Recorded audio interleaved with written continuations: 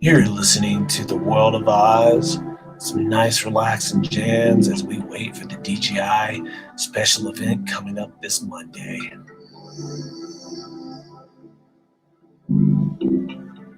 Join us nightly at 9 p.m. Mountain Time for a live chat. Hang out with us in the chat room as we have different guests join the channel.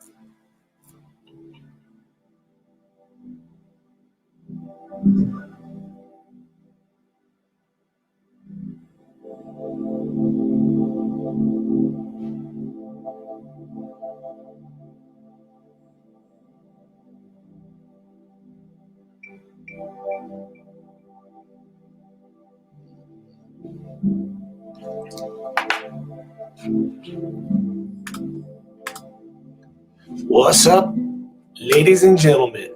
We are here on day 2 of the countdown of the live stream, waiting for the DJI event. And I am tired. I'll tell you what. We had a crash of Google, and that is why it ended up stopping in the middle of the night because, well, Google crashed. So when I got back up here to set everything up, everything was shut down. The computer was still on, so that worked.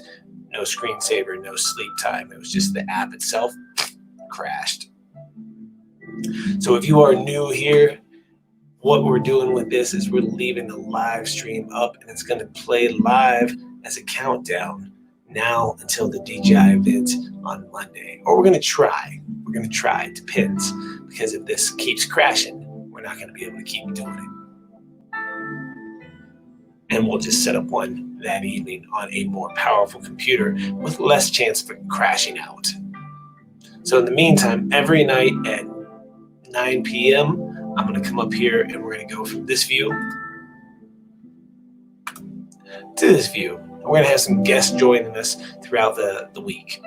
So if you want to be one of these guests, check the description of this video, and there is an email address. You can shoot me an email with your name, who you are, your username on YouTube, and what you want to talk about, and we'll get you on here. For now, let's if no one jumps in here shortly, we're gonna put it back to the screen here, and hopefully this music is playing not too loud, and we've got it adjusted right, and just let the countdown roll. There's been a few new leaks that I can show you. I don't have them pulled up on here. Let's see if I can find them real quick. Mavic Air leaks.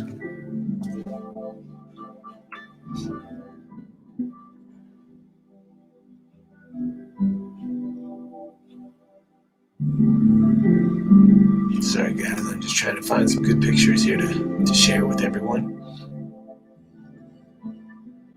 That's like one picture that says fly right drones. What's up? Hey man, I appreciate you stopping in. I'm just resetting up the stream from last night. We had some issues with it. I've got this old computer that I'm leaving up here that's running 24 hours, and it keeps crashing on me. So I can't bring the laptop to do this and leave it because I need the laptop because it's more powerful, and it's new videos that I'm in the works on. But this is supposed to run continuously in the background. I appreciate it, man. I'm glad you like the channel. I'm glad you like the content I'm making. It's a lot of fun for me to do. And where is these pictures of the new leaks? I'm trying to pull them up right now so I can share those before we get too far into this. Open these real quick and see. When the leaks come out this far in advance, sometimes you think maybe DJI should just go ahead and do their event early. I'm surprised so many people have the money to buy this thing right now. John, what's up? You're awake at a decent hour. I'm half asleep myself, but just getting this reset up. It crashed on me in the middle of the night.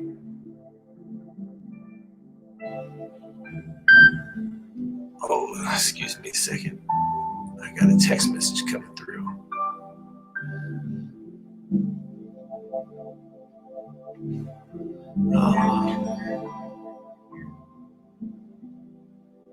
Oh, ew. That's nice. The cat dragged its butt and scraped a turd across our floor at home.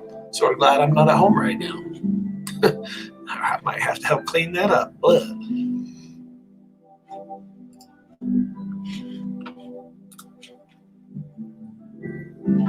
All right, let's see here. Okay, this might have some pictures. Yep, this is the one with the pictures. Let me see if I can share this real quick. We will switch this over.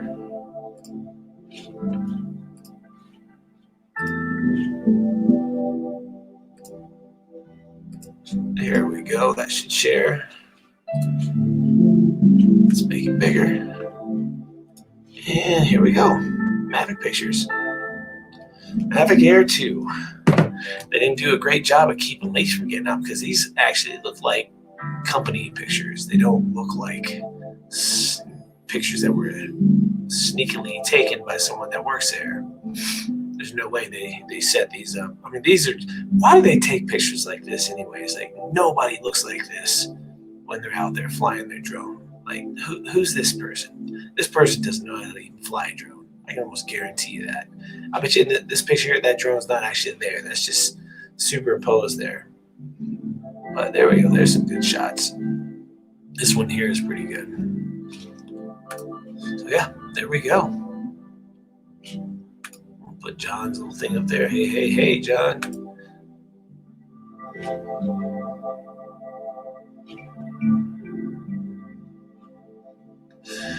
Yeah, I don't have much to talk about right now. I'm half asleep, so I'm just setting this up.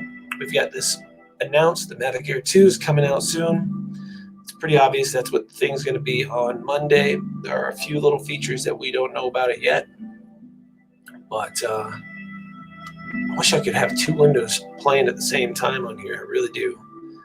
That would be pretty dope because then I could have that showing as well as the countdown. And that would be nice. What is everybody up to today? Anybody got anything going on special?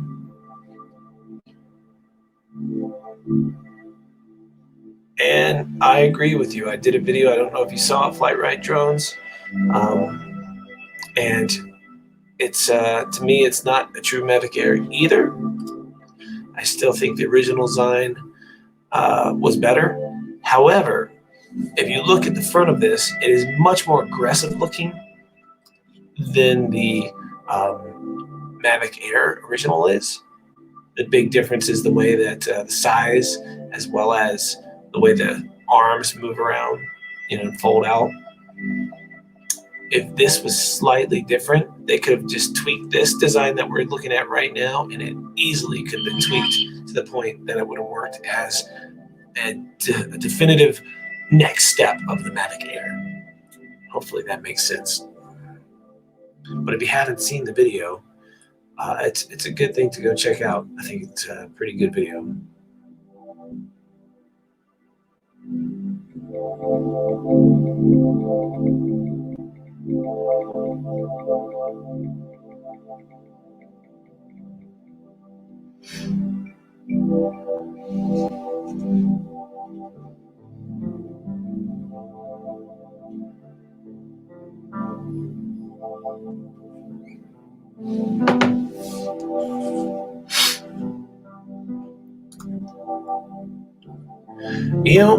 That is actually a pretty damn cool feature about the original. that the camera sort of tucked back into the body and it sort of goes around it like that. I agree with you 100% on that. And hello, Huntfish Live. Interesting username. I'm guessing that you do a lot of fishing on your channel. That's pretty dope. Do you use drones to help you find fishing locations? That's the question I have for you. Now, can you guys hear me okay over this music? Or do I need to turn the music off or down a little bit? Let me know.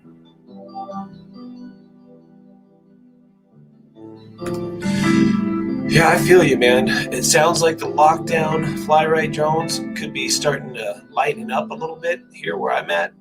I'm hoping to be back in business in the next week or so. Bad thing about that is our busy month is March, and April's pretty busy too. May is our slowest month of the year. So when we reopen in May, it's going to be to almost no business. It sort of sucks.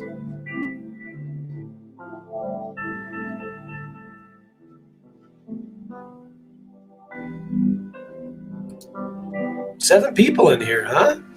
Let's show my face a little bit then. We can hear you, but turning it down a tad wouldn't hurt. Okay, here we go. I'm talking sort of soft today, so I'll turn down the music a little bit. And hello again, Sunrise Water Media. We had an issue with the live stream, and it crashed, so we didn't get it to roll for 24 hours. So I have a feeling it's going to probably crash again when I'm not here. However, I'll just start a new one, and we'll change the thumbnail just a little bit on each one. Right now I got it so the thumbnail says day 2. And if it crashes again and I open it up again tonight, we'll make it say day 2.1 until tomorrow. And then it'll say day 3. And we'll keep doing this every single day live until the DJI new event comes out. And hey, Art, what is up? Good morning or afternoon, Art. If you guys don't know Art, he has a channel where he does a lot of live shows himself. So go check out his channel. And give him a little subscribe, and we'll click the bell icon and some thumbs up on some of his videos. Super nice guy. Steve Carpenter. I didn't know I was back on. I am back on too. I'm up here, and well, there's people in here, so I had to at least say hi. I couldn't just leave everybody with a blank screen of music. I had to at least talk for a little bit. I was actually supposed to have a bunch of people up at the shop today to finish the floors, and I thought today was Friday because I'm so backwards right now with what day of the week it is because I'm not working. And well, today's not Friday. I bet you guys knew that though. It's Thursday. So he's coming tomorrow. So I came up here to do the floors and get this set up, and there's nothing for me to do. Well, we get some people jumping in here, so maybe we'll just shoot the shit a little bit. Everybody's saying hello to each other. That is awesome. I love to see the community talking, and that's something that bugs me. Like when I make a new video, I have people that will leave a comment, but you know what really makes, and that's awesome, that doesn't bug me, but what's nice is when I see each of you commenting back and forth in each other's comments on those videos and actually building relationships and getting to know each other better, because it's unless I do a live show like this, it's sort of hard to get to know each other. We all leave a comment and then go do our own thing. But to take that extra step, to go through those comments and find other people to have a conversation with in a nice, considerate kind of way is pretty cool. It's nice to see that. AZ Drone says hello, and hello right back at you. Yeah, and everybody doesn't know what day it is. It's not just me. That makes me feel so much better, man.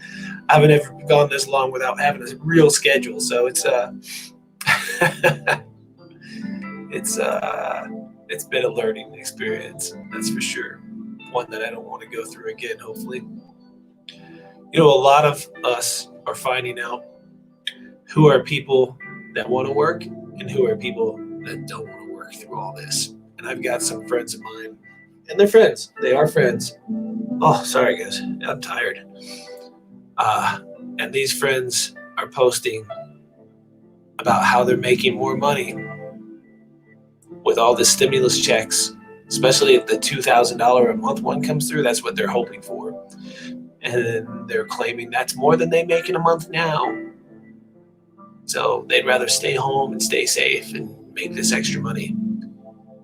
But for some of us, that $2,000 a month, if it goes through ever, and it probably won't, but if it did, some of us will go bankrupt quicker than Jack Rabbit shit. Fucking sorry, man. We're just gonna lose our crap if that's all we're making, because our bills are way higher than that. Especially if you own a small business. Got everybody saying hi. I like to see that. Good job, Art. It's good to see you. One of these days, Art, we live close enough that we should get together and do some flying, man. I'm half tempted to drive down to you just to get a different viewpoint, man. This small city and getting stuck here with nothing open and nothing to do is starting to wear thin on me. That's nice. Look at Steve is saying hi to everybody. That's nice. Everybody's saying hi. Everybody's holding hands, singing Kumbaya. I feel like with this music, I should be talking nice and soft and relaxed. I just wish that I could get the music to play internally through the computer so you guys could hear it as crisp and nice as I do right now. It's super relaxing, super calm. But this kind of music is what I'm going to be doing on the new channel. So if you have not subscribed to the new channel, World of Nature is what we're calling it. I was going to change it to Nocturnal Emissions, but I put up a poll on my group, and the poll for Nocturnal Emissions is losing. So we're going to keep it probably to World of Nature. I love seeing all this. You are correct, John. Even the president himself mentioned the word tattoo. I didn't get to hear it, but I think that would have been sort of hilarious to hear the president talk about tattoo studios. You know, but yeah, we are opening in phase 1. So I am hoping to open on May 4th. And I'm choosing that day because I think we can choose somewhere between May 1st and May 4th as long as everything goes right. And I'm choosing that day just because I am a Star Wars fan. And I think doing a May the 4th be with you grand reopening kind of thing would be sort of cool. Now, I can't throw a party like I really wish the hell I could. You know, break out the grill, serve everybody burgers, have them come in, throw in some raffles, some free tattoo certificates and things like that. But I can at least get open. We're here for you, and I appreciate that. I do have shirts. This is not one of them, but I am working. I've been saying this for weeks, and I'm slacking. I'm working on more shirts for the channel, and not just drone-related shirts. We're talking just artwork. Some of them drone-related, some of them just cool art. And Art says that would be great, and I'm pretty sure he's referring to us getting together, doing some flying, maybe me driving down there. Maybe I can do that in a few weeks on one of my days off whenever I'm actually back in business.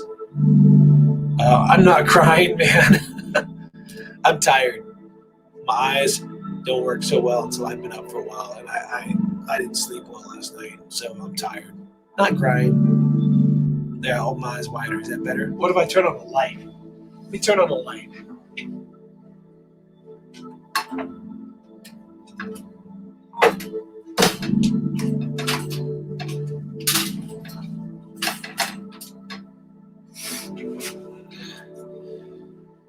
Nope, that is not better at all, is it? Let's try to figure this out.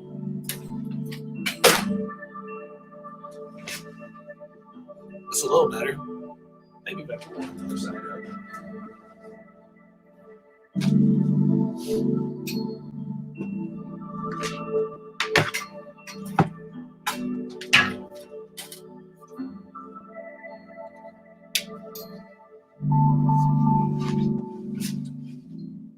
Is that a little better? Let's turn this one. There we go. Does it look like I'm crying now? Or does it just look like I'm tired? Because I am tired, guys. I am tired. Why am I crying? That's hilarious. All right, let's see. A little stuffy? No, I'm just tired. I've got my nice, relaxing, tired voice going on. My early morning DJ voice. Agent K. Agent K's got a great sense of humor. So when I see a comment that I find funny, I'm going to always try to tag it up. And if there's one that's a question, I miss it, I'll try to tag it up, but this way everyone in the chat can see it on the screen in the replay. Maybe when someone comes back and watches this, if they do, they can see it on the screen. And so if you're new here and you're not familiar with drones, this thing in the little picture, which way is it? No, it's this way. This thing right there, that's a drone. I know everybody in the chat probably knows that, but let's say somebody in the replay doesn't. And they're like, what is all this crap he's talking about? Well, this is a drone. This is a collapsible drone. So those little things you see on the side, those are its arms. They unfold, and those are propellers on the top. Those unfold also. And that little thing in the middle, that's a camera. And we use a little controller. We launch it, we fly it around, we take pictures and videos, and we get perspectives that you just can't get using a regular camera and a phone. And this entire stream is about a new product being launched, a new drone being launched. That one you see right there, that is the Mavic Air 2. Leaked early pictures by quite a few people actually now have that picture. But that's what we're all excited for, and we want to see what it does and doesn't have, because just the picture alone doesn't share enough with us. Yeah, I can put the link to the new channel in the video description. That's a good idea, Steve. Let me see if I can not crash this and pull it up real quick and do that. I don't know if I can do that while I'm streaming. I might have to put it in the comments.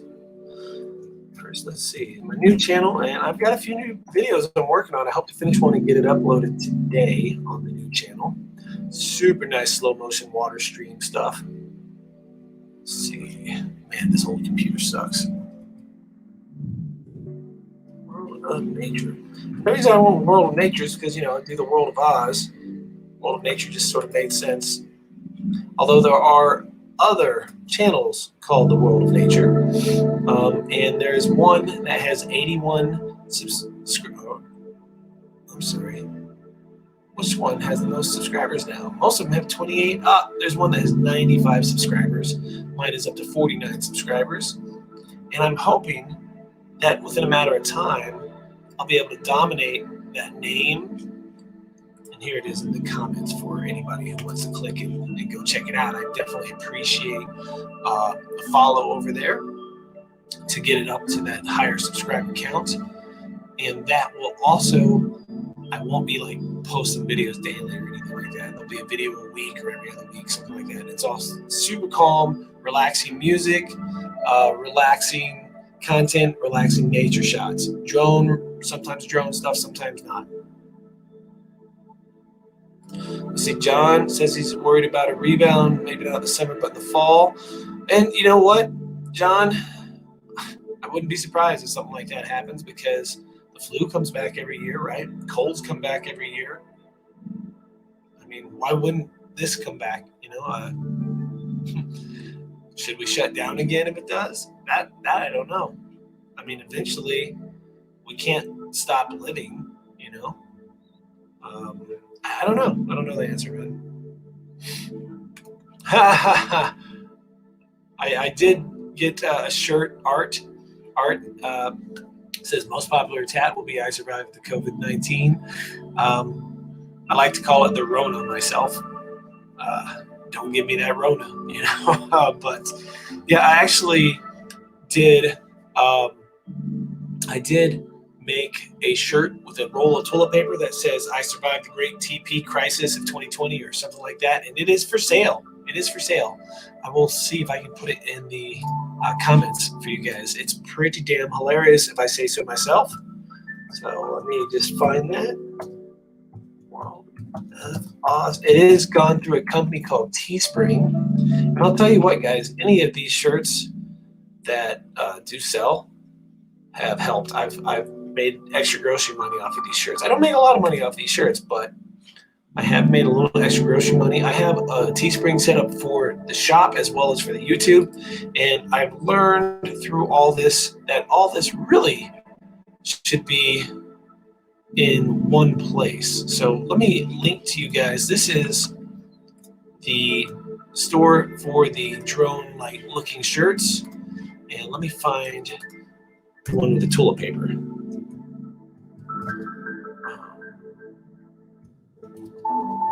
Sorry, I don't mean to not talk, but it's a little easier to type whenever I'm paying attention. Yeah, we're going to find that toilet paper shirt, and I'm going to link directly to that. Because, you know, I mean, that was the weirdest thing about this, man, is everyone bought toilet paper like they were going to crap themselves. It was the weirdest thing. And maybe it is in that other store because I'm not finding it in this one. But I'll share. This is my tattoo shop store with some shirts with some different type of designs in this one. You're more than welcome to check it out if you guys want some artwork. There's like some cool stuff with roses and some other things in there. Let's see. But yeah, check those out. I mean, I've got a snowboarding Yeti. I've got a really cool skull with roses. We've got the shop logo. I'm working on adding a new logo for the shop with mountains involved in it. I'm going to draw some other stuff that are just a lot of mountainy stuff for the World of Oz merch store. Like I said, I'm going to keep the tattoo store what it is, but I am going to be broadening the World of Oz merch store into a lot of different type of art. I know that a lot of us like drones and we want drone related stuff, but I'm really going to be focusing on just cool looking stuff. Here is the toilet paper shirt. I will show you guys that real quick. Here's the link to the toilet paper, and it's pretty funny if I say so myself. So yeah, check it out. There's a couple links if you like that, and let me know if you get one. And you know, if you guys do buy merch, tag me on Facebook or Instagram or something, and I think it'd be sort of cool to start showing those in future videos, like who's actually buying stuff and mention that. I think that'd be cool, man. Agent K, if you've seen my old band stuff, you know I have no problem wearing some guy liner. All right, EA's very excited for the new Mavic 2, Mavic Air 2. We'll just call it the Air 2. Let's just call it the Air 2. And I can't blame you. The more I'm hearing about it, the more and more it's sounding pretty dope. 1/2-inch sensor, that's pretty nice. You know, I don't know if it's going to have the zoom feature in it. That's something we're going to find out in a few days. Peter says he wants to buy a drone. I've only flew tiny ones that fly around the house. Do I buy the Mavic Air 2 when that comes out or wait for the Mavic 3 Zoom? Peter, what is your budget? What's your top dollar, man? What can you spend? Because I can guarantee you this one is going to be a really nice product. So if you want to save a little bit, not spend the high amount that the Mavic 3 Zoom is going to probably cost, I bet you that thing's going to be $1,500, probably even without, give or take, maybe with or without the Fly More combo, $1,500. Maybe more, because I think it was 16 something with the Fly More combo this time.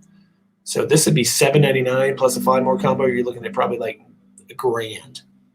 So, you know, if you've got $1,600, $1,700 burning a hole in your pocket, or you've got $1,000 burning a hole in your pocket, this is going to be a great option. All right. Oh, let's see. Hold on. I missed one. I'm going through the comments right now, guys. I am really behind, it looks like, on comments. So I wonder if the announcement will be an announcement or if they will open pre-orders too. And that's an interesting question because sometimes they say, hey, here's the announcement, and it'll be ready for pre-orders next week. And sometimes they do it right then. So my guess is that they're probably going to try to get the orders going as soon as they announce it. You know, it's weird that it's at night like this, though. I've never seen them do it at night. I'm actually happy it's at night. I'm not a big early morning person. I know it's 11:30, so it's not really early morning, but I'm still half asleep. Good morning, Rick. It's good to see you on here. You mean something like this? This is a wearable cap with my logo on there for the shop. I made a bunch of those, but I sold out pretty quick. I could do something like this for the YouTube channel. I assume you wouldn't want the shop logo. You'd probably want the little guy in the corner, the little drone skull or something new. If I come up with a new logo, you let me know in the comments and maybe I'll get on it. I love seeing everybody saying hi to each other. Anyone got any advice? Let's see. I have the Mavic 2 Pro. That's excellent. Put zoom on it and horizon tilt. Oh no. You got the drunken horizon, or is it just a locked tilt? If it's the drunk horizon, that's where you strafe left and right, and the horizon does this number every time you're moving the drone. And my zoom does it slightly. If you speed my footage up, you'll notice it. If it's sometimes happens in the yaw, if it's in the yaw, it's usually worse. But if it is doing those two things, you can't fix it. You got to send it back to DJI, and they'll try to deny it, but it's a problem.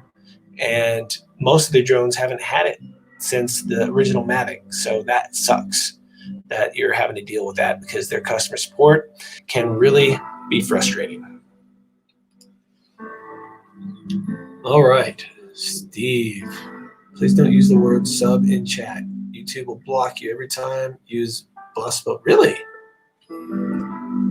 You can't say sub in a chat room? Did not know that.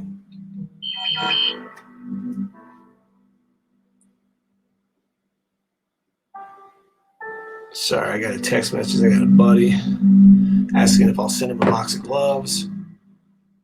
So yeah, I probably will. Let's see. What are we missing here? What are we missing? Drone sighting Smith says hello, and hello right back at you. And Rick saying hi to Steve. I love seeing that. Really love seeing that. 24 people in here, man. What are you guys doing? Anybody eating lunch yet? I'm starting to get hungry. Oh no, they sent you a replacement one and it had the drunken horizon.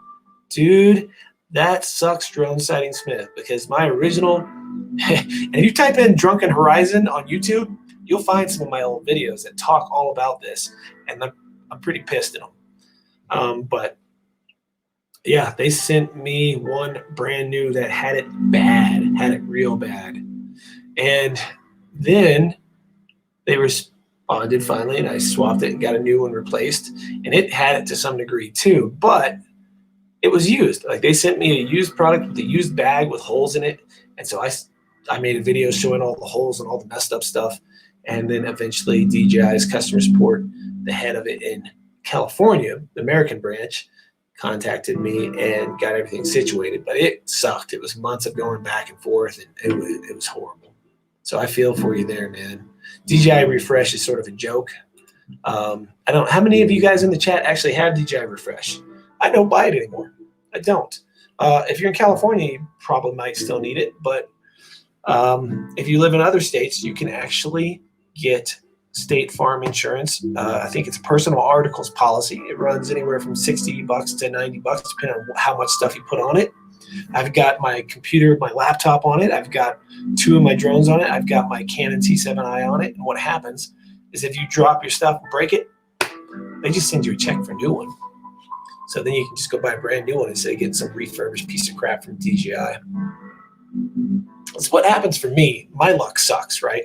So what happens for me is if I get a refurbished one, it has a new problem. Maybe the old problem is fixed, but it has a new problem that my old one didn't have. I would much rather them take my old drone, me wait for them to fix my old drone and send my drone back to me. That is not how the DJI refresh plan works. They have so many people sending drones back that they're working on and they're refurbishing. They fix somebody else's and send you theirs. So somebody else's problem could become your problem.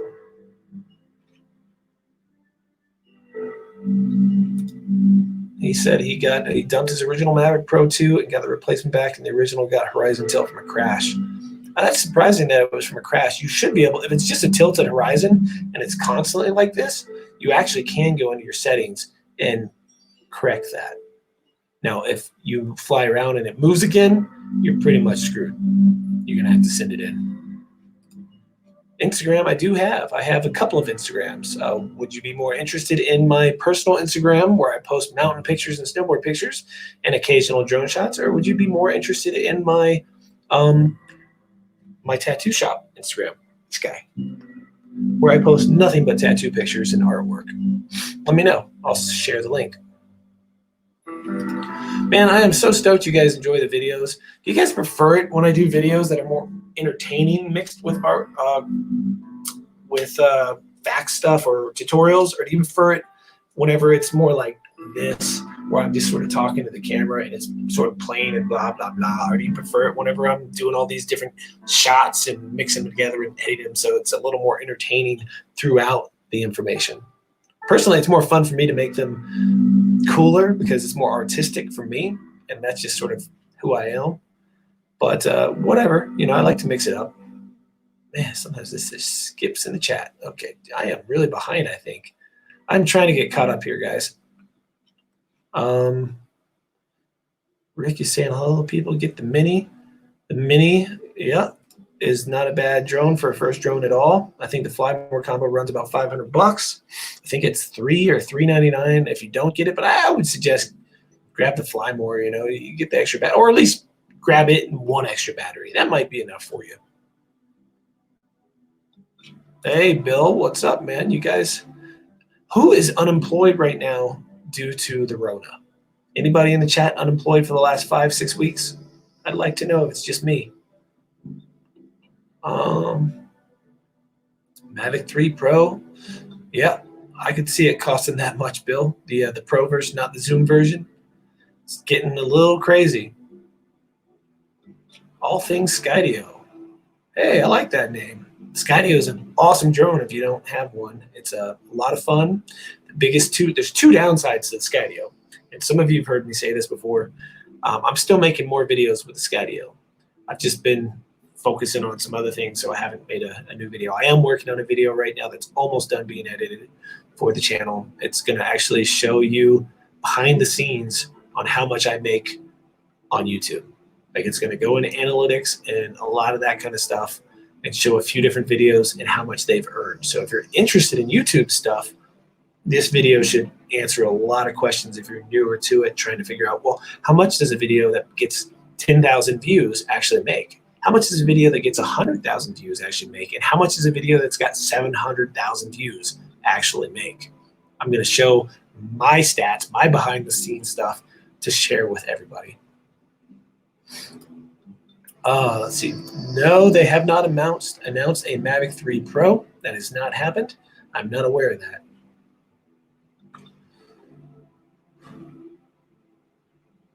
All right, just scrolling.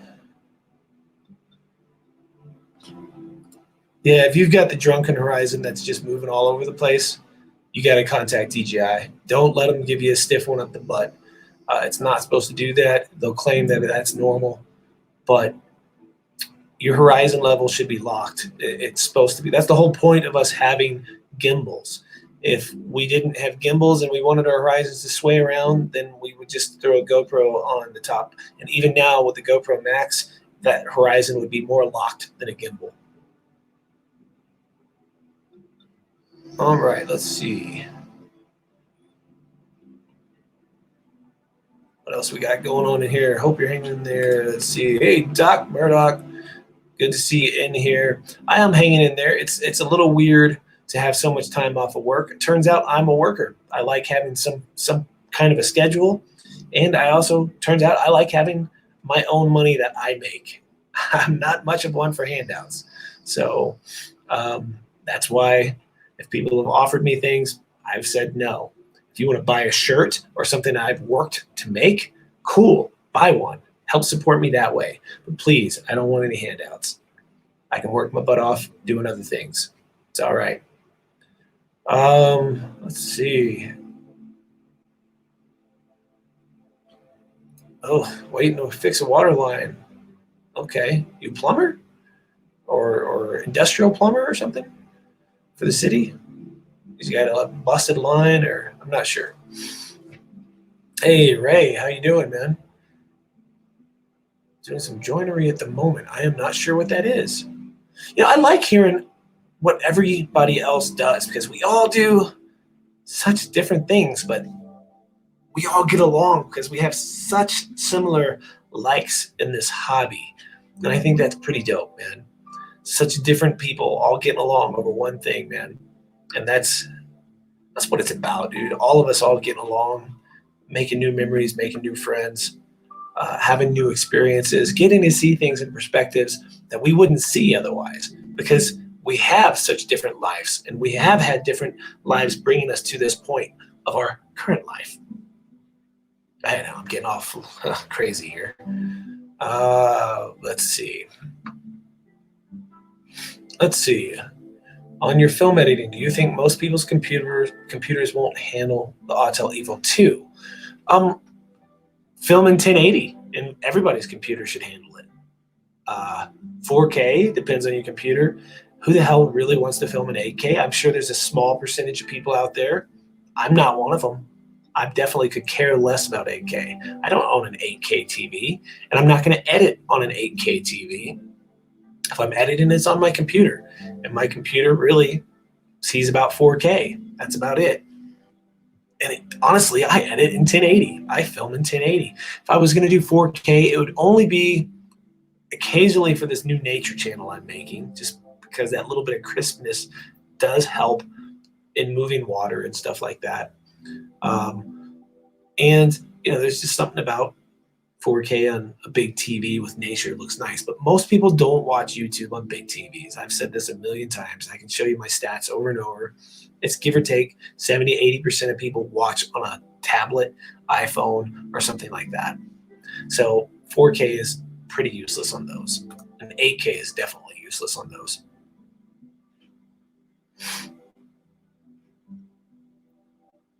Oh man, it skips. That's the only thing about the chat on this. It skips like crazy on occasion, and I miss everybody's comments and I have to scroll back up. So give me just a second. I missed something. Steve said that somebody lost one. Rick, sorry to hear that at Rick Halbert. I'm not sure who lost what, but hopefully it's nothing major and everybody's okay. Ray got told I was a nice guy. Put myself out there, staying at home, doing work around the house. The girlfriend's happy for that. I bet she is, right? I've been running out making videos. My girlfriend's been real supportive that I'm taking this time to really push YouTube. Hasn't made a difference in my channel. Not really. I'm getting a few more views, not making any extra money really. I made, I think, $160 on YouTube last month. And this month it's looking like I might make 180 with all the extra work I've done. So, I probably should have just stayed home and done stuff around the house too. Is the Mavic Air 2 a good first drone? DJ Rich? Yes, it is. I think it'd be a great first drone. Ooh, this is a question here. Do you guys want to get into this conversation? Because it's all speculation now. What they've done is all speculation. There's no facts. You got people on each side saying something, right? So until that's cleared up and we know, should we pre-ban things? I don't know. You guys can talk about that in the comments. But right now, the only drone that I know of that's actually a bigger drone, like the DJI stuff, that's made here in America is the Skydio. People get confused and think Autel is an American company, but it's the parent company, I think, is Chinese, and there's a smaller company that's here that works together with them, and it's still a Chinese-based company from what I understand. All right, Mike B is saying good morning to me and everybody else, and that's great. I love seeing everyone talking amongst themselves. It's great. Works for the town at Silver City Water Department. That's awesome. Coast to Coast. Bill runs an adult family home for developmentally disabled adults. So basically a house full of 10-year-olds. They elected him chief this week. That's awesome, dude. I didn't know you did that, Bill. Very cool, man. Very cool. What is everybody else? So Bill's working every day. That's great.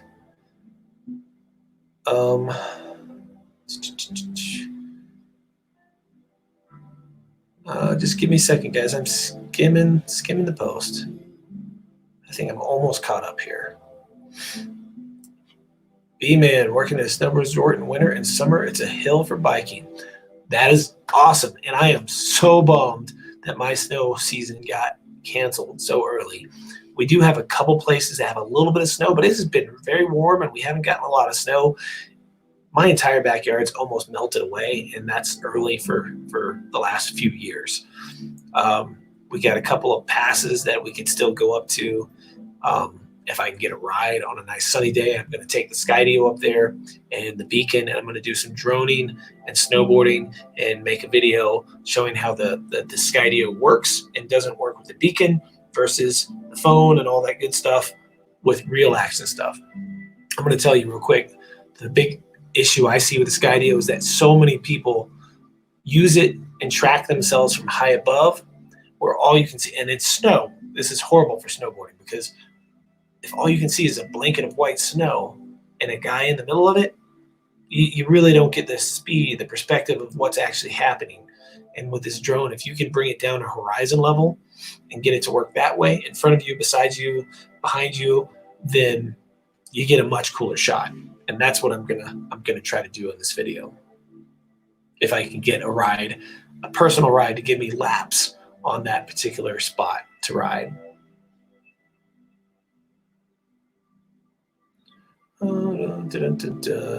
See if I've missed anything. Oh, I appreciate that, Steve. Yep, smashing the like button.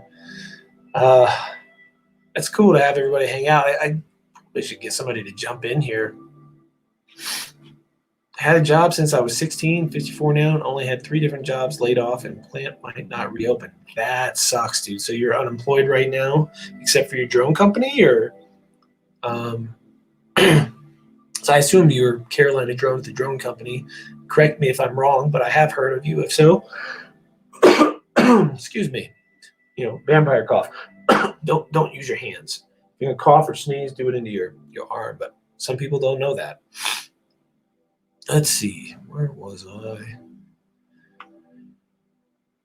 It's really hard to stay caught up with the comments here. The Evolve skateboard. Is that what you're talking about?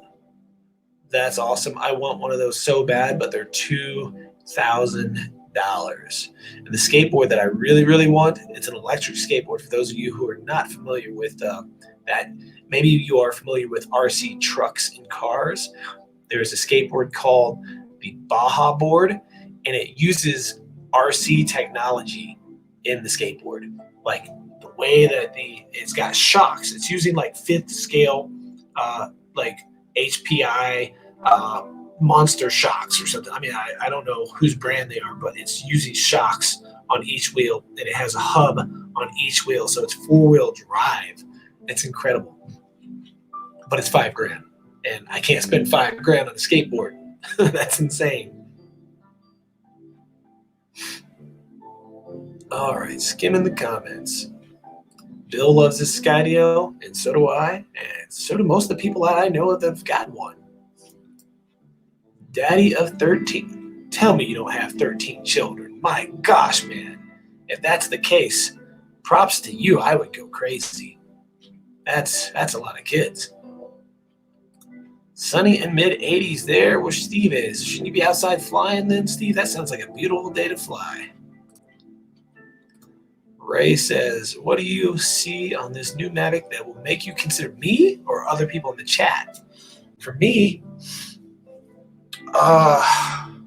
if it has the zoom feature that my Zoom has with a 1/2-inch sensor and some kind of new automated modes, I could sell my Zoom, then I would be considering it. It just, I don't need the side sensors so much. There's not been one time that the side sensors have helped me on my Zoom. So I would lose those, but I don't know if that's really a big deal. Oh my God, it's already in the 90s in Phoenix. Where did that go? Man, I hate the way this thing jumps and then I gotta go back up and find it. Yeah, I've driven through Phoenix. I remember whenever I was 18 and I was moving to California, I had a 1965 Mustang, and it was a beater, dude. It was like being redone. I was redoing it slowly, so the engine was still and it had primer all over it.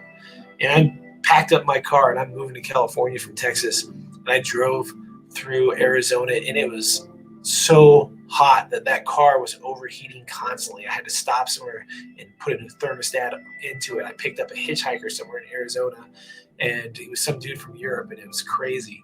And he actually pitched in gas. But yeah, I had to actually stop because of the overheating multiple times and put a new thermostat in Arizona just to get through the state. The few hours it took to drive through there was so hot and miserable. I don't know how you guys live there. I really don't. It's so hot in the summer. So Bill says it's going to stop raining, so I might try to do a cloudy HDR video and see what happens. Nice.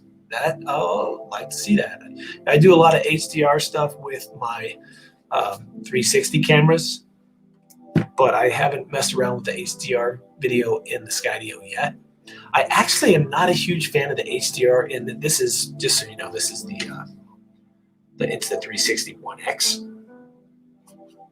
But I've used it on cloudy days, and it gives everything sort of a cartoony kind of look.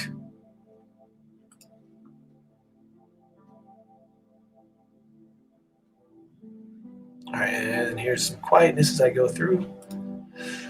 They got everything out of our way now, so now I got to go get water back to the customer, message you later tonight on Instagram, maybe even do a little video chat if you can. Have a great day.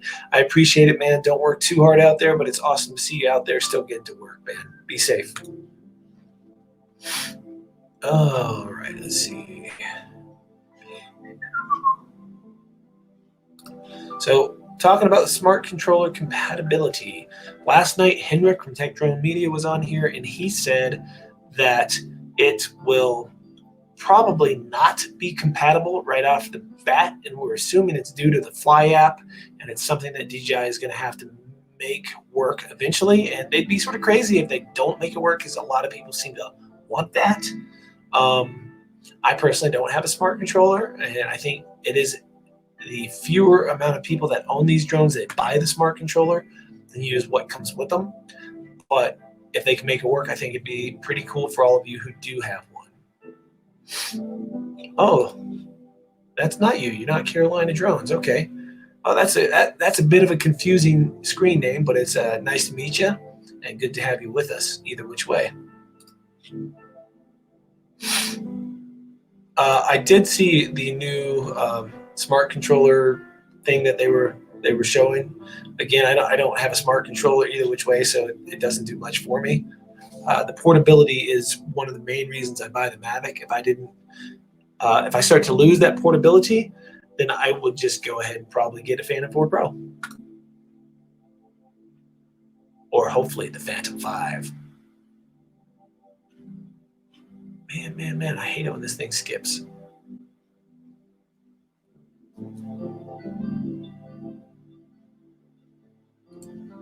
$5,000 skateboard, better hover. That would be pretty awesome. It's a pretty badass skateboard. Again, it's electric. I think you can go almost 30 miles on a charge, something like that. It can go 40 miles per hour or some ridiculous speed like that, 30 something, high 30s.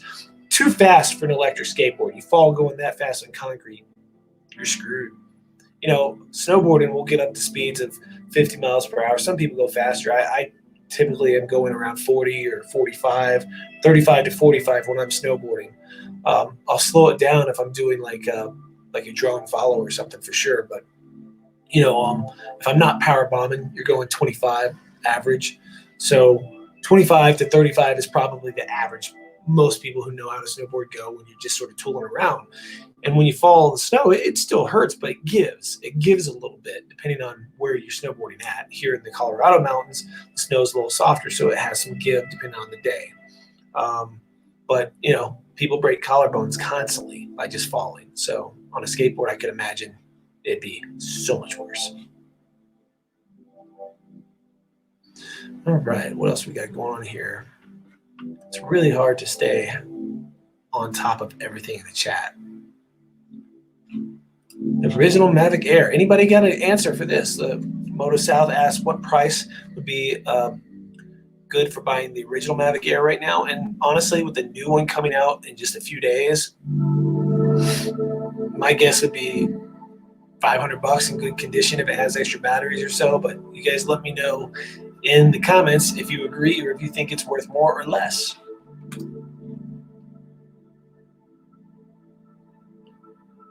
All right, what else we got? Oh, okay, the Evolve 2 drone is American-made, X Dynamics. Okay, I'm not familiar with that drone, and when you said Evolve, I thought you were talking about the Evolve skateboard company. So, Daddy of 13 says, yes, 13 children. Oh, hats off to you, man. Whew, that's a lot of kids. I'm guessing you got a lot of gray hair. I have gray hair coming in, and I only got a kid and a half. You know? Oh, man. Yep, Evo is Chinese made. Confirmed it.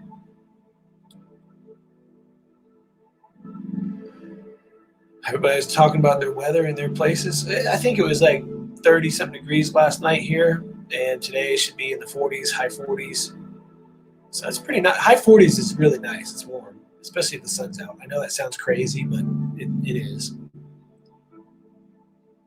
Ooh, scanner darkly. I haven't seen that in a while. But yeah, that's a decent way to describe the HDR on a cloudy day, Bill. That's kind of, yeah.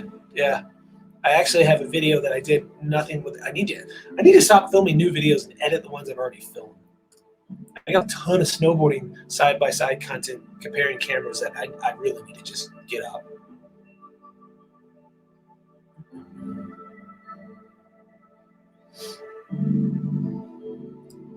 Saw my shop on Ed's video, looked real nice. I appreciate that. It's I'm at the shop in the back room right now. This is my little hangout man cave area because my house is so small where we live up here in the mountains. We got a one-car garage, and my girlfriend has taken it over for her Etsy business as well as Amazon business, which is Bold House. If you guys want to buy yourself your what, you know what? Here, anybody looking for a Mother's Day gift for their girls? I'll show you. They'll love this stuff. Hey, let me find it real quick. I will link it in the comments, and that would be incredibly helpful as well, because she would make more money and be able to put it towards groceries and stuff. Home decor stuff. It's not stuff I would ever buy, and it's probably not stuff that most of you guys would ever buy. And why can't I find it? Is this it? I think I'd have her stuff memorized, but yeah, here we go. This is her Etsy store. I'm about to share in the chat, and this stuff makes amazing gifts for the ladies. They love this stuff. It's in the chat now. Yeah, I agree. The HDR on the 1X definitely it's a little bit weird. Works, but I'm not a big fan of it. Does anyone recommend buying the original Mavic Air right now? If you find a good deal on it, yeah, it's a great drone. It's not a bad product at all. So, but just don't get one that costs the same as the new Mavic Air 2, because then you're getting screwed.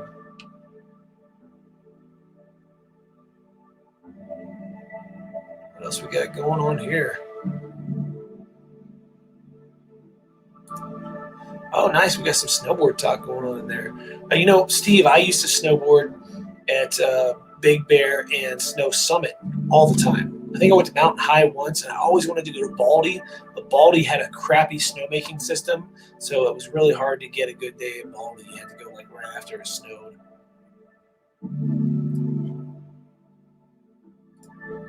I need to shave? Yeah, probably so. It's getting a little long. I don't usually let it get very long. But yeah, I've been slacking on a lot of stuff since I've been unemployed. That's funny. Brand new for $575. I assume you're talking about the original Mavic Air. Is that with the Fly More combo or just the drone? Because if that's like with everything, extra batteries and all that, that's pretty good.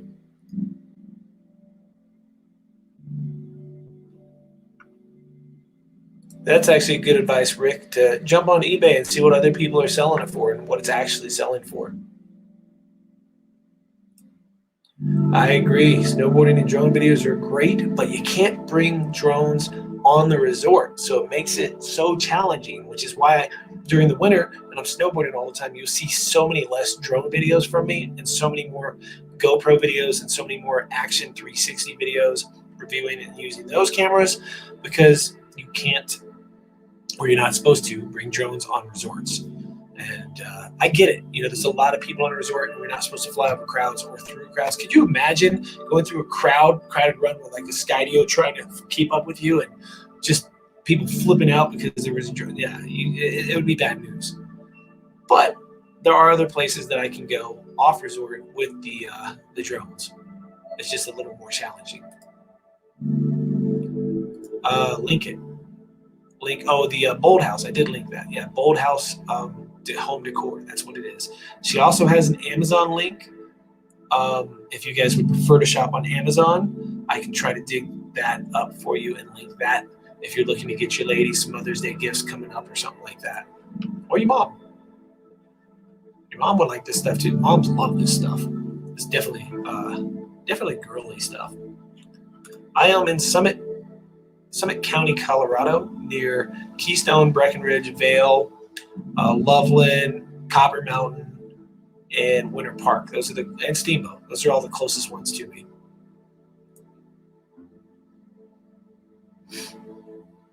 Hey, look at that. Bill has a Mavic Air for sale right now. So if you're looking to buy a Mavic Air, hit Bill up, send him a direct message, and you guys could work something out. Bill's a good dude, so you wouldn't have to worry about getting ripped off, right, Bill? Wouldn't have to worry about it. Get it sent to you. You get yourself a Mavic Air in good condition, and good to go.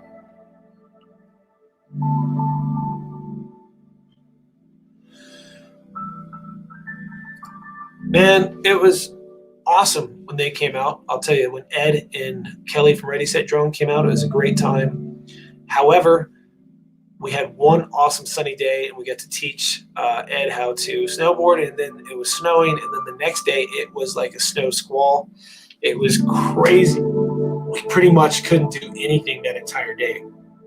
I would have gone snowboarding if they weren't here, but for Ed, just learning, it would have been miserable. He would have hated it, and it was cold. So for those guys, for me to think it's cold, they would have thought it was incredibly cold. So we didn't get to do as much as we wanted to, but it was still a lot of fun. And hopefully we're going to make a yearly thing out of it. You used to work at Snow Summit? That's pretty cool. Very cool, Steve. I've got some memories there. I'd like to go back. I was going to go this year before the season was over, but that didn't work out. Oh, man, I hate it when this thing skips. Is this music too loud? Should I turn it down more? I'm just trying to fill in when I get quiet, so we have this nice calming music. It's putting me to sleep, to be honest. I'm so tired.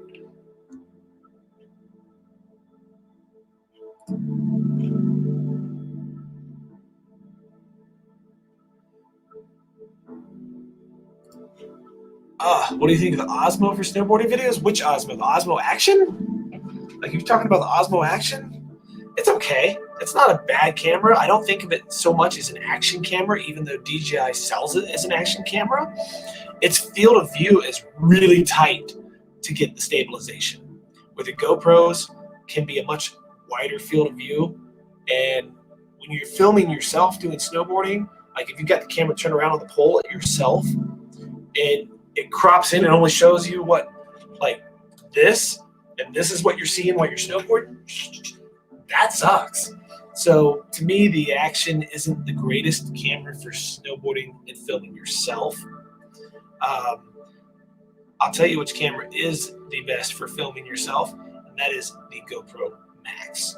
And I know it's a 360 camera. And that throws a lot of people off because they don't really want to use a 360 camera, but it has hero mode, which is what I use 90% of the time on that camera, which turns off one of the lenses so that you're using it like a regular GoPro, but it has what's called max field of view, which is even wider than super view, but it has the stabilization of the 360 camera built into it because it's using the same technology.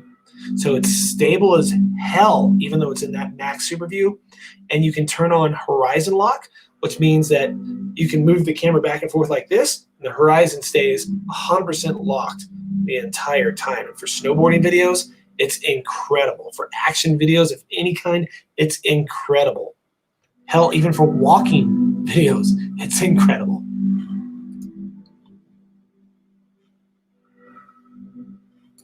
Okay, my thoughts on the new Mavic Air 2 controller design. Maybe that face can fill you in right there. I'm not real fond of it. I'm not saying it's bad. It's not bad. It's going to be fine. The Mavic Air 2 is a nice portable small drone. And honestly, because of this bigger controller and other stuff, it's too shadowed now, huh? It's not as portable now, you know? And that was one of the cool things about the original Mavic is how portable it was. You could shove that controller in a pocket, shove the Mavic in a pocket, throw it in a small bag, good to go. But as the controllers are becoming less portable, it doesn't matter that the drones are foldable anymore. So if you're making these big controllers, they might as well just make the blades locked or the arms locked on the Mavics. And I could see that happening. They're going to have to if they make it like a Skydio. But, you know, it's probably going to be a fine controller. It just depends on what you want to use it for. Broke your arm in Copper Mountain. Have lots of property in the 11 Mountain. That's nice. I have no property up here. It's so expensive to buy property or a house up here. I'm renting. I'm doing my damnedest to get this shop going so that I can buy a house because that would be awesome. I wish that I had bought a house here before weed became legal because the property values up here through the roof once weed became legal. I don't smoke weed, so it didn't help me out that weed became legal. All it did was make it harder to live here.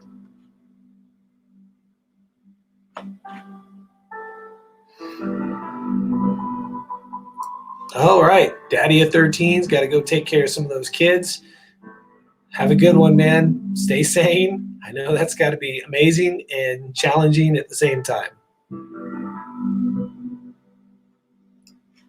Do I think I need the music at all? While I'm talking like this, probably not. I like it though.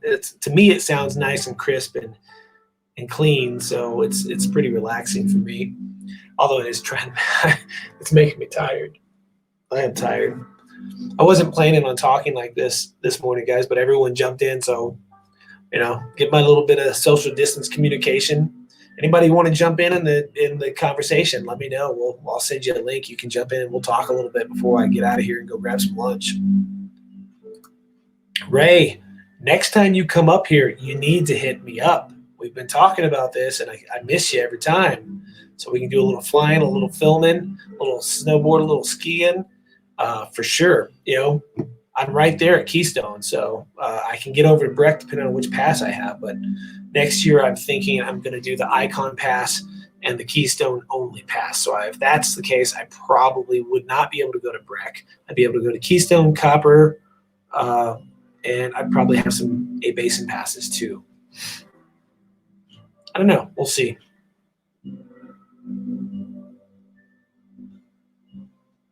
Somebody just say good night. Did I see that right? Oh, somebody's going to bed. All right. Well, hey, we all work different schedules. This is a question the chat's going to have to help you with, EA, because I am not familiar with that drone. So anybody who is familiar with that, jump in there and help EA Brothers out with an answer for that one. Personally, I think the DJI drones are pretty damn solid. So I'd be surprised if this other one is as solid as that. And if it was, I'm sort of surprised I haven't heard about it. But yeah, let's see if anybody else can help you out with that. Rick, I'm on the fence about the smart controller, getting it for myself because honestly, I like the portability, and it's just something else that I have to clung around, and I don't know.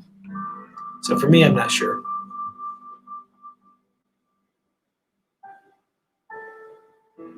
Your green is mod. I told on his first stream he would need some mods in here. Am I missing stuff? Because I'm looking at it through the StreamYard thing, so I'm not seeing stuff that I could be seeing that needs to be modded. So what am I missing, guys? Do I need more moderators on here? What am I missing? Somebody tell me what I'm missing. Steve is the only person I have as mod right now, so if we're missing some things, let me know. Nice background and relaxing. Okay, nice. I'll keep it on then. I like the brick wall in the back. I got Pac-Man, and Street Fighter. And this green ugly couch, it's going to be going in the trash once I have money rolling in, and I'm going to finish this back room out. It's been a project of mine that I've been working on. So.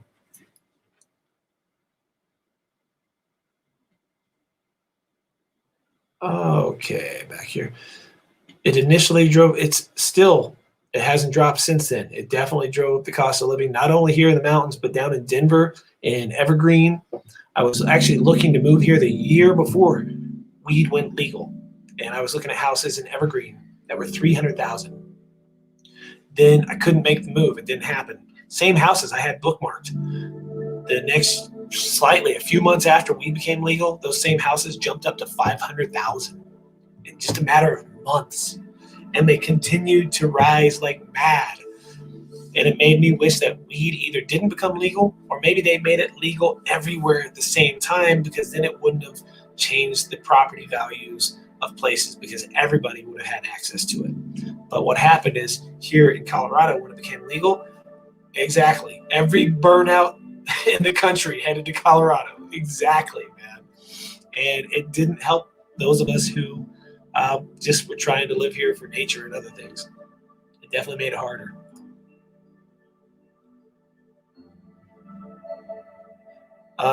Ray's always liked having the controllers from the Mavic Pro and the Mavic 2 with the controller second screen. I like that the screen's built in. I think it'd be dope if they did like what Autel did and put like an actual little screen on there that you had a picture from the drone on. That would be pretty dope.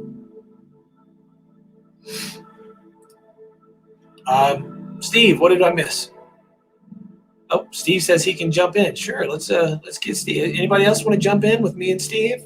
We get us a little three-way going on here before I go get some lunch. And you are 100% right. It's still recreational friendly here, and it still draws a lot of people. It's settled, but it hasn't gone down. It might go down because of the Rona. We'll see. Maybe I'll be able to afford a house this summer. That would be awesome. If I could actually, I hate to say it, benefit from this horrible situation. Let's see. All right, Steve, give me a second. I'm going to send you an invite.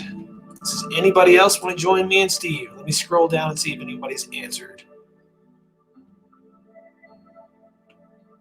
All right, Steve, let me pull up another page here. How many people we got in the chat right now?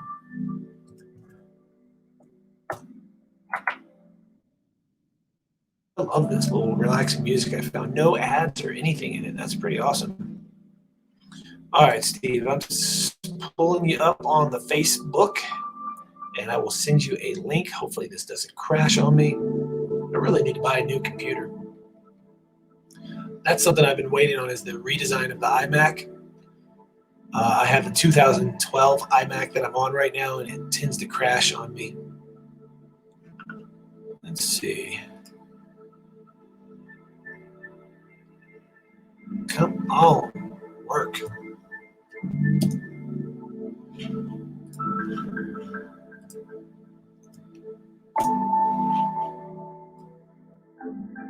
All right.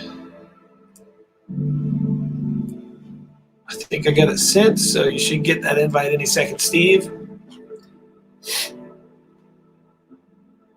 What time is it? It is 12:18. It is lunchtime. It is lunchtime. That's what it is. I also need to scrape the front room of the shop. So when I take a break here, I'll probably still be here at the shop, and I'll probably either put this screen. No, we won't do that screen. I'll probably put this screen back on. Let me find it and share that screen when I go grab lunch and all that. And then whenever we come back, we'll there we go. There's Steve. All right. What's up, Steve? Hey, how are you? Not bad, man. How are you doing? Good. Beautiful. Turn off this music now that we got some conversation. Just getting ready to hit the low 80s and sunny, but Santa Ana winds kicking in. Oh, I remember the Santa Ana winds. They'd spread the fires every year. I do not miss that. There's one year that was really scary when I lived there. I can't remember what year it was, but it was spreading to the point where people were starting to worry about it coming into Orange County. Oh, yeah. Which you don't see that often. That was when it was burning in the hillsides there in above Laguna Beach. Yeah. I remember that. Yeah. You've lived out there a while then. Oh, I'm born and raised. Okay. In fact, I skateboarded on the I-5 when they were. Can you say that again? I used to skateboard on the I-5 when they were building. Dang. I used to go to the block of Orange, and the Vans Park was there, the block of Orange, and I used to skate there. Yeah. Yeah. Rick Halber is asking me how I like the video game behind me. So there's the Pac-Man and the both of them there, and Street Fighter 2, and they're fun. They're fun. They're old school replicas, you know. They're not as quality as a real arcade machine, but I think I got Pac-Man for $2.99, so I can't really expect it to be as stable as a proper $2,000 Pac-Man machine. But it's pretty much the same Pac-Man, Rick. So if you're looking to get one for yourself, your kids or grandkids or whatever, it's not a bad buy. Their customer service is worse than DJI though. So hopefully you don't get one that has issues, because it took 3 months for them to send me a replacement part. And it sucked. Their customer service sucks. So what was it earlier? I saw some people talking about moderation in the chat. Was because what I'm looking at, Steve, is the chat room to me is in StreamYard. If you've ever hosted the StreamYard, you know how it pops up and I can click on everybody's comments to make them show like that. But so I'm not seeing if anything is needing to be hidden or deleted in the chat on the actual real chat room. So that's okay. What Mike was talking about, and you had mentioned it last night, that you said you were going to look into setting up for having moderators. Mm-hmm. When you leave an open stream like you did last night, you will get people in there that will be bashing the chat room unbelievably. That happens. They'll go in there with that open stream, and because the live chat's open, unless you make it to where the chat is open, they'll be able to post in there and all hell breaks loose. Really? Like, did that happen last night? I didn't notice it. I didn't go back through to look, but it can. And I've seen it, so has Mike. Mike B, who's in the chat here. Yeah. Because we're a moderator on a lot of different shows for people. And I know Agent K was talking about you'd have to get passed through me for blocking. What he was talking about when Ken was saying he was in the bathroom and it says without boxers, and I'm going, no, you don't want to see him without boxers. Yeah. Yeah, I mean, if people are, like I said, if people are cussing in the chat, it doesn't bother me at all, as long as no one's being mean to each other, you know?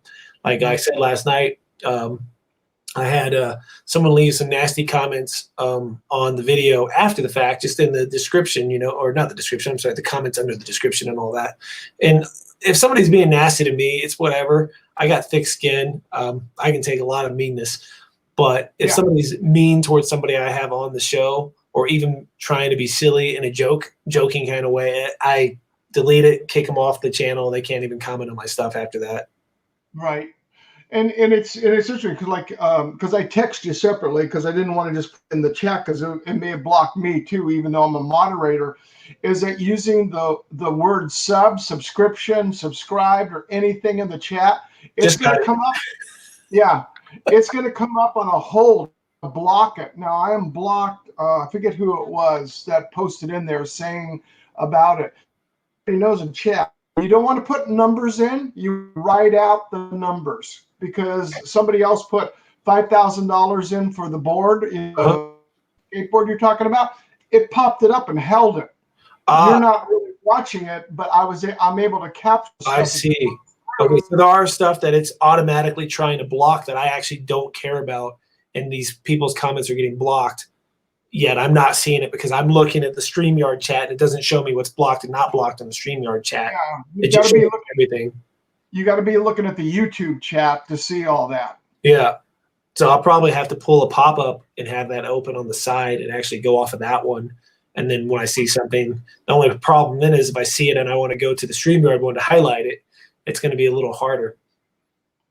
Well, if you're in the Google, if you're using Google Chrome, and then that way you can click on a channel if you want to, and you do it because the 3 dots up in the and I make the pop up. You can break it out and just put it to the side over your other chat. Well, that's what I did last night. Today I'm trying to not stress this computer as much because what happened is I came in this morning and I noticed it crashed sometime after I left last night. So I came in this morning and the computer was still on, the screen was still active. Nothing had gone to sleep. So, but there was a Google Chrome window open that was blank. So to me, that somehow it crashed and then reopened Google Chrome with a blank window. So that's one thing I don't know about StreamYards, what the time limitation is. I've never found out. I'll drop Gage an email and ask him if there's a limitation on it. Well, I did pay for the $25 for the month, so I'm supposed to have unlimited streaming. Well, that means hours of streaming, in a month period of time, not letting it go running nonstop, whatever. So I don't know if that's something that they may be catching or not. So I'll drop him an email and see if he comes up with it. Because I've been a subscriber since they first came out. Okay, so you pay for the full version also?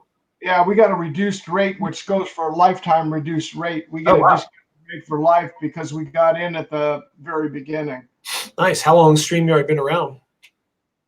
They came out last year. Okay. But we got I forget what it was, a 20% discount, and that stays locked in forever. Gotcha. Nice. Yeah, I paid the $25 for 1 month just to see, just for this, because I was going to do this and I was like, if I leave this running, the free version lets you do 20 hours a month. I'll be out of that in a day, So I like the idea of having this running in the background. I actually got home last night, got ready for bed, and about half an hour or 45 minutes after I left, opened this up to see if it was working, and I could hear the music softly. And there was like 6 people just watching the counter in there still. So I thought that was pretty dope. It is. Well, I let it run last night when I went to bed. I just shut the auto off and I left it on the one screen, turned off all my screens and let it run. And when I came in here this morning, I'm going, oops, 5 hours and 53 minutes in, it went. My guess is it is the Google Chrome on this old 2012 computer crashed because it was blank when I got here. If it had been StreamYard just shutting it off, then it should have still had all the windows open that I had open, and they were all shut. Yeah. Everything was shut. So that's, I'm running on this computer on a 2012. I could run it on my new laptop, and it would probably be a lot better. However, I'm using that to edit and going back and forth, so I can't really leave that set up. And then I couldn't sit here and have this screen playing in the background while I'm editing and making clickety-clack noises, sniffling and burping and doing all that in the background. Nobody sees me, but they just hear me like in the background burping and stuff and eating and smacking. Yeah. Bill is saying that StreamYard is on a 20-second server relay delay. Interesting. So that would mean that what we're talking about right now would be 20 seconds until they see it in the actual YouTube. And that also depends on YouTube. I mean, I've seen it going to YouTube in less than 5 seconds and even quicker, before we ended up in these health time conditions to where every Tom, Dick, and Harry, their cat and dog is logged on. Yeah. I mean, I'll do a lot of live stuff, and if this, I don't know if this is a good experiment or a bad experiment, letting it play pretty much all day and then trying to come in every evening. So whatever, I don't think it's going to kill the channel or hurt the channel, but it's if this goes well, at least this is going to bring a lot more people to know that I have the ability now to do some live streaming. Right. So and then it's just a matter of finding out how often I can do it and coming up with a time that's actually the same time every time so that people can join.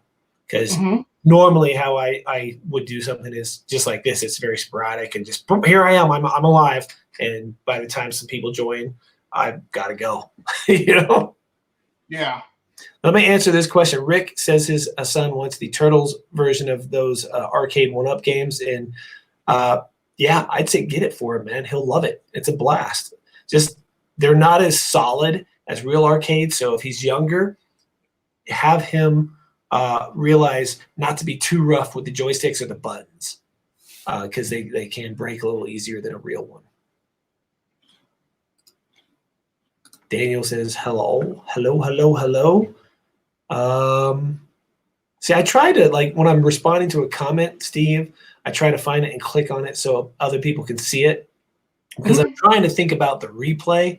And there are some people that will come through and watch bits and pieces of these things on the replay. They'll skip around, Right. And if I'm talking about something, but it doesn't show what I'm talking about in the video, they're not going to go into the chat and find who I'm talking to. So I either need to repeat the question out live or at least have it on the screen. And it is pretty cool that this lets you have it on the screen because in OBS, I don't have an easy way to do that.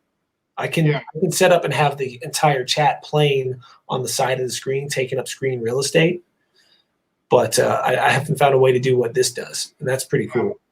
And it's a smart idea because then people know what you're talking about. You're addressing the question that's up there. EA Brothers is back with us. It's interesting, too, now that the two of us are talking. If you notice, the chat has slowed down considerably, even though there's a similar amount of people still in here. Whenever it was just me and I was basically referring and talking to everyone in the room the whole time. Yeah.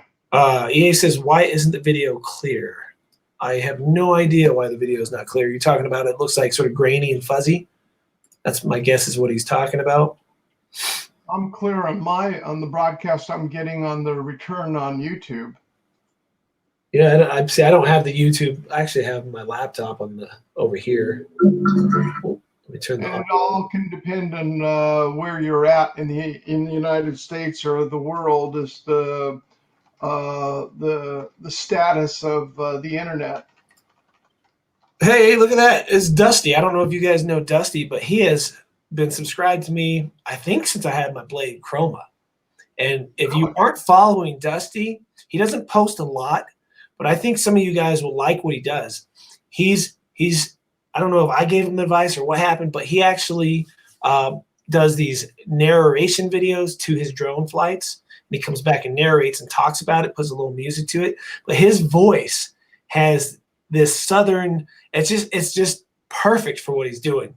So I like it when he does his videos. I wish he would do a few more and keep narrating because it makes them much more fun to watch than just regular drone content. That's something that I try to tell everybody. If you just fly and put a drone video up and it's just drone video with music, unless that channel is all about relaxing meditation music and that drone video is secondary to the music, it's you don't get very long watch time on it. But if you narrate to the video, if you stop and bring in ground footage where you're telling a story, you're going to see your watch time just increase incredibly. It's just that's how it is. That's a fact. That is not an opinion. I also just put a link in there for the internet. It's a live map of the internet, and it's going to show you where stuff is down, where stuff is up. So if you're living in an area, you can look at it. Oh, that's pretty cool. And it's really cool. It's live time. All right. It looks like he's an EA brother says his signal cleared up, so things are good there. Yeah, the best thing to do. 4 lights on the yes, Tim Jackson. Yeah, the 4 lights are the little button on the battery. Normally the battery. I don't think I have one with me at the studio right now. I do not. But the battery has 4 longer lights on it, and it looks like this one they're making them just little dots, and that's just the battery. Let's see who else is in the chat saying anything here.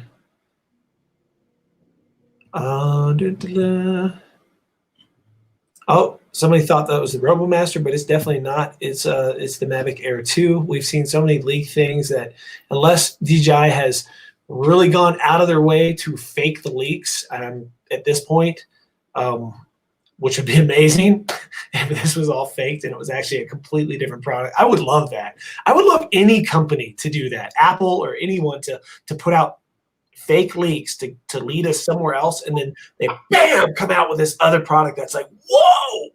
But I have never seen anybody do that yet. Yeah, that would be cool. Yeah, that would be pretty neat. So there's a channel, I guess, called Dad Random that does a good job narrating some of his flights. I'm not familiar with him. I'll have to see if I can make some time to check it out. He's been around a long time. Dusty says, put a little south in your mouth. Thanks for the shout out. Seriously, guys, if you're not Dusty, throw a link up on your channel, man, so people can easily get to it and go check it out. Or put up, instead of a link to your channel, Dusty, why don't you put up a link to one of your videos where you're narrating one that you're proud of there, and we'll share it here in the chat if anybody wants to go check out Dusty's channel. It's some nice drone shots. He's actually had I don't know if they finished it yet. This bridge they started building, it's got to be like 8 years now or something. They've been working on this bridge that's crossing the lake that he lives near. And they're still not done with the damn thing. And I've watched over the years him narrate and talk about, well, they're still not done. And it's pretty funny. I know it's probably funnier if you've been watching them and the progression of them, but to me, it's pretty funny. And there's one of Dusty's right there. So you got to check that out. I posted his channel up there. Oh, okay, cool. Thanks, Steve. Oh, yeah, that's right. You have the plugin, so you can actually click easily to everyone's channels. I'm going to have to look into that plugin when I have some extra time. It's sweet. That's what Mike was talking about. Everybody looks green. I says, yeah, we're a bunch of Martians out there now. That's because your screen shows the links green. Gotcha. Yeah, it's really sort of stupid that YouTube doesn't have that feature work the same way it used to, because I'm rolling over on this other computer on your pictures and I can't click anything. Your names, I can't click anything. So your name is blue with a wrench next to it, so I guess that's because I made you a moderator. Well, you got to be in Chrome, so if you're looking any place else, it's not going to show it. Gotcha. Yeah, I'm in Chrome and I can't click on anything, but I don't have that plugin. I'll show you what it looks like. Well, no, that isn't it. Yeah, it is. If you'll share that, people will see it. Well, you can see it too, but see everybody's name is green over here? Yep. Yeah.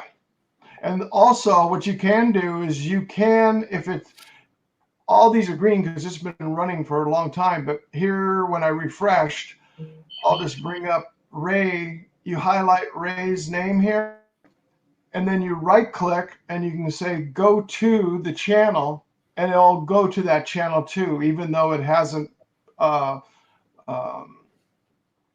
up with the green link on it yet. In other words, it hasn't populated it as a hyperlink yet. Gotcha. So yeah, if anybody's interested in that, ask Steve, and he'll tell you how to do that with your channel or your YouTube, so you can have links in the chats if you're on Chrome. I'll post that video in there again. That's what was from Jim Boyd. It's a 1-minute video. If you click on it, I'll show you how to add it real quick. Yeah, sure. We can play it. I'll make it full screen and they can watch it real quick. If it's that short, that's no problem.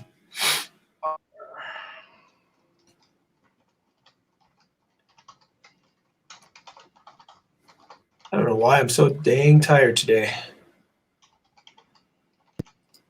I was tired until there was a knock on my door, and it was FedEx delivering my package.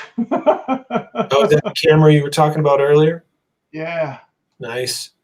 EA Brothers is asking, is the drone community a good name for a channel? If you like it, yeah, why not? Drone community or the drone community channel. Yeah, if you're going to do just drone stuff, sure. You're limiting yourself to 100% drone content, though. So keep that in mind.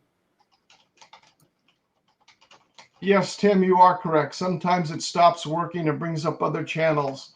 You need to just refresh it.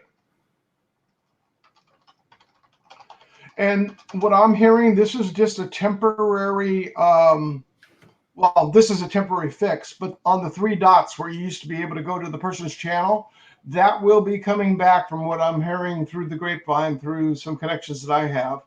Yeah, you would think that YouTube would have gotten a lot of complaints that they took that away. What it was is they had a code and people were breaking in. It was a break. People were hitting the system. Huh. And it was a vulnerability in their code, so they yanked it down.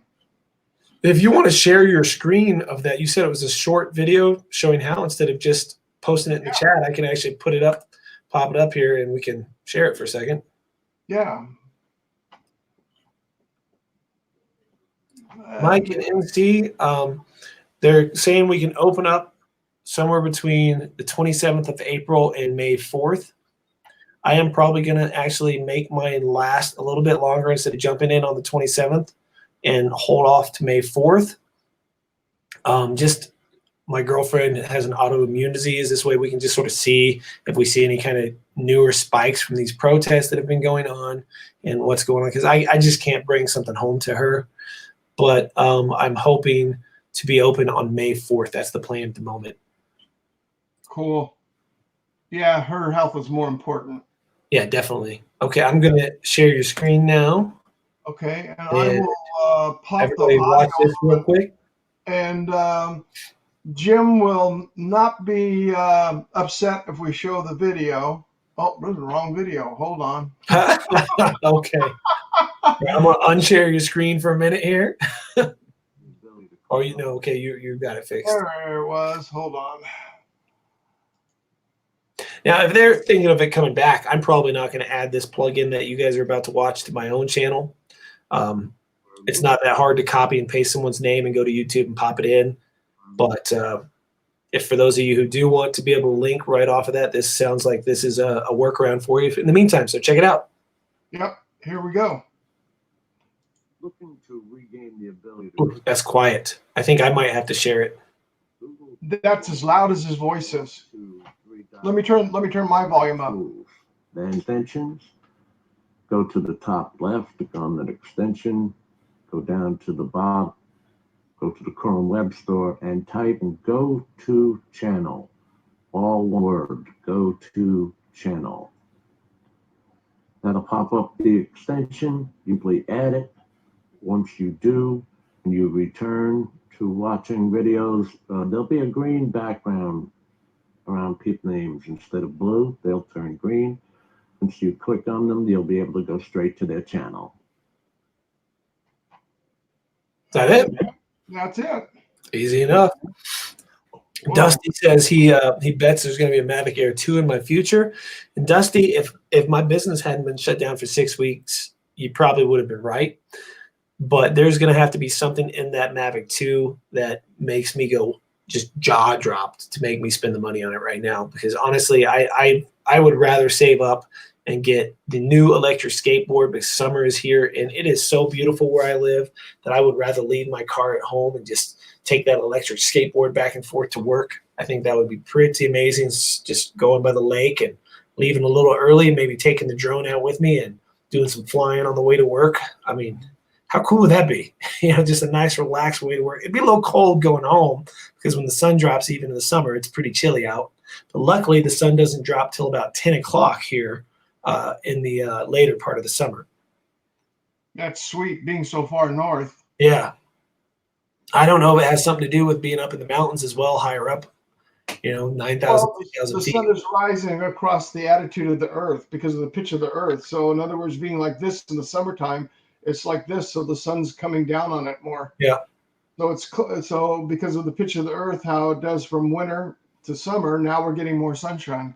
But it's interesting because living in Southern California as well as in Houston most of my life, I guess those are in a very similar level on the continent because our sunsets were around the same time. So when I Yeah. came here, and all of a sudden in August it was 10 o'clock, or late July it was 10 o'clock, it made complete sense on why Alaska gets 6 months of sunlight, you know, because they're so high up there.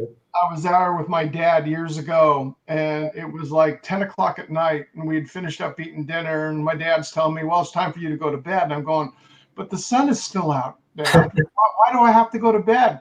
And the waiter's sitting there going, he starts busting up laughing. He says, well, if you're going to wait for the sun to set, you're never going to go to sleep, because it's going to get to a sunset about 11:30, and it's going to rise again just before 2 a.m. and stay sunset all that time. Yeah, that's crazy.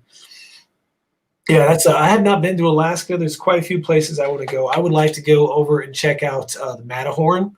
There's a ski resort right by the Matterhorn. I always forget what it's called, but you can actually ski or snowboard right near the Matterhorn, and that's on my bucket list. Chamonix? Zermatt, I think it's called. Okay. I could be pronouncing it wrong, but it's something like that. Because you can, depending on where you're at, on which country you're at, there by the Matterhorn, you can ski. Because you can get into Austria. That's gorgeous. Yeah. Well, the one that I've eyeballed is called, it starts with a Z. I think it's Zermatt. Or something. But that's something I'd like to do before I get too old. It's just a matter of the funds. Everything I've been planning is going to be put on hold for a few years after this, probably. So it's amazing what 6 weeks of all of a sudden all your bills keep going, yet no income comes in. So it's interesting. And I don't know if you guys remember, I was talking about last night being on hold on the phone for hours, almost 7 hours yesterday, actually, trying to get the unemployment, the hazard unemployment. Yeah. And they said they were going to call me back today between 11 and 12, and it is now 12:46, and guess who never called? They are so backlogged, Sean, in all fairness to them, their systems have never, just like YouTube. YouTube's never experienced this kind of a load ever. Yeah. This kind of a load. And, oh, no, I was super nice to the lady. It's not like her fault, It's frustrating, but I'm sure they're frustrated too, and they probably got tons of people reaching out to them every day that oh, yeah. Yeah, and I just logged in, and what they were trying to fix, they were going to see if they could fix it without calling me, and they said they wouldn't call me if they got it fixed, but it's not fixed.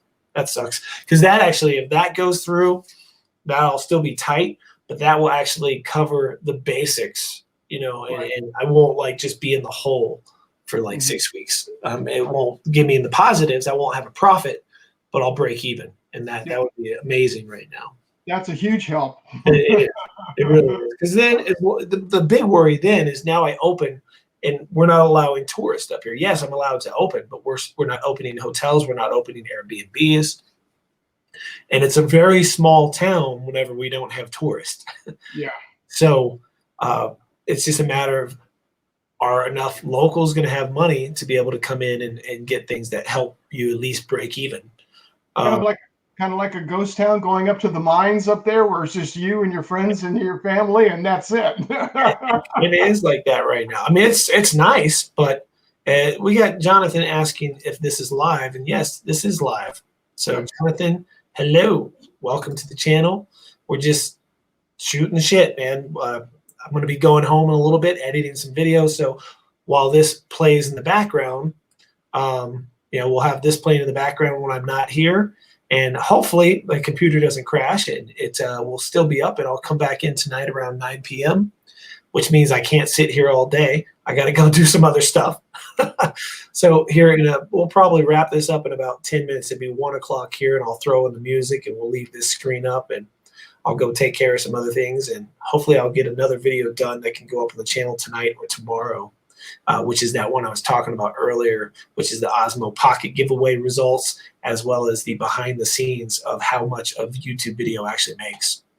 No, that's cool. That'll be good to see, so people really know. Yeah, it's because I think people think, oh, he wants 10,000 views to buy the camera, and that's not how it works. 10,000 views does not buy a $400 camera. 10,000 views can maybe get you between $40 and $50. Dusty, I am selling some artwork, artwork or T-shirts. You want like original art? Because I've got tons of that stuff too. I've been considering taking pictures of and putting up on the shop page. It's hard for me to sell my original art because I like to keep it. He does some phenomenal artwork, which I you appreciate that, Steve. giving away at Spin Up. That was phenomenal. Oh, that was a real tattoo, by the way. The thing I gave away. I know. That was a real tattoo done on fake skin and then decorated in a cool shadow box, you know. Yeah. But yeah, I need to get off my butt and actually add more pieces of art into different shirts into the World of Oz page, the Teespring, and I'm gonna actually redo it because when you click on the Teespring page and all that pops up, it's sort of a mess. I think I need to somehow organize it a little better. Jonathan Green at Greenhow asked, is it worth buying the Mavic Mini? And you know, it's a personal decision. Depending on your situation, it could very well be worth it. It's a great price. It's a solid product. And you know, if it's in your price range and that's all your price range is for, then you should not even stress it. It's going to be a great drone and it flies well. It's not great in higher winds and it doesn't have a bunch of sensors, but it just means you need to pay attention to what you're doing. So yeah, it's a good drone. If that's what your price budget is good for, then go for it. Yeah, $399 for the basic and $499 for the Fly More combo. I mean, it's a good deal. If you're not living in, like Sean's saying, not living in high wind areas, it's a great drone and it's small. I mean, this is a iPhone 8 Plus, and this will sit right over the top. That's how big it is when it's folded. Yeah, it's pretty amazing for the size. Like I see all these videos, and when I actually saw it in real life, I was like, oh crap. It's actually much smaller than it looks in the videos. It really is much smaller than you think it is. And Dusty, about signed artwork, yes, I have paintings, airbrushings, acrylic, watercolor. I don't know if you follow any of my Facebook pages, Dusty, but if you let me know which one you follow, I can take a few pictures of some and see what the original stuff I'd let it go for. I'll be honest with you, it's not going to be crazy cheap. The original stuff's definitely going to be pricey, but I am doing some prints. I have some prints. Maybe I shouldn't say this. Some drone prints that I've put up. One of them in an auction, and since I didn't take them to sell them, I think it's still legal. That if I was to just unload them because they're already printed and on my wall, I could take a couple pictures of those and post those and sell the ones that I already have on my wall. That's one of the tricky things with the Part 107. If you intently go out to take pictures to sell them, supposedly you're not allowed to. But if you take something for yourself, hang it on your wall, and something like a pandemic happens and all of a sudden somebody wants to buy it, it wasn't purposely taken to be sold. So there's a workaround from what I understand with the 107 there. So yeah, I could do that as well if you want to see those. And Jonathan, yeah, if that is your price range, then I say jump on it. Go ahead and grab yourself the Mini. I'd suggest getting the Fly More combo, or at least one extra battery if you don't get the Fly More combo, because they do last about half an hour. That's pretty good. So 2 batteries will probably be all right for you. We got a question about the Mavic 2 again, and about its price point of $799 range. And I personally, I don't see any reason why they couldn't do that. That's pretty much what the original Mavic Air sold for, if I remember correctly. And I think they'd be crazy if they didn't have one at that price point. But that's what the rumors say. Doesn't mean the rumors are true, but I could completely see it being at that $799 range. And then the secondary one is ranged to be at $999. We don't quite know why there's a difference in the two of them yet. So that's something that hasn't been confirmed 100%. We have rumors and speculation of that. That having ADS-B, but you know, that's for aircraft. And if you're going to be receiving it so you can know where aircraft is in it, they're going to want to know where you are, not where other aircraft is. So That's where I think they need to clarify that, because there is 2 models on the FCC database website, and one of them does have an additional antennas and additional circuitry in it. The other one doesn't. Yeah, it'd be interesting to see why they would even split it into 2 models. So it's got to be something worth it.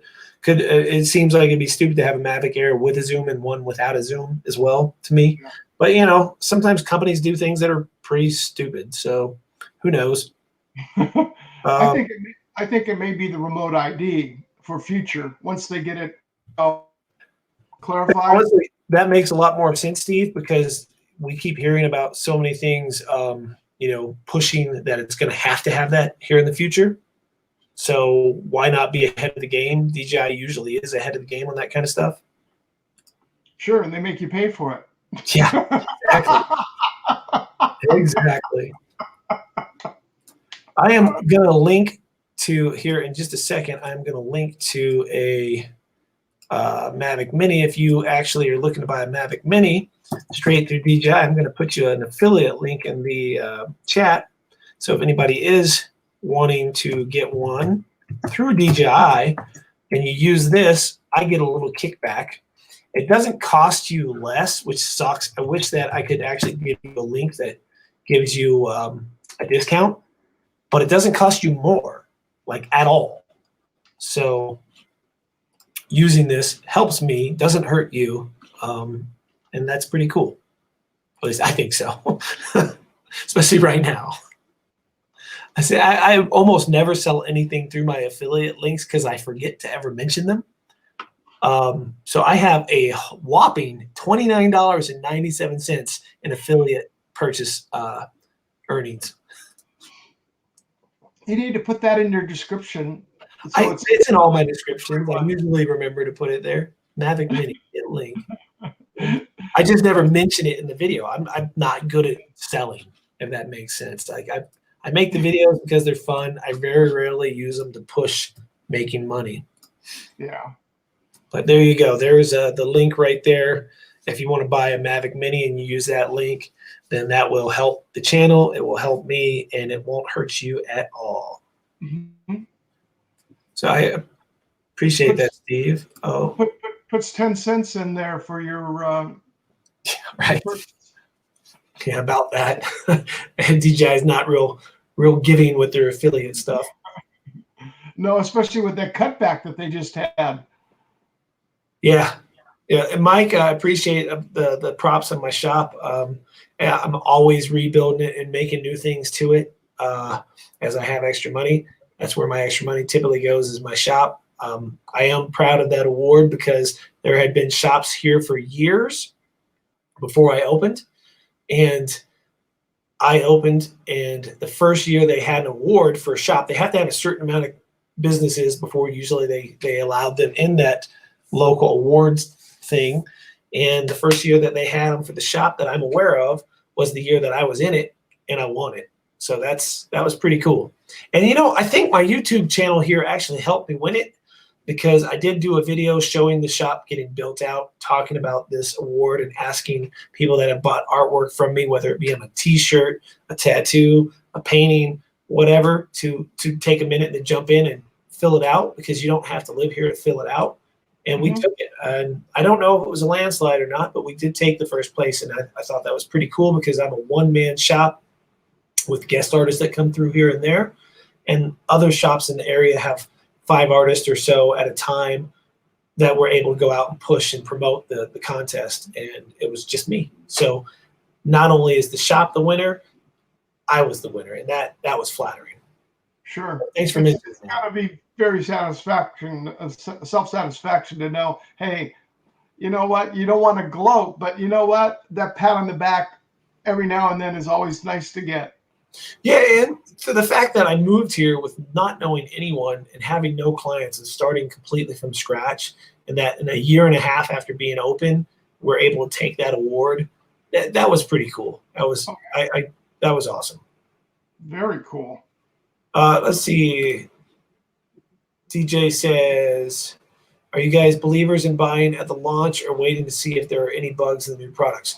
So for me personally, the original Mavic had a lot of bugs, especially in the gimbal and the camera. A lot of people had, well, even my current one sometimes gets it, but a blur on what was on the right side for most people on the camera because the lenses weren't lined up properly, and the drunken horizon where the gimbal would like that no matter what you did.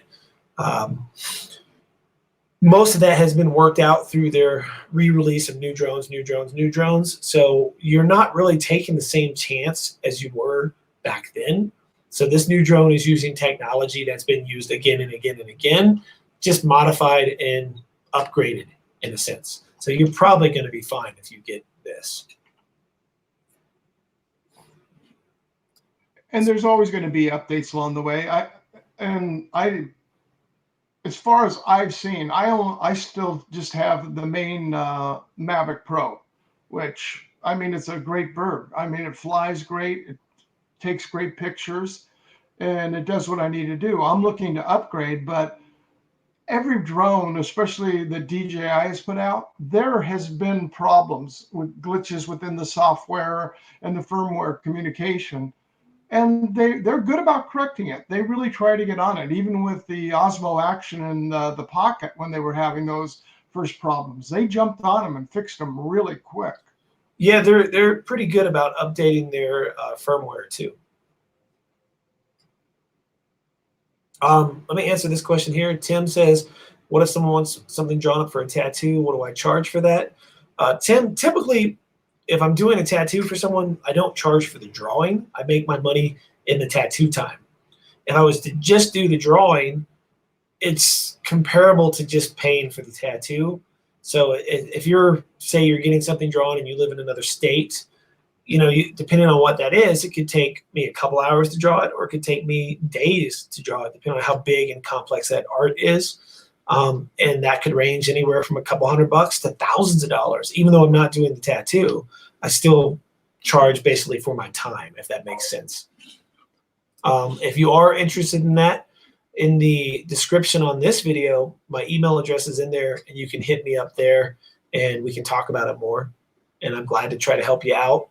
Or if there's a local shop in your area and you're not quite sure if they're good and you want to send me a couple links to 2 or 3 shops in your area, I'll gladly take a look at their work and say, hey, go to this one out of those 3 because I think they do better work. Glad to help you out that way. And Bill says, I thought you were going to eat.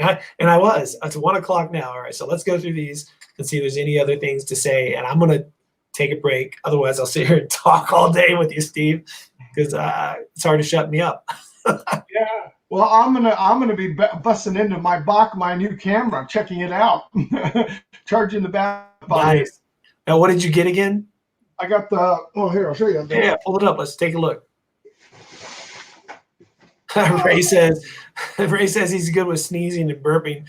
Just go easy on the beans. Oh, look at that. Nice. That's a big EOS 90D. I've been a Canon owner for decades, and I've got the 70. And what this does is this takes me into the world of 4K, like the rest of everybody else now. I've got a Canon myself. I've got the Canon, which does T7i. That's the one I think I have right now. Oh yeah. And what it does is I already have a bunch of lenses, so I wasn't want to go out and go to a whole new format and go to it. But it's the same physical size as the 70 and 80D. Okay. But everything else it does, which is really cool, and what I want to get in for, you go to shoot time lapse on this. Yeah. So you're shooting 1,000 images or 1,500 images. It exports it as one file. It self-stitches into the camera without having to pull down all those images and process them in your software. That's what GoPro's been doing that for years. Yeah, but DSLRs, there's very few that do it. My T7i will do a time lapse, and it's stitched into a movie already. It stitches them together? Mm-hmm. Oh, okay. It's within the last couple of years that camera came out, though. Yeah. I'm not sure. I think there's a 90D out now, too. That's it. This is the 90. Oh, okay. Well, that's the Canon then. Yeah. Oh, okay. Yeah, you're going to love that. I had the 70. Well, it's down here. The But, 80 was super popular. But yeah, Yeah. I think the 90D actually brought that technology up. It's better than the T7i, but it's a lot of stuff that was in the cheaper models was better than the 80D. Like it's got I can't remember how many focus points on it, but mine has this ridiculous amount of focus points on it as well. And that is like a T5i or whatever they're called. But I don't have it with me. It's at home. All my camera gear I brought home from the studio because I didn't want to leave it here when nobody was here 24 hours a day, you know? Yeah. Now, is it yours is not mirrorless, is it? No, it's not. No, I have looked at some of the Canon mirrorless and some of the other Sony mirrorless and debated it. Some of the Sony cameras look really nice too right now. It looks like Mike and NC, he changed his screen name. He was Carolina Drones, which was definitely, it confused me. So I'm sure it confused a few people because there's definitely a store called Carolina Drones that a lot of us are familiar with for buying drones. Let's see. Oh, we got to catch up on some chat here. We got Dusty had to take off. I'm going to be taking off soon too. Dusty, thanks for stopping by. Always good to see you, and I hope you get a few new subscribers to your channel out of this, man, because I like the narration content you do. Let's see. Coolness. And the best thing with the Canon is the flip out screen. Oh. Yes, that is the main reason I haven't switched to one of these others, because when they have the flip out screen that's on the top, and then it's blocked by either a flash or it's blocked by a mic. It's the most ridiculous placement of the screen, in my opinion. Yeah, it is. Tim Jackson says, thanks. Wanted to get a back piece. By back piece, do you mean full back piece? Because if you're doing that, I'm going to suggest you find an artist that you like his style for the tattoo and have him draw it. Because it just, when you're doing a big custom piece like that, it's fun. Even if the artist is basing it off something else that you brought him, they're going to want to redraw parts of it at least, at a minimum, to make it a little bit more their own. And, you know, if it's a smaller little piece, artists will copy it. Just whatever you want to do, they'll do it. But when you started getting into this bigger custom work, it's a different world. So you want to find the artist and let them sort of help you design it in that way. If you want me to do it, I'm glad to do it. But that means I would like to do the tattoo as well, because it's going to cost you, for a full back piece drawn up, will cost you a pretty penny, man. And then that won't go into the design or the tattoo. Where if most artists, you get them to draw you the design, they're going to also take that price out of the tattoo time. So they won't charge you but for a deposit to do the drawing usually. For full back piece, it's probably going to be like a $500 deposit. And that wouldn't even cover the draw time that it would take to actually draw that. Like if you never came in and got the tattoo, he'd be out a lot of time that he didn't get paid for. So that's why they take a bigger deposit on a bigger piece of artwork. So hopefully that makes sense to you. And you know, something funny is people always, I went to, what was it called? I went to this big YouTube convention Daryl Eves throws out in LA last year, right before Spin Up. And the entire time, everyone there was like, why don't you have a tattoo channel? You've been tattooing 26 years. Why don't you have a tattoo channel? And it's because when I first started messing around with YouTube, I didn't want to be that guy that taught people how to tattoo over the internet. Like that's so bad in our industry, because we are scarring people, working with blood, and trying to teach some jackass on the internet how to tattoo through little classes that it just doesn't really teach them the safety values behind it. And if they're practicing off a video and now they've just permanently destroyed somebody's skin, it just wasn't me. I just couldn't do it.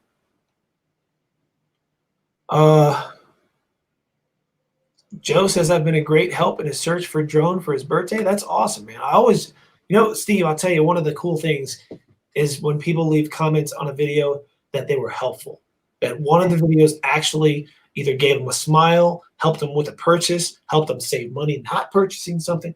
That's part of why I started getting more and more into YouTube, is because I was trying to find videos to help myself.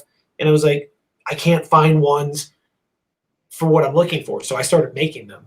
And now, of course, I'm into a category where tons of people are doing the same thing. Like some of my original drone videos were about the Blade Chroma and the Blade 350, and there weren't any real videos made about them back then. So I was making them, and it just turned into what it is now.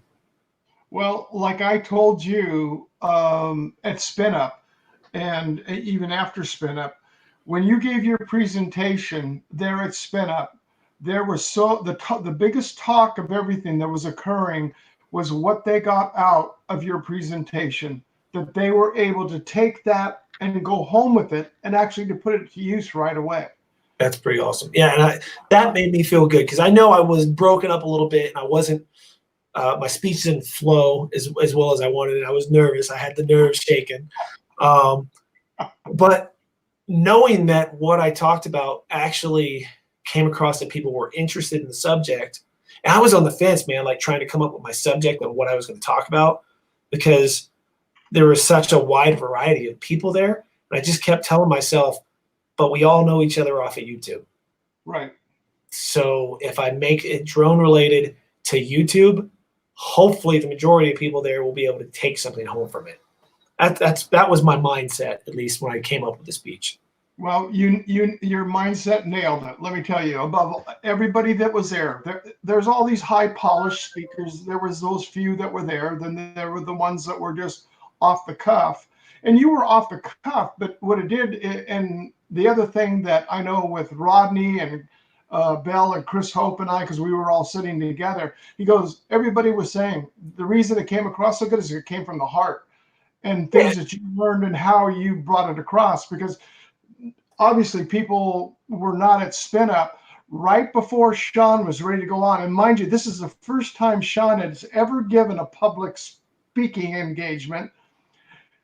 The audio visual equipment goes poof right as he's getting ready to go live. Yeah. So they took a break and Kelly came up and you guys were talking and they tried to get it fixed and they finally got it up and running. But let me tell you, you wanted to see somebody up there. I know internally his knees were knocking, but he didn't show it. They definitely were. Here, I just found the speech. Let me post it in here. So if anybody is interested in trying to do drone videos for YouTube and make them better, hopefully this link that I just posted will help you make better content for YouTube. Let's see, Ryder Obvious says he's seen all the stuff I've been doing lately. He's been fortunate enough to be working his ass off. That's great. So hasn't been able to watch much, but cool stuff that he has seen, and I appreciate that. I have been dumping out a lot more videos than I normally do, but I have a lot more free time on my hands. So I got to stay busy doing something, or my mind would be, I'd probably be a lot more negative right now if I wasn't out there making all these videos and chatting with people. This live format has helped me considerably stay a little more sane. Joe says his birthday is 2 days after the launch, so it's kind of sad because I can't get that, but I'll be able to decide. Yeah, order one, man. Right after the launch, order one for you. Just wait till your birthday, and if they're available, buy it on your birthday. So you might not have it in your hands, but you can have a receipt in your hands, which is half the battle. And we don't know how long it's going to be before they're going to be available after the launch. Yeah, very true. Usually, sometimes DJI has it, so pre-order now, right after the launch. And other times they don't. So, it's all speculation. Say Tim says it's going to be, the first part's going to be silhouette of wolf and things go from there slowly. Okay, Tim, that is not how you want to design a full back piece. And let me tell you why real quick. I know we're getting off drones, but when it comes to tattoo stuff, I got to help people out. You want if it's a full back piece, if we're talking your entire back, you got one shot at this, Tim. One shot to make it look as good as it can look. And if you start just putting this piece here and then maybe trying to draw something to match with it here and then something over here, you're going to end up with this Mod Podge of shit. I'm just going to say it. It's just not going to look as good as if you said, hey, let me get with an artist and we're going to design the entire thing at once. So that way, what works here, you can have something that overlaps it and brings it into a piece, and it becomes one flowing fluid piece that works with the shape of your back muscles, the shape of your shoulder blades, the shape of your spine, compared to a bunch of just slapped on pieces that we have to try to make mesh. So what you want to do is find that artist that's a good artist that can design the whole thing. And you don't have to get the whole thing at once. He can what you normally do is you outline the whole thing. So if you have the money to fill in this whole piece of a wolf, use that money to outline the entire piece. And then once a month or whatever you can afford, you go in for a sitting and get a little bit more filled in like a coloring book by that same artist until the whole thing's done. This way, everything blends together, everything matches, and it becomes a piece of art instead of a bunch of slapped on tattoos. Hopefully that makes sense and helps you clear that up as well, Tim. All right, now back to this drone stuff. You know, I'm actually getting really hungry, and I am pretty caught up on the chat. Steve, I know you want to go charge your camera and play with it. Let's call it a night, and maybe I'll see you on here tonight, man. If you're around tonight around 9 p.m. or 8 p.m. your time. So thank you for having me on, and thank you to everybody for stopping in to support Sean and his channel here and his quest to the breaking of the DJI Mavic 2 Air. and if anybody is watching this, I don't know if they can replay it live, but if anybody, because if this continues to play live, I don't know, I think you can go back and start it over, can't you? You put the slider and take it back. But yeah, so if somebody gets to this point and you're watching this, or if you're here now, there are a few people here now, and you want to join in like how Steve has, I think we can have up to 6 people or so. Well, I have the paid version, so it might be more, but I'm not sure. But we can have a few people here at once. And let me know by shooting me an email, and I'll check and answer the questions that are in the description so that I have an idea who you are, because sometimes screen names I'll not remember who anybody is. And let me know, and we'll get you a link and get you joined in with us. But we're going to do this every night until the actual event, and hopefully it won't crash. If it does, I'll start a new one up the next day. Keep my fingers crossed. Yeah. All right, let me get this going. We'll start the music back up. And there we go. All right, Steve. Take care, Sean. Have a good lunch. You guys have a great day, everybody. Have a wonderful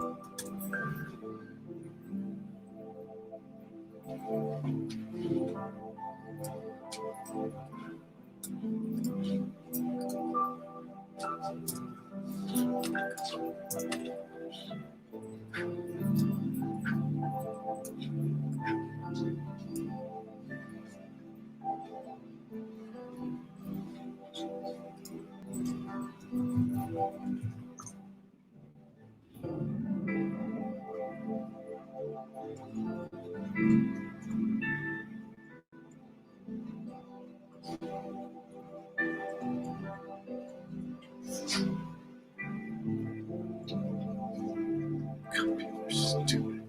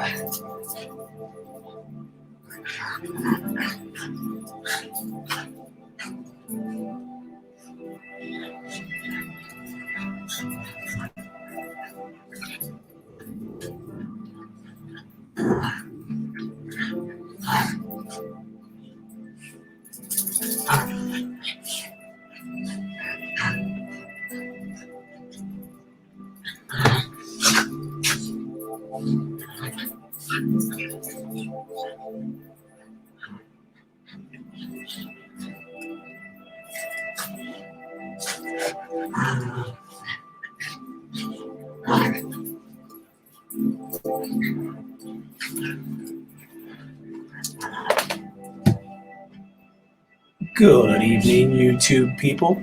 Welcome to another night of Late Night with Sean Oz. A little relaxing music as we get ready to get started and talking about the new drones being made by DJI.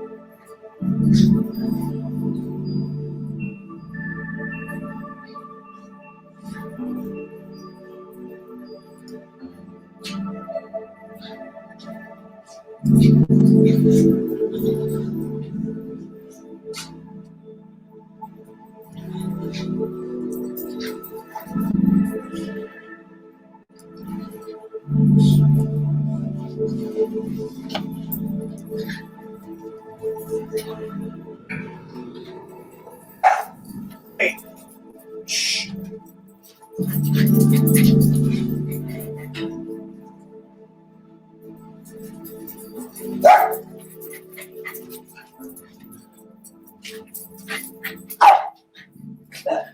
You dogs, shut up. Hey, everybody. Just getting some adjustments here.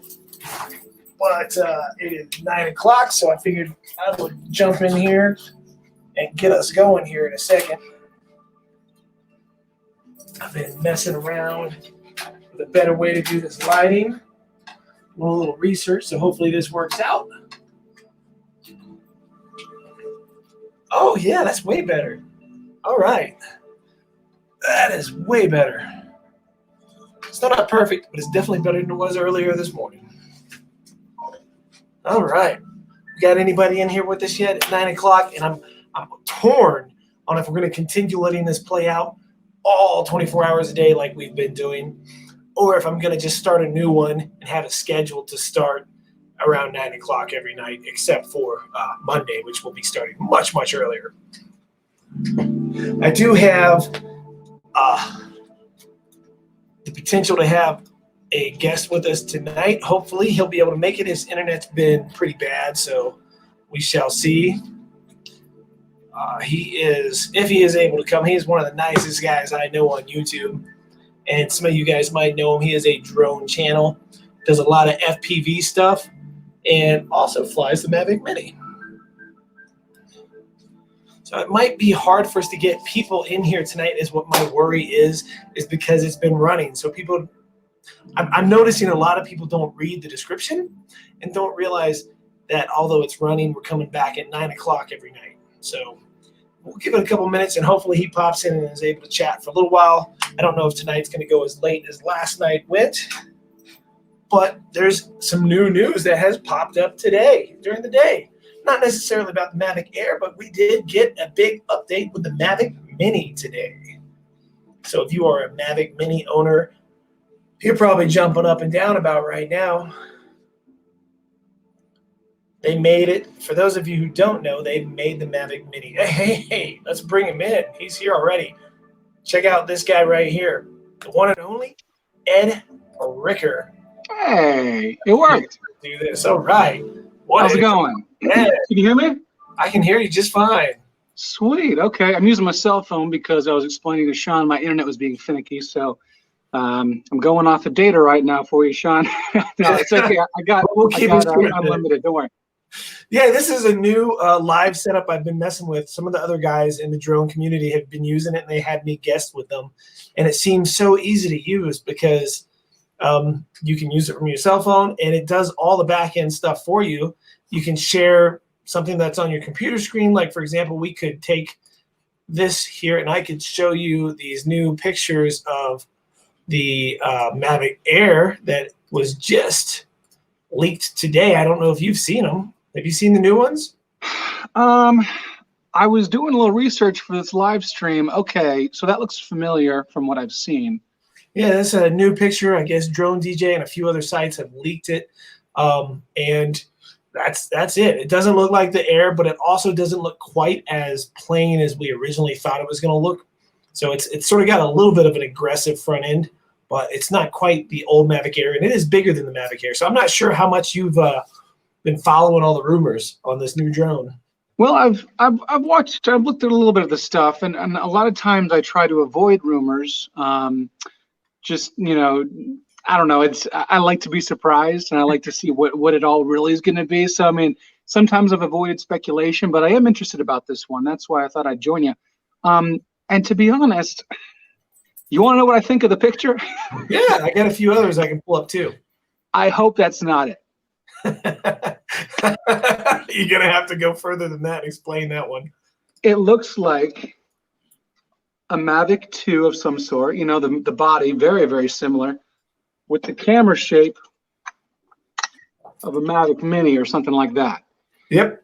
And that's pretty much what I'm seeing right there. And that kind of, I don't know, that doesn't scream, it doesn't sound exciting to me. It doesn't look that exciting. But what I'm hoping, and I'm looking at the picture, and so, you know, I want to bring negativity to your live stream. Oh, no worries. What I'm looking, and so here's what my thought is, and I may be completely wrong. If you look at the picture on the teaser on the DJI website, yeah, the shape of whatever that is, the contour of the body, I don't see that contour on the pictures that we're looking at of this supposed Mavic Air 2 release. So I've seen a few pictures where we do. If you were looking right down the top, looking at it the same direction, and it has the same battery tab in the middle, it has 3 or 4 lights now. Instead of the big lights like we're used to, it has 3 small little lights. And I've seen one picture. Let me see if I can find it, and I'll pull it up here. Yeah, I'm interested because it's got a certain look to it that looks like a Mavic Air type design. Oh, and I didn't see that right off the bat when I'm looking at this. But show me what you got. Let me see. Oh man, this is one thing that is a little harder to navigate. So if you look at this one's not a bad one. Oh, okay, that looks a little different now. So if you look at this one, you can see the battery button, and you notice there's 3 little hard plastic or 4 little hard plastic bumps on it.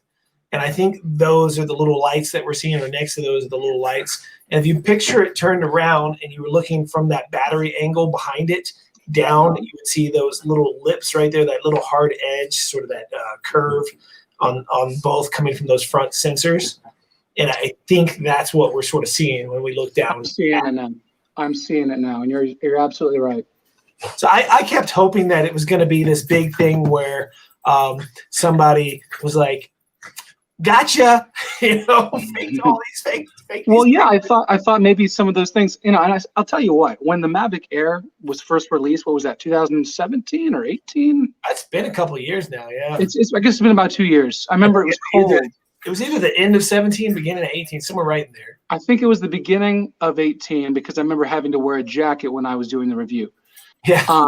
I remember a leak of the Mavic Air was released, a picture. I think Bill, Coast to Coast Drones, sent it to me. And he sent me the red model. And I wasn't really that impressed. I'm like, oh, I don't know, red looks a little cheap to me. But then the black and the white came out. And I thought, okay, those look sharp. Yeah, so I'm wondering, would there be customization like that? Are we going to get a red Mavic or a black Mavic? I mean, that might be kind of interesting. I don't know. I like to see a little variety in these launches. We got the Spark that looked unique. The Mavic Mini looks unique enough in its own right, even though it definitely is in the Mavic family. And just things like that. So, I mean, I guess that was my initial impression about the pictures. But you showing me the release, and you showing me some of these pictures and what they look like, I can see the angle that they took. And I didn't originally see those ridges on the top. Yeah. So that's interesting. But yeah, it would be really cool if they did have some colors like the Spark and the Mavic Air. What do you think? I think the first leaked pictures I saw, I agree 100%. It didn't look like anything but a Mavic Zoom. Like, I was calling it a Mavic Zoom Lite, you know? Right. Or if they had just called it the Mavic, and then they could have had the Mavic Mini, the Mavic, and the Mavic 2 Pro. And that would have made like a cool whole line. Like, save the Air for something completely different. But then we see these pictures today, and you can see it is more aggressive, similar to the Air. The way the arms fold are like the regular Mavics, not like the Mavic Air at all. The Mavic Air swings downwards, like in or it's a little different than this. Well, bottom mount battery and everything. And I watched one of your recent videos, and you mentioned how you don't mind that bottom mount battery. And I almost forgot that the Mavic Air had a bottom mount battery. You know, because I had gotten rid of mine. I'd made a couple videos, and then I kind of moved on, so I couldn't remember. I was like, oh yeah, there is a bottom mount battery. Yeah, and at first it weirded me out, but I've never had an issue with it. It's not a big deal. You double tap it, turn it on, set it down, you're good to go. Mm-hmm. Okay. One thing a lot of people forget that you can do with the original Mavic Air is fly it completely by your hand. Sorry about the dogs. I have 2 dogs running around like crazy right now, absolutely going bananas. But actually, I think I had the dogs when you were here. The fuzzy one and you've seen the dogs. Yes. I haven't seen them in your studio. You're in your studio, right? I am. I came out to the studio tonight. I've been having this live feed run all day with just a countdown for the event. Nice. Trying something different. It might not end up working out because now the thing is we're now doing this, but nothing's popping up as, hey, look, we're now going live. So I don't know if we'll get a lot of people. It's sort of an experiment I'm working on. Maybe, yeah. But we got some people watching now. We got a couple commenters. Yeah. And I know it says JC. It says on his part looks amazing. Wow, I'm assuming it's a he. I'm sorry, don't mean to assume, but JC says on their part looks amazing, and it doesn't look bad. I think it looks good. It doesn't look different. So that was what I was saying originally. But again, no negativity, and I'm looking forward to seeing some of the other things about it, like the specs. I know some of the specs are just rumors or speculation, but there have been a few pretty well confirmed things. So, Henrik from Tech Drone Media. Yes. He came that close to confirming that the 1/2-inch sensor rumor is actually true because he's getting his hands on one a little early. So he's been getting a little bit of. How'd you do that, bro? Right. He isn't getting one from DJI. It's not like DJI sent him one early like they do big YouTubers. He's actually got a buddy of his that sells drones, and they're getting it early. And so as soon as they get one, they're getting it to him. Okay. But it's still going to be earlier than what. Yeah. That's awesome. So for yourself, another thing I wanted to bring up, you were perfect to bring on tonight for this, is that the Mavic Mini just had a big update today. Oh, really? Okay. That's news to me. Yet? I have not. I actually just took it out of the case after it's been in there for a little while and realized one of the props is still nicked from when I put your vehicle up there. 12,000 feet mishap. The new update will give you full manual controls over your video camera. So you can now set your ISO and all that. Cool. Okay. That's awesome. There was something to be said for the simplicity that it had before. It's all those auto features, but it is nice that we can now do that. When I first made the video, the first time we took it up there, I was, I actually did a collaboration with Brett Garamella, and he was very surprised that, he couldn't do manual settings. And at the time, we weren't even that savvy on the whole exposure value settings and stuff like that. Yeah. And at the time, I was just kind of cruising around on auto and thought, well, is this all we can do? I mean, we had photo mode that we could do manual settings in, but in video mode we couldn't. Now, could you do the manual settings in the photo mode when it first came out? Yes. Okay. And you could do, exposure value and stuff like that. And so that's why I did kind of do a follow-up video where I talked about exposure value. But even then, you still didn't know what your shutter speed was and your ISO. I did put some ND filters on, so at least I knew that if I was in auto mode, more than likely it was bumping down my shutter speed, having put on that neutral density filter, and then I can get some of that nice motion blur. And that was kind of like the missing piece of the puzzle when I first made the review. Yeah. And that's good thinking. People seem to be pretty excited about this, but one of the things I've seen a couple people talking about today, I got a lot of free time on my hands right now, Ed, because I'm unemployed for right now, so I can be doing stuff like crazy, way more than I normally do. But one of the things they're saying is because supposedly the new Mavic Air is going to be run off the Fly app, the same app that the Mavic Minis run off of. Okay. So we're doing this upgrade to get the Fly app up to standards prior to the release of the new Mavic Air, so that whenever it's run on it, it's going to have more features than what the Mavic Mini was. right out of the gate. At least that's the rumor. At least makes It's sense. interesting. It makes sense. I do kind of wish that they had updated things a little beforehand. If I knew they could have done that with the Fly app back when they released the Mini, that would have been kind of cool to have earlier on. But hey, if it can be done now, no complaints. I'm happy to be able to cruise around with manual video settings now. That's actually something for it being in full auto. Whenever we were flying from the condo there, and we put our footage from the Zoom and the Mini next to each other, I was really impressed at the Mini. I mean, that thing really has a great camera on it.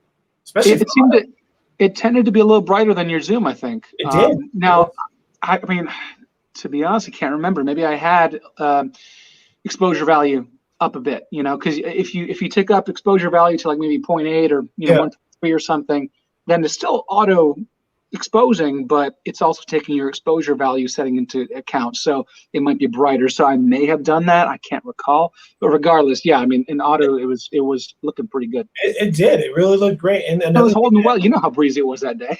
Yeah. Even that. We couldn't even take off. I think you hand launched and hand caught that, right? I did. On my Zoom, I did. It was a little windy, so I took off from the kitchen table and just booked it right out the door. That's right. I forgot about that. You did right off the table. Whoosh. Well, because I didn't trust taking up off the ground, and you had the good idea about hand launching. I didn't think of doing that. Well, the thing, if it had been even a little bit windier, and we weren't quite sure how, because when we started that test, we weren't sure how windy it actually had to be to take it away. I think if it had been a little windier and you went out that door and it just went whoosh, take it away. That was sucked. Hey, all things considered, I think it did a great job. So and here's one thing that I was reading about the Mavic Air 2 is it may, we don't know, we can hope, may work with the smart controller.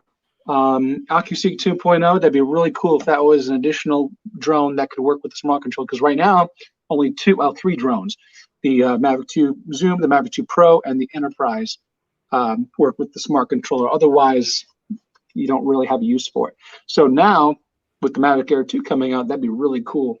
I use the smart controller all the time anyway. And there's also, with the DJI FPV system, the black goggles by DJI, that is waiting on a firmware update by the smart controller to be able to use this as a monitor for the DJI FPV system. Really? So, and that's coming within hopefully a week or two. The DJI FPV system firmware was already updated. Now we're waiting on the smart controller firmware. So that's the last piece of the puzzle. And then, so we're already getting more application, more use out of the smart controller. How much cooler would it be if we got a Mavic Air 2 that we can use with it as well? So could you use the smart controller then in theory without the goggles? Just flying an FPV looking at the screen on the smart controller? I don't know if there's going to be much of it. It depends on latency. It really depends on latency. Now you need the goggles anyway because it goes through the goggles to the smart controller via USB-C. But if you can look at that and fly and not have a lot of latency, that'd be interesting. I don't know. Yeah, because I mean, some people don't like the feel of the enclosure of the goggles. I get the point of it with FPV, but for those who would want to, that would be interesting if you could do that. Well, another thing is if you have two DJI FPV goggles, the ones on the pilot's head, the ones on the spectator head, the spectator's not getting the same image that the pilot's getting. In fact, they're getting a worse image. The range is greatly reduced. What you're doing with this is you're hardwiring to the goggles of the pilot. So you're getting exactly what he sees. We've never seen that before. No one has ever seen exactly what the pilot sees except from a recording. So whenever we did that at Spin Up and you were flying, we used Ken's goggles hooked up to yours. When we put those on while you were flying, we were seeing it like a couple seconds after you. Well, I did a couple of different things. And you're talking about Spin Up in Texas. I did a couple different things there. But I don't recall. Remember in the baseball? Oh, Ken, I was thinking Ken Dono. You're talking about Ken Heron. Yeah. So you were seeing a slightly more degraded image than mine was. We were in close proximity, but if I had flown like on the other side of the park, yours would have cut out way before mine would. Okay, gotcha. Yeah. Was it the same time, or was it slightly delayed compared to I think that was probably, I don't know. Again, no one's ever seen a true-to-life live feed of what the pilot's seeing at the same time. So there's no way really to know until we get this going.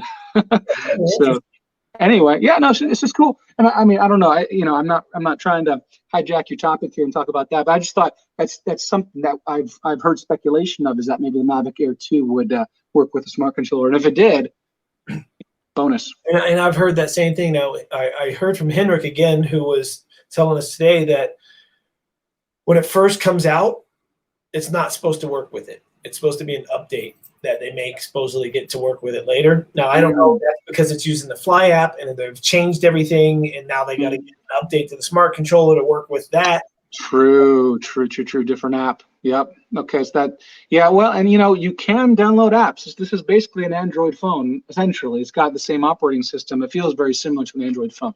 So if you can download the Fly app, then hey, you might be able to. Who knows? Yeah, it'd be interesting to see. I know a lot of people are excited about that. I've never flown with the smart controller. Oh, you know what would be interesting though? We're waiting on the smart controller. Speculation. We're waiting on the smart controller firmware for the DJI FPV system. What if they're dragging their feet because they're waiting on the firmware, which would also include Mavic Air 2 capability, and they don't want to just put that in the release notes too early, and we say, oh, Mavic Air 2 coming out because we read the release notes of the firmware. What if we get a new firmware update on April 27th for the smart controller? How about that? That makes a ton of sense. Is that when did they say when they're supposed to be doing the new update on the smart controller? No, they never did. We just know it's coming. That would actually make a lot of sense because there are people who would definitely go through the code and find that 100%. I've been missing out on the speculation stuff, Sean. This is fun. As long as you can tell the people watching what's speculation and what's real. Yeah, exactly. Well, yeah, speculation disclaimer. Yeah. But anyway, it's fun as long as you don't go around and try and post it as if it's facts. And there's a lot of people that do. There's a lot of guys in this YouTube world that take some of these speculation things and fact one, it's doing this. Fact one. I was reading some stuff, as my internet works. I'm like I said, my internet was acting up, and looks like it's holding up now for me to scroll through pages. And yeah, there was a lot of specs that people say we can 100% confirm, but I don't know if I learned where these sources were coming from. But one of the things, and I'm reading from dronereviewsandnews.com. Okay. Said we can share with high confidence that the new Mavic Air 2 will have an ADS-B receiver. Do you know much about that? Yeah, we've been talking about that. I was talking about that with Henrik and a couple other people yesterday night. So what I'm trying to do with this, go ahead. With this whole live thing is every night at 9 o'clock I jump in and talk, and then just let it sort of play through the day. Last night it crashed, so I had to come in this morning to set up. And as I'm setting up, I had like 20 to 40 people jump in the chat. So I just jumped in and actually started talking to people. 3 hours later, I went home to do the things I needed to do, and now I'm back now. But long story short, we were talking about the ABSD. Is that it? ABSD, I think that's how you say it. ADS-B, Automatic Dependent Surveillance Broadcast. Is that right? Yeah, I think that's right. And so for the rumor is there's 2 drones that are being released, not just one. One for $799 and one for $999. On the Wikipedia here, yeah. And so there's different things people are guessing that are maybe both will come with it, or maybe the more expensive one will come with it, and then the cheaper one will not. And supposedly what it is it's just going to be a receiver for us to see if there's aircraft in the area. That it's not a two-way transmitting, so airplanes don't see us, we see them. Okay, interesting. Because I was wondering, I was like, is this a way for DJI to kind of prep for these FAA regulations if they proceed as proposed? Because the way I'm looking at here on Wikipedia, which not saying this is the exact version of this thing, but it was saying see, I think you're 100% right on that. I think they're determines its position via satellite navigation and periodically broadcasts it, enabling it to be tracked. Yeah. And I think DJI is on the forefront of trying to be on top of the new regulations. Pretty much anytime we've heard of some, they're always trying to be on top of it, as well as to almost fight for the regulations. It's right. Interesting. So here's a question. If they do come out with the 2 at $799, 1 at $999, if you were to buy one, would you buy the one at $999 with that, or would you buy the one at $799 and not care about that?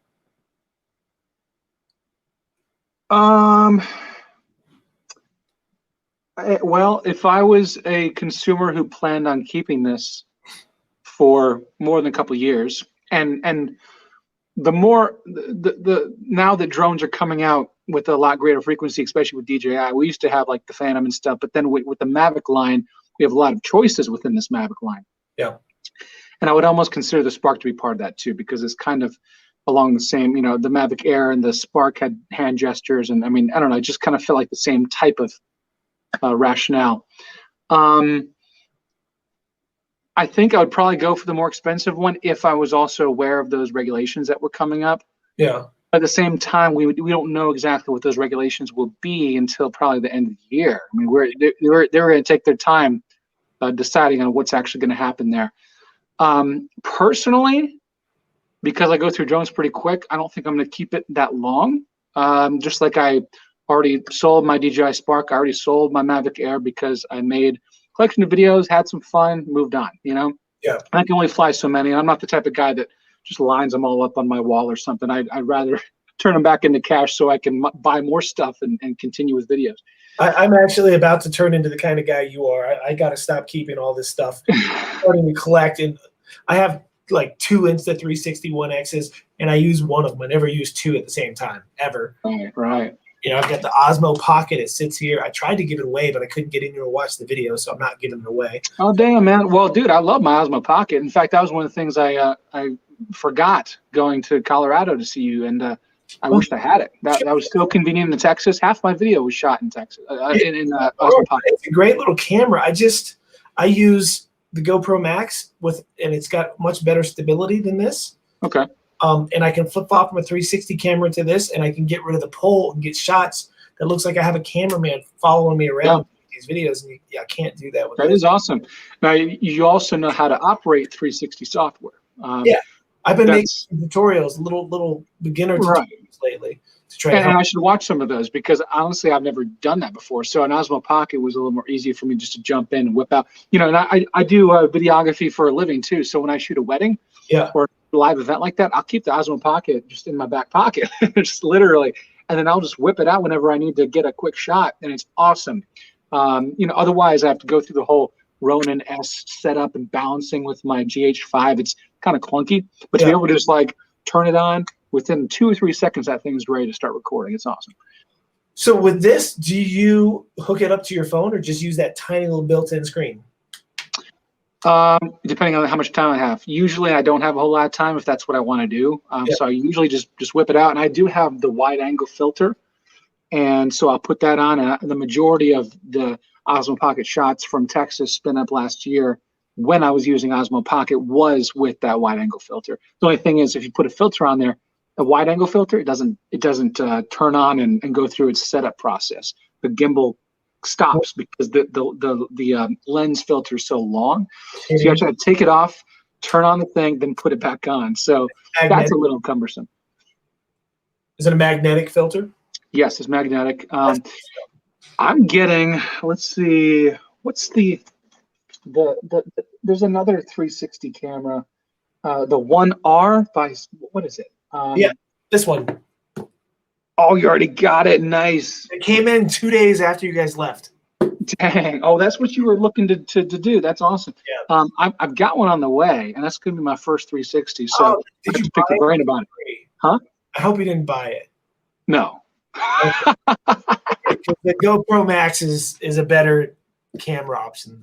This isn't a bad camera. So don't, if you're watching Insta360, I'm not dissing your camera. It's a good camera. Right. The GoPro Max has done it a little better. So if you have to spend your money on the 2, that's the one I would jump to, just because it is an all-in-one, where this is modular, and the GoPro Max is actually an all-in-one. So it does all the same things this does without having to swap all the little pieces. Okay. That's interesting. Big difference is this one in the action mode modular.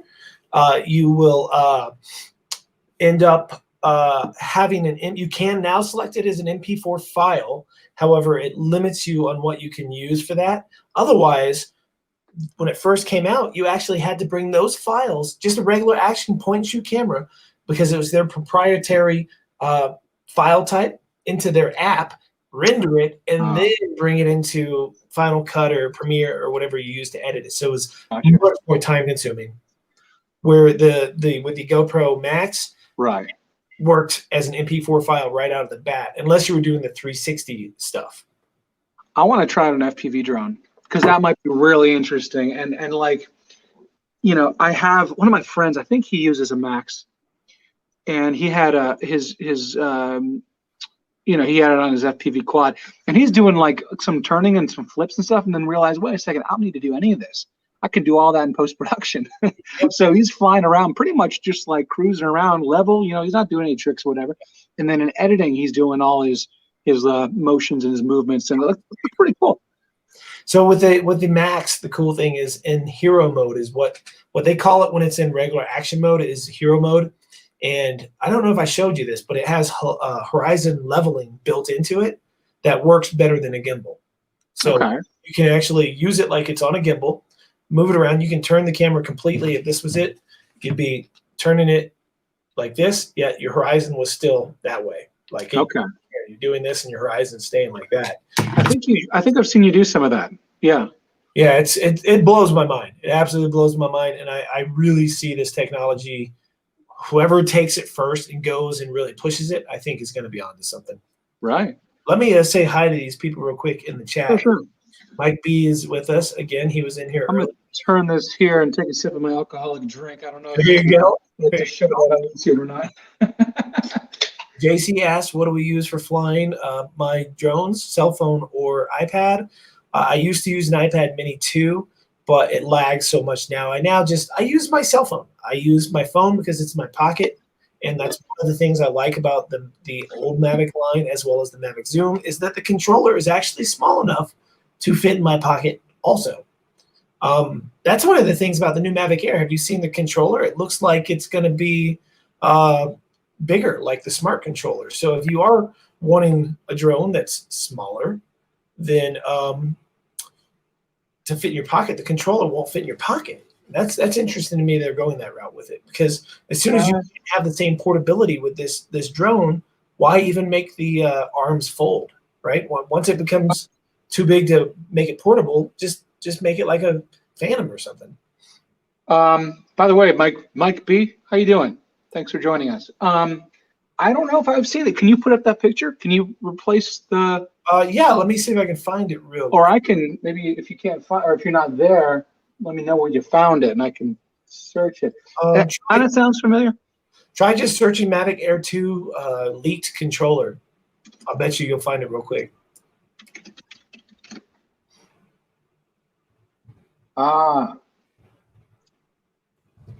Yes. Okay. So reiterate your thoughts here. Just with the controller getting larger, a lot of us liked the smaller size of the Air because honestly, I have gone on hikes where I put the Air in my jeans pocket.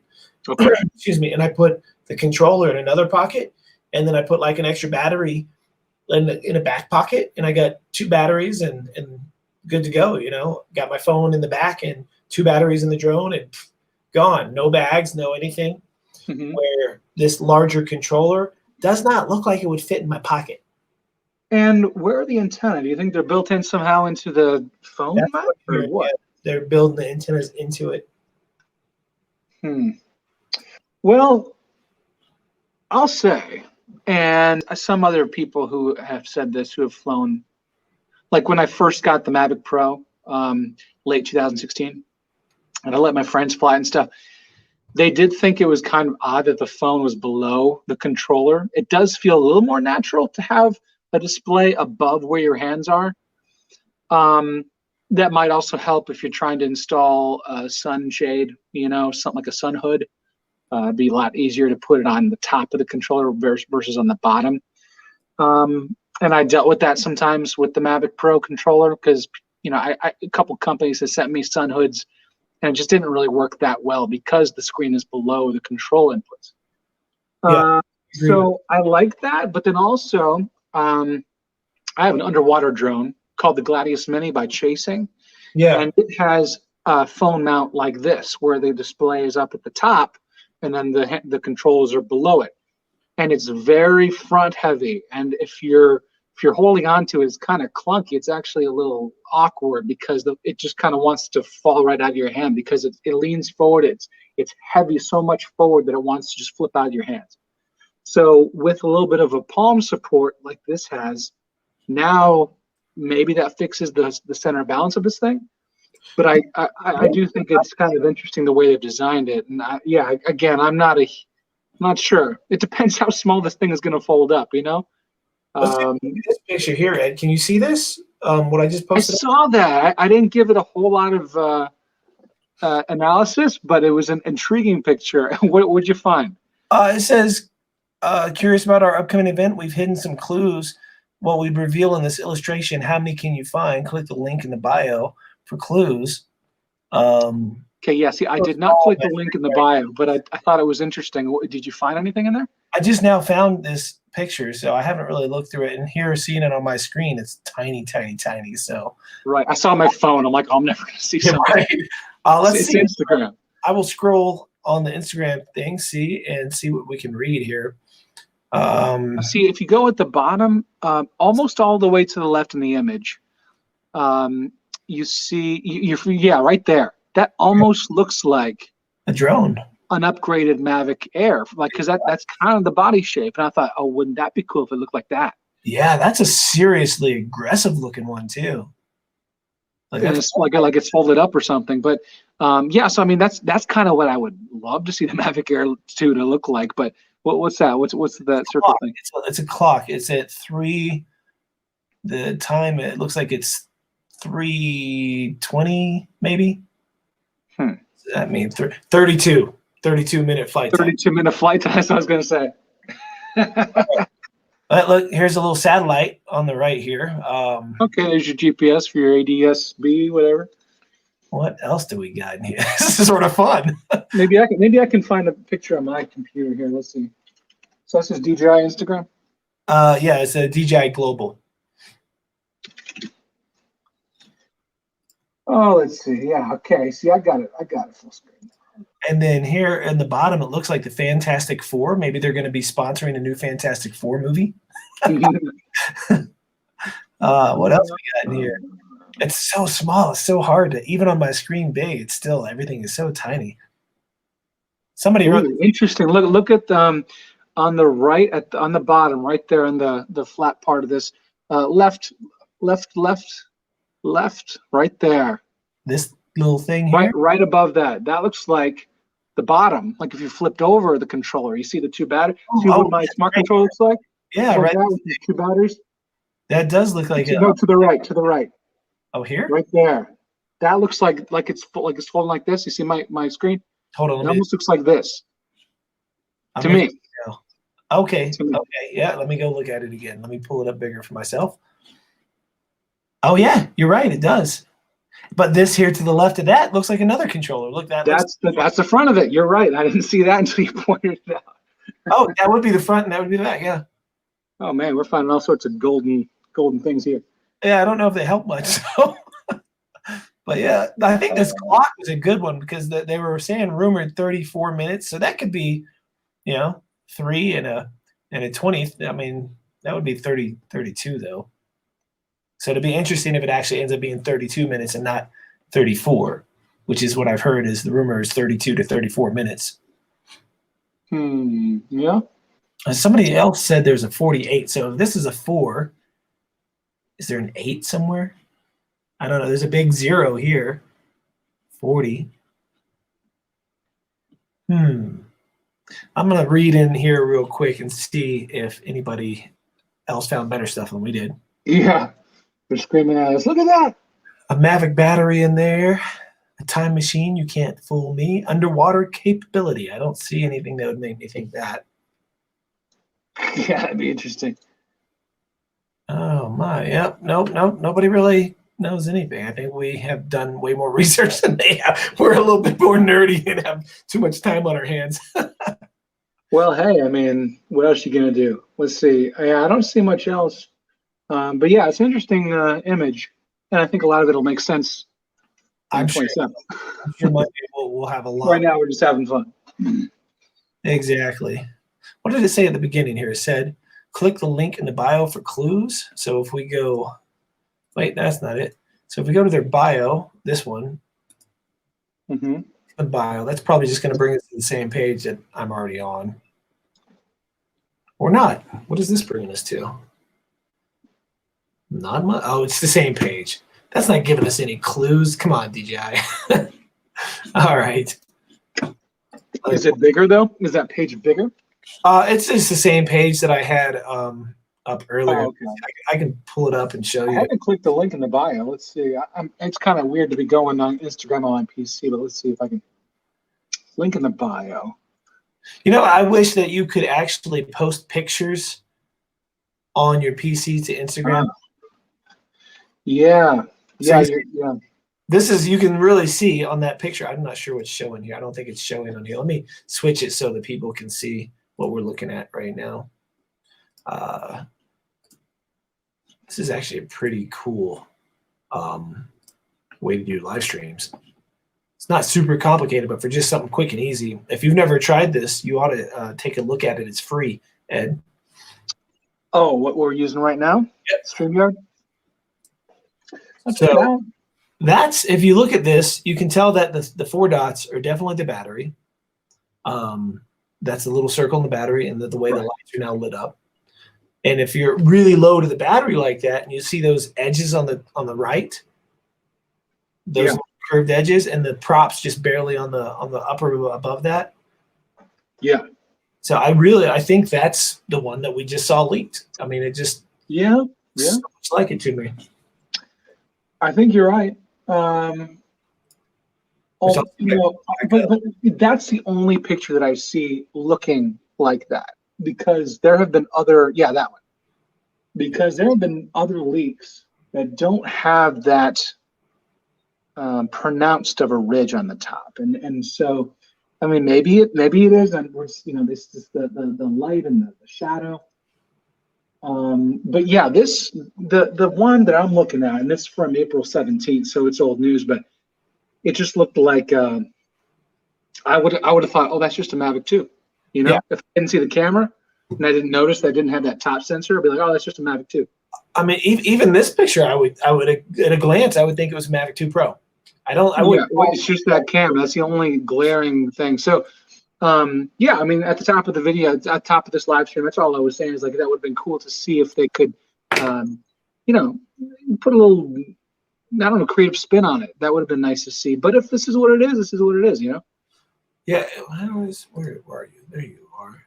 So, if you look at the pocket here, imagine the pocket kind of, I can't get it to actually get in that position, but if you imagine the front of the camera, right, and I could actually twist the gimbal around so the front was lined up with the gimbal, and this slid into the drone, and the gimbal had stuck out like, sort of like so. Right. And that's sort of what we saw. That's what you're saying. Yeah. I mean, look how, obviously if the gimbal would have to be, I can't make it. Hold on, I got it right here. Let's see. But I mean, it looks like the camera is the same camera, almost identical to the pocket. If you look at the pocket and put a little light on it, I mean, it looks exactly similar. Yeah. It's just at a different angle. I'm getting the old picture back. Let's see, because I can see it better on my screen because it's large. It's very similar. I agree. This has still got some Texas dust in the image. What's on the Mavic 2 Pro? What's that? It's a smaller version of what's on the Mavic 2 Pro, the gimbal. Yeah. Because the zoom is a little different. The zoom still has a similar look to the original Mavic, the way the gimbal I remember the specs, because we're talking about 1/2-inch sensor. What is on the pocket? Do you know the That's sensor? what I was about to ask you. Let's see. Is it the 1/2 or 1/3 or something like that, or? That makes sense. 102.3, yeah. Okay. So JC says here he's worried about the antennas like a normal RC, how they are on the outside, and we can sort of angle them. He's worried that with the antennas not being external and built into the controller, that we're not going to get as good of a signal as the Mavic 2 RC. And I'll tell you, even if you don't get as good of a signal as the Mavic Zoom or the Mavic 2 Pro, with OcuSync, you're still going to get a good signal. So you're going to get a solid signal. You might not be able to fly quite as far as one of their big brothers, but I could see DJI actually not caring about that so much, because then it makes people want to buy the more expensive ones. Right. Yeah. I mean, they'd be crazy to make this thing as good as their more expensive drones. No one would buy the more expensive drones anymore. Right. You can't make the perfect drone because then you won't buy anything else. Kind of like the phone. You're never going to ever see the perfect phone because they want you to upgrade every year. Exactly. I'm sure with our phones, they could probably do a lot more every year than what they do, but they hold things back so they have something next year in case they aren't done developing something new. Yep. That's interesting. Yeah, I just don't know. We'll see. So what day is the 27th? Because I've gotten days all mixed up. Oh, Monday. Okay, so we'll know pretty soon. So I'm thinking what I'm going to do is, because the last 2 nights that I've signed in like this, I've had a much bigger group of people in the chat. We've had somewhere between 25, 50 people in the chat, and the chat was just popping. I think leaving this on all day has actually hindered the amount of people that came here tonight. Because maybe pop in during the day and nobody'd be here and they didn't understand, and a lot of people don't read the description, and in the description it says come back at 9 p.m. Mountain Time. So I think tomorrow, when we're done, I'm just going to close this down and pre-set up a new one for tomorrow with a timer on it. What time have you been doing the previous ones? 9 p.m. Okay, similar. Okay, because I was going to say, it's almost midnight here, so I mean, that's pushing it for us East Coast people. But yeah, I am a night owl, so I'll be up until. I figured you would be up, so I thought I'd hit you up tonight see if you were wanting to do that. But if you want to come in tomorrow, I'll set this up. I'll even mention that you're going to join me. I'll make a new thumbnail, and we'll make it do 9 o'clock, or if you want to start a little earlier, we can do that. So there's just a lot of people with shows already. And I'm just dabbling with this whole live stream thing. So my thoughts were do it, after we're done with everything else. At least you, let's see, when is Ken Heron's show? I think that's 8 Central. No, Central. Yeah. No, 7 Central. That's 8 EST. Okay, so we weren't conflicting with them anyway. See, that's one of the things. There have been some times where I'm like, you know what, I'm going to do a live stream tonight, and I haven't done one in a little while. But back when I was doing it a little more regularly, I was like, I'm in my live, and then I thought, oh wait, Ken Heron's going to be on. Yeah, we won't get it. And I'll send him a text. I'll be like, hey, I was about to live stream, but you're going to go live, right? That was before I realized he was always a Thursday night. Every Thursday night. So I thought, are you going live tonight? He goes, yeah, I am. And I'm like, oh, okay, I'll let you have that. I'll let you have that one. Yeah, so he usually goes live. I think it's 7 o'clock here, possibly, or 6 o'clock here when he goes live. I can't remember, but I'm usually at work and I'm busy, so I can't ever.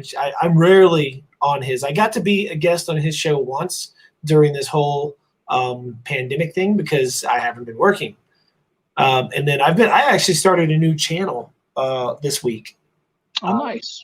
Yeah, I've been doing some test videos lately of just going out hiking and walking by streams and setting my camera up to film at a higher frame rate and recording the audio separately. Right. And I come back and slow down the stream of the, all this melting snow and stuff and get these nice shots and then throw in the audio. And I've been posting a couple tests. A couple of them have got 1,000 or so views. So I decided that kind of stuff is definitely better if it was a channel just of that, because if somebody comes looking for that and then all of a sudden we're doing this, they're not going to subscribe for the nice relaxing videos. So I'm just making a new channel. You want to put the link in the chat or something? Because I don't even know how to find that. I haven't seen it.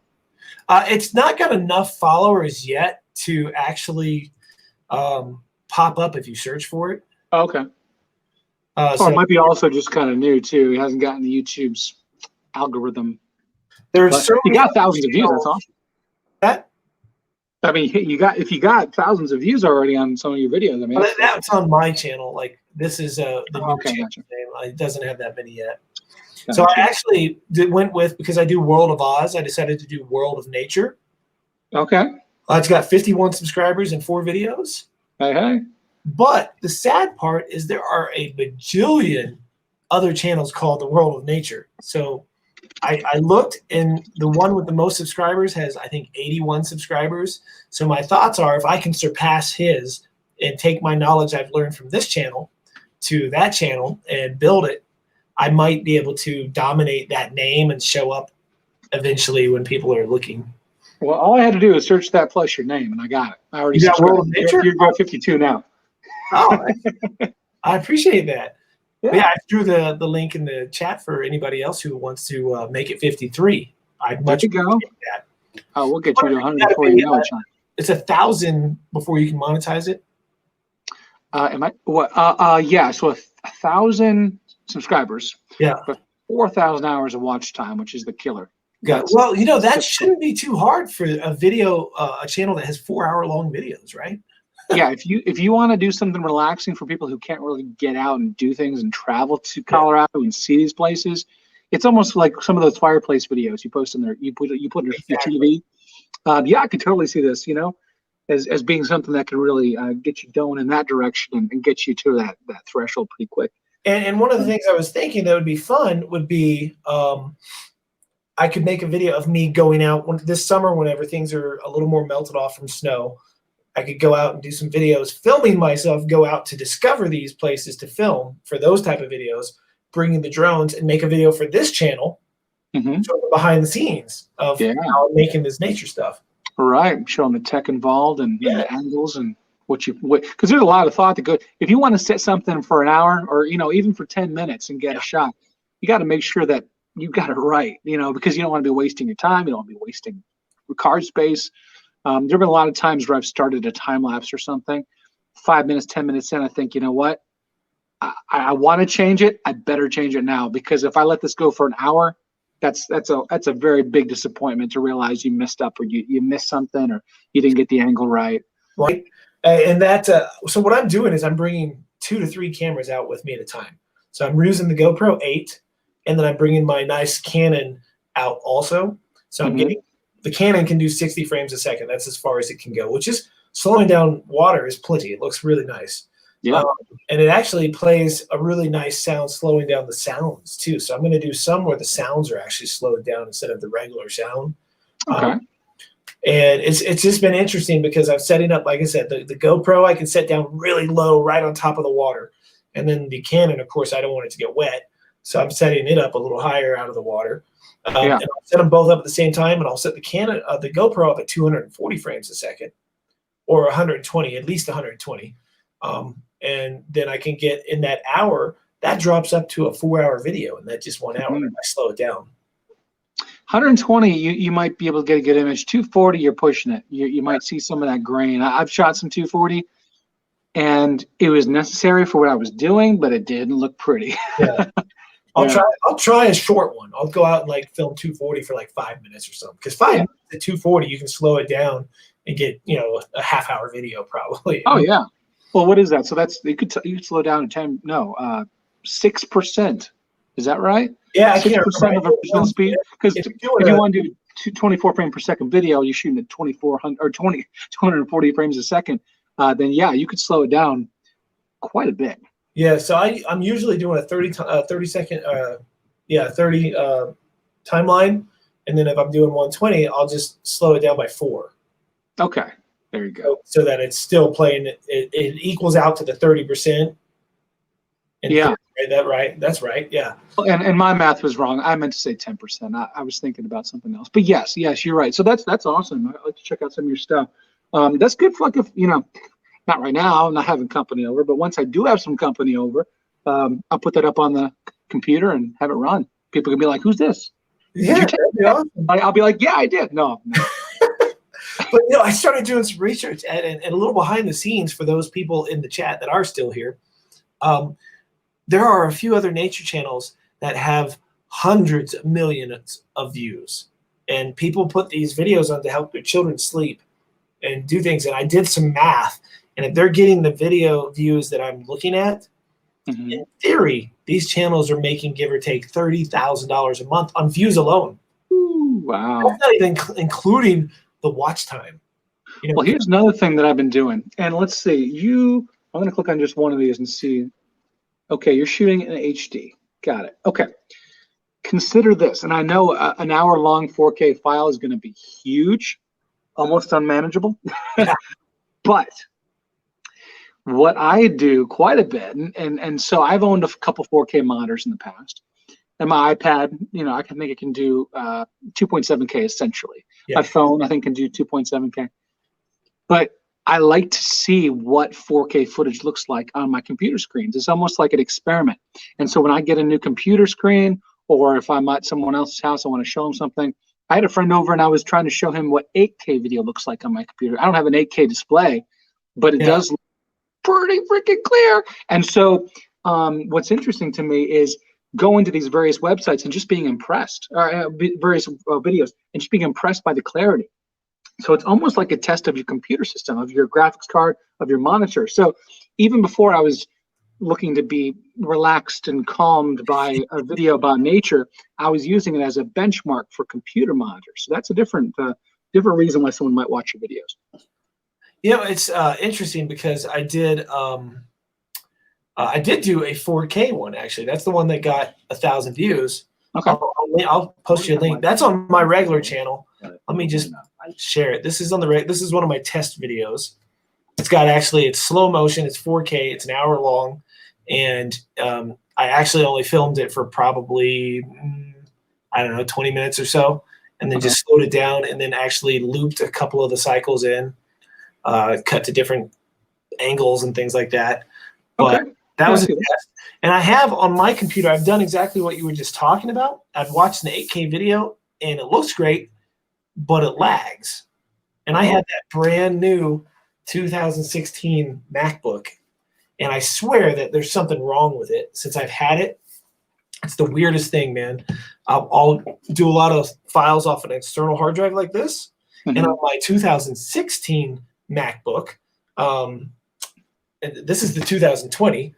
Right. 2016, I'll plug it in, and all my thumbnails for all my icons, for all my images and videos show instantly on the old 2016. But when I plug it into this one, half of them show, and the other half show like the QuickTime logo.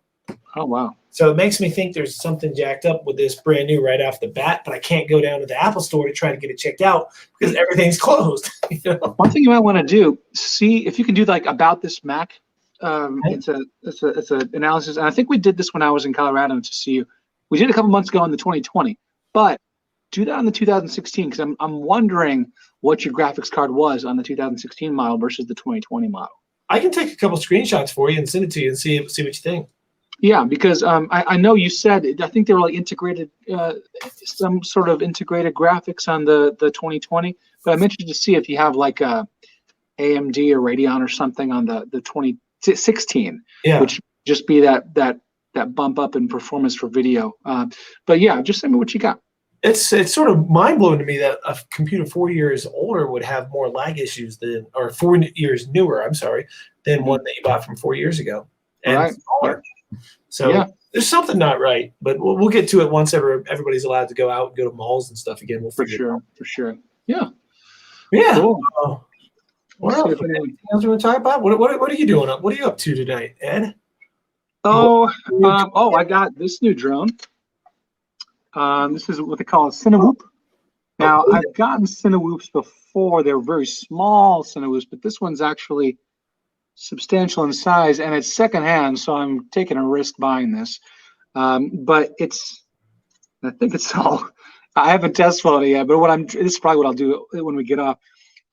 It's a DJI FPV system in a sizable quad with prop guards, so I can fly inside, but it's big enough that it can also hold a GoPro Hero 7 or 8 or whatever black.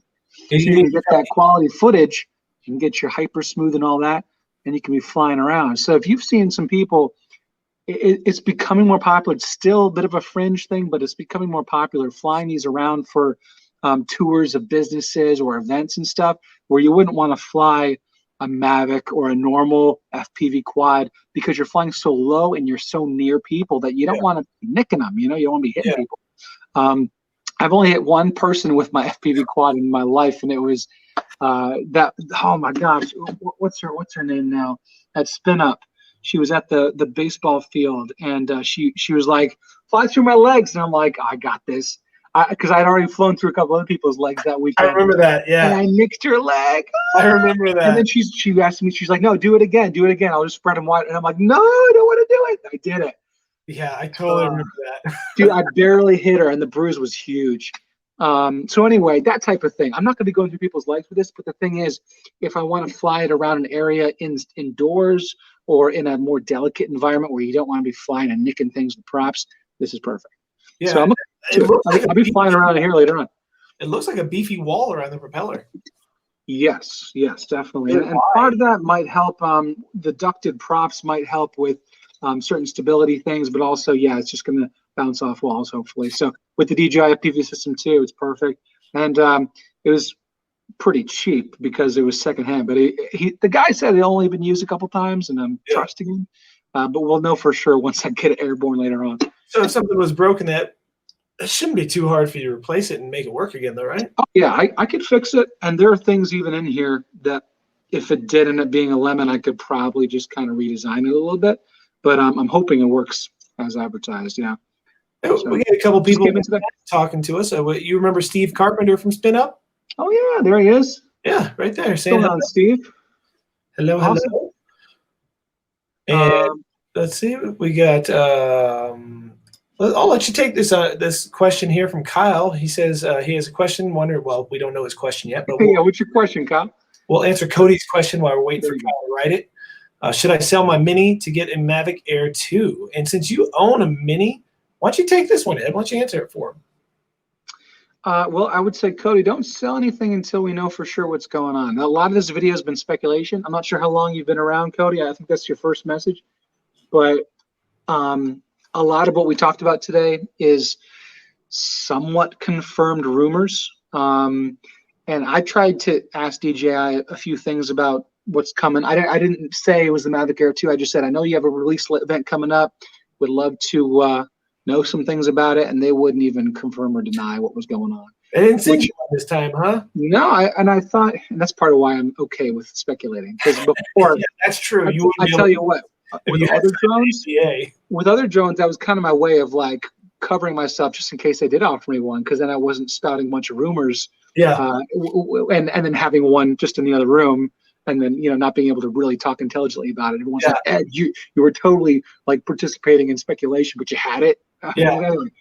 It's like when Kelly had the Mini, he had it at Spin Up, and he couldn't. I don't know if he shared it with you, but he didn't share it with me. No. And I never got it. I'm sure he wanted to share it with me pretty bad, but yeah. But Cody, I'd say just waiting for the April 27th. Get those, see the specs. If they're as good as they say they are, I would say if you're interested in it, buy it first, and then you sell your Mini. Because here's the thing, if you end up not liking it, or you say I actually prefer my Mavic Air, I like the small form factor of the controller of the Mavic Air better, you can sell that Mavic Air 2 for probably a similar price, because it's going to be a hot item. It's going to sell out quick. So that's been some things. Like when I got a Mavic Mini, I actually ordered 2 because I thought one was going to take a month to get here, and then 2 ended up showing on my doorstep within a couple of days of each other. So yeah, I was able to offload that second Mavic Mini real quick. Demand was still high. So regardless of what you do, you're going to be able to find your perfect drone, whether it's going to be the Mavic Air 2 or the Mavic Mini. But yeah, don't buy anything or don't sell anything before this release. We just need to know what exactly it's all about. I think that's great advice. And if you are wanting something with more sensors, and it's got about the same amount of flight time, so it's not like you're gaining a lot with that. It's the sensors, because with the Mavic Mini, these little things are not sensors. That's just designed from the Mavic, the Mavic layout that they have. It doesn't have front sensors? And I don't even think it's permeated. I don't even think that's air intake. It looks like it's solid to me. It's just designed. I had thought that it had front sensors on the Mini. Then you can crash this right into your face if you're not careful. And it's actually surprising flying around with this. You're expecting it to start going beep, beep, beep, beep, and you expect it to stop in front of you. It will not. I did not realize that. Yeah. Well, glad I told you now, Sean, just in case. Yeah, I would have tried to hit myself in the face. I might have a friend sending me one to play around with just because I wanted to play with yours, and we ran out of time, and the conditions were no good. Yeah. So if you want obstacle avoidance at all, and you want tracking, which I also heard that's another thing about tracking, active track 3.0. 3.0. Yeah, 3.0. So they're saying. if you want to do tracking at all, then yes, you'll want your Mavic Air 2. Yeah, good point. Steve says, Ed used that drone to chase Ken, the original Dobo, around the parking structure again. Oh, yeah. Yeah, there's a video somewhere online, or maybe it's private now, but it's of me. Well, you were there. Yeah. Orbiting Ken real quick, and then Ken screeching. But it's fun, you know. Yeah. He took it in stride after a while. The way he reacted to that bat, man, was And just the frog in his toilet. Did you see that? Yes, the frog in his toilet. Yes. That reminded me of the way he reacted to the bat. It was great. Oh my gosh, it's a grotto all over again. Yes, I love it. I love it. It's so funny. Let's see. Kyle has a Phantom 4, and he's had it since 2016-17 when it came out, and I've been wondering if I should upgrade, but I really love this drone, but I feel like the technology is better in the Pro Plus. Well, let's see. So you have the 4. So the Pro Plus came out later on. So it sounds like he doesn't have the Phantom 4 Pro either. He just has the Phantom 4. That's what it's reading like to me as well. The Pro was a great upgrade, I think, because of the video features and the side obstacle avoidance. But the Pro Plus was just more than anything, it was an upgraded controller with the built-in screen, which was nice, but it wasn't as necessary. It was a perk. It was a luxury perk. But if you had your iPad on there or you had your phone, you could definitely do what you needed to do. But the Pro versus the Phantom 4, that was a significant upgrade. Lately, though, and I do have a Phantom 4 Pro just over there, haven't flown it in a while, and I actually prefer the Mavic series. Seems whenever I go out and fly and do something for pay, I get hired. Excuse me, the Mavic line always performs better in the wind. And a lot of times I'm doing construction site documentation where it's a big subdivision being built, it's a wide open space, no trees. And even if it's not very windy where I live, it's going to be windy out there. And the Mavic line always performs better. So even though I got the Phantom 4 Pro, and here's the thing, if I need to shoot 4K 60 for some reason, if a client requests 4K 60, gotta do the Phantom 4 Pro because that's the only drone that can do it. This can do 2.7K 60, cannot do 4K 60, can only do 4K 30. So that's really the only reason I would ever bring out the Phantom 4 Pro. Otherwise, I love this thing. I love how the Mavic flies. It's so much better. The dynamic range of the Phantom 4 Pro feels a little bit better. There might be another couple steps of dynamic range. But yeah, all things considered, controllability, which is a big thing. If you need a smooth shot and it's going to be a little breezy, Mavic all the way. I 100% agree with you on that. That's one of the reasons I don't like my Evo so much, is because it doesn't fly quite as smooth as my Mavics. It has a great camera, and for still shots, still photography, it's fine. It's absolutely fine. But for video, I just, it's not bad. I just don't like it as much. Well, I'll get it. You have an Evo also now? No. And Kyle, hopefully that answers your question, because you're asking if you should get the Mavic Air 2 Pro instead of the Phantom 4 Pro, and he just went into that before you even asked that. So hopefully that helps you out. So this is the Phantom 4 Pro, and I think it's because of the body design. It's a lot taller. The gimbal hangs down below, and the camera's pretty substantial too. So when I'm flying this outside, I get a lot of intermittent yaw stick. Like if I'm trying to do a nice pan, I can do that with the Mavic just real nice.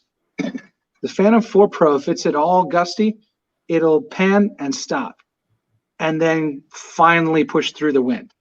Just like if I'm also moving from left to right, like I'm moving through space, it'll start getting caught by the wind, and it'll take a couple seconds. It'll take a couple seconds for it to finally push through that wind and get back up to speed with no movement on the sticks. Sticks are the same. With the Mavic, it's just so sleek. It's just so sleek. I think it's just so low profile. It just cuts right through. So, yeah, I just like the Mavic better. But I keep this, and to be honest, using this with the Phantom 4 Pro controller and an iPad looks a lot more professional. You roll up with this, I think it looks a little more business-like. The Mavic it's travel size. And I think you talked about that a little bit. You said that it's portable, and that's awesome. I like how it's portable, but it depends what you're going to do with it. Sometimes rolling up with the Phantom, I feel a little more legit. Whenever they have that black Phantom, I think that one actually looks pretty legit when you come out for a job. I mean, I don't do it for a job, but if you were to come out to a job and you pulled out a black Phantom, it for some reason something sleek and black like that people think is a more pro version. I call it Obsidian. Yep, Obsidian. Yep.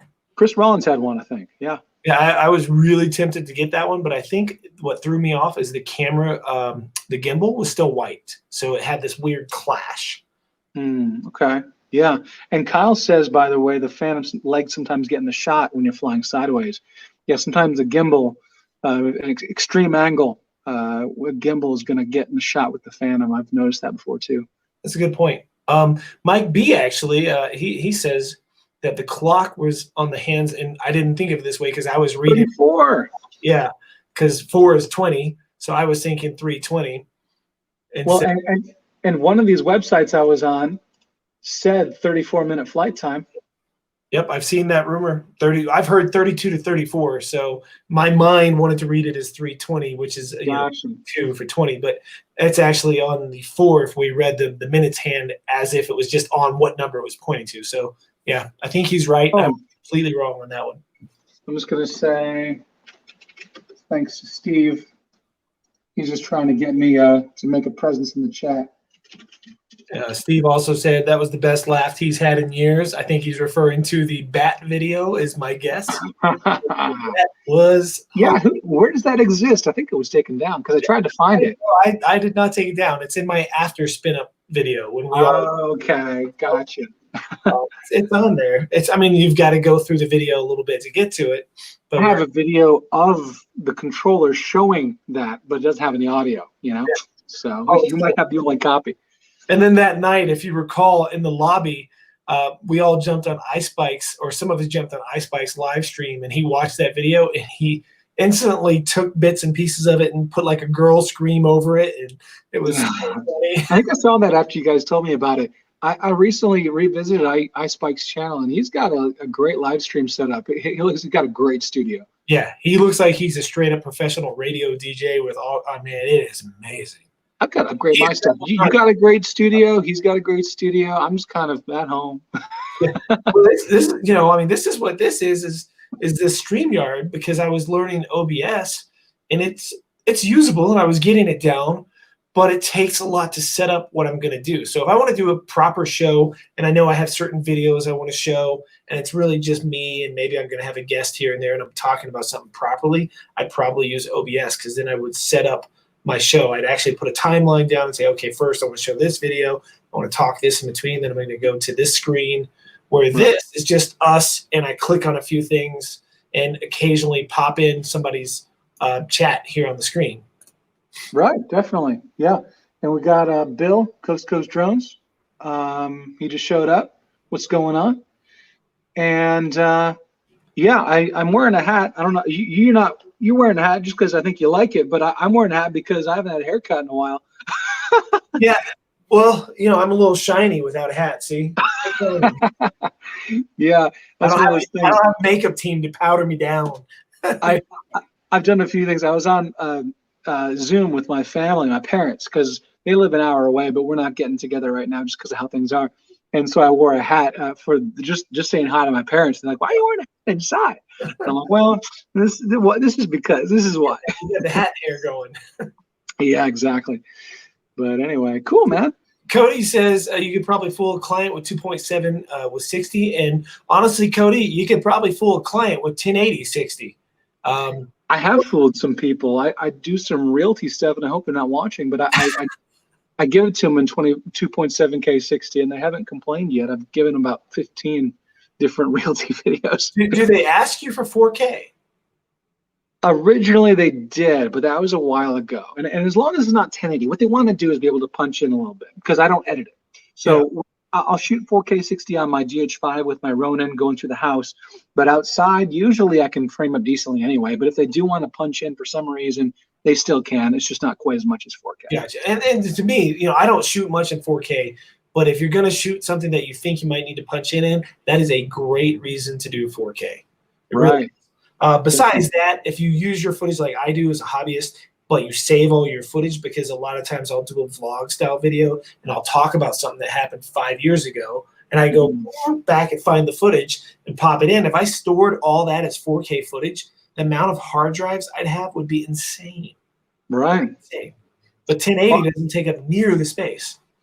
I got, for the last 4 years now, I have dedicated one 10 terabyte drive for each year for my backup. And that's not even all my GoPro stuff with my quadery, you know, but that's basically, it holds most of my vlogs and all of my pro shots for when I get hired. So it's really nice. I just got them all by year with a little label on top. And, you know, I got 2017 pulled up now because I was doing some stuff earlier for somebody else who needed some shots from 2017. And it's really nice to be able to just organize that way. But yeah, 10 terabytes is usually what I do per year. You know, it's interesting, and I suck at this. I think that I'm always organizing my stuff in a way where it's easy to find it later, and it's never easy to find it later. It never. I just have not come up with a solution that really works. I separate everything with what style video I'm filming: vlog, tech, snowboarding, this, that. But the thing is, I'll use drone footage in all of those. So then I'll be like, oh, I want this drone footage from this. Where was it? When it should actually be in a drone footage only folder. So what I need to do is, one, go through and reorganize everything, and two, in the future, as soon as I'm done editing a video, drag the footage that I actually would want for the drone stuff into a new drone type folder. But then that relates a problem, because now if I'm actually going for the drone footage from that stuff to be used as a memory piece, and I'm going to go, okay, I went to this vlog to find it, yet I moved the drone footage just into the drone folder, that's going to make it hard to find. So I guess maybe a second copy. So now I have two copies. I have two different types of folders in my backups, and one is vlogs, one is just called footage, because I consider footage to be paid stuff. Yeah. And then I have it 1, 2, 3, 4. So I know one is first quarter, you know, January, February, March. Yeah. And then, you know, second quarter, third quarter, fourth quarter. And that kind of gives me an idea. Yeah. And then once I get into there, I can see what I've done in the span of 3 months, which kind of helps a little bit. You post more than I do. You're a better YouTuber than I am, Sean. I don't post as much as I should be. So I guess it's easier for me to go quarterly, but even you might realize you could split it down even more to maybe monthly. But yeah, doing it for topics or for types, haven't really had that much luck, because then what I can do, if I say, okay, where's my footage from my first Mavic Air review? I can look on YouTube. I can say, and I don't know if this is true or not, but okay, let's say that's February 2018. Then I can go to first quarter 2018 on my backups, and it's pretty easy to narrow it down at that point. Yeah. So using YouTube as dates and find that and find where my footage is going off of YouTube dates, which are, you know, they're always going to be there. It makes it easy for me. Yeah, you know, something that I've actually considered because of this whole pandemic and being shut down is actually researching, studying, and getting my 107 finally. And because then I could have been working, doing drone stuff during this, or even selling stock footage of drone stuff. And because I don't have a 107, I don't sell stock footage, I don't sell my prints, I don't do any of that stuff. I get them made for myself, and that's about it. Mm-hmm. But I've seen a lot of people that are doing photography and videography for real estate with drones worked through this entire thing. Well, and you probably would have better luck with your stock footage. Here in North Carolina, I can go to the beach, or I can go to the mountains, but they don't really look like yours, Sean. Not really, anyway. And so what I've tried to do is get some various stuff together and post it on stock websites and see if I can sell it. I'm on Adobe stock, and I think I have 413 clips on there. Oh, wow. And only 3 have sold. Oh, wow. Okay. So barely paid for the hard drive for me to ship to Adobe, because if you have a certain amount of clips, Adobe will do it themselves, which is nice.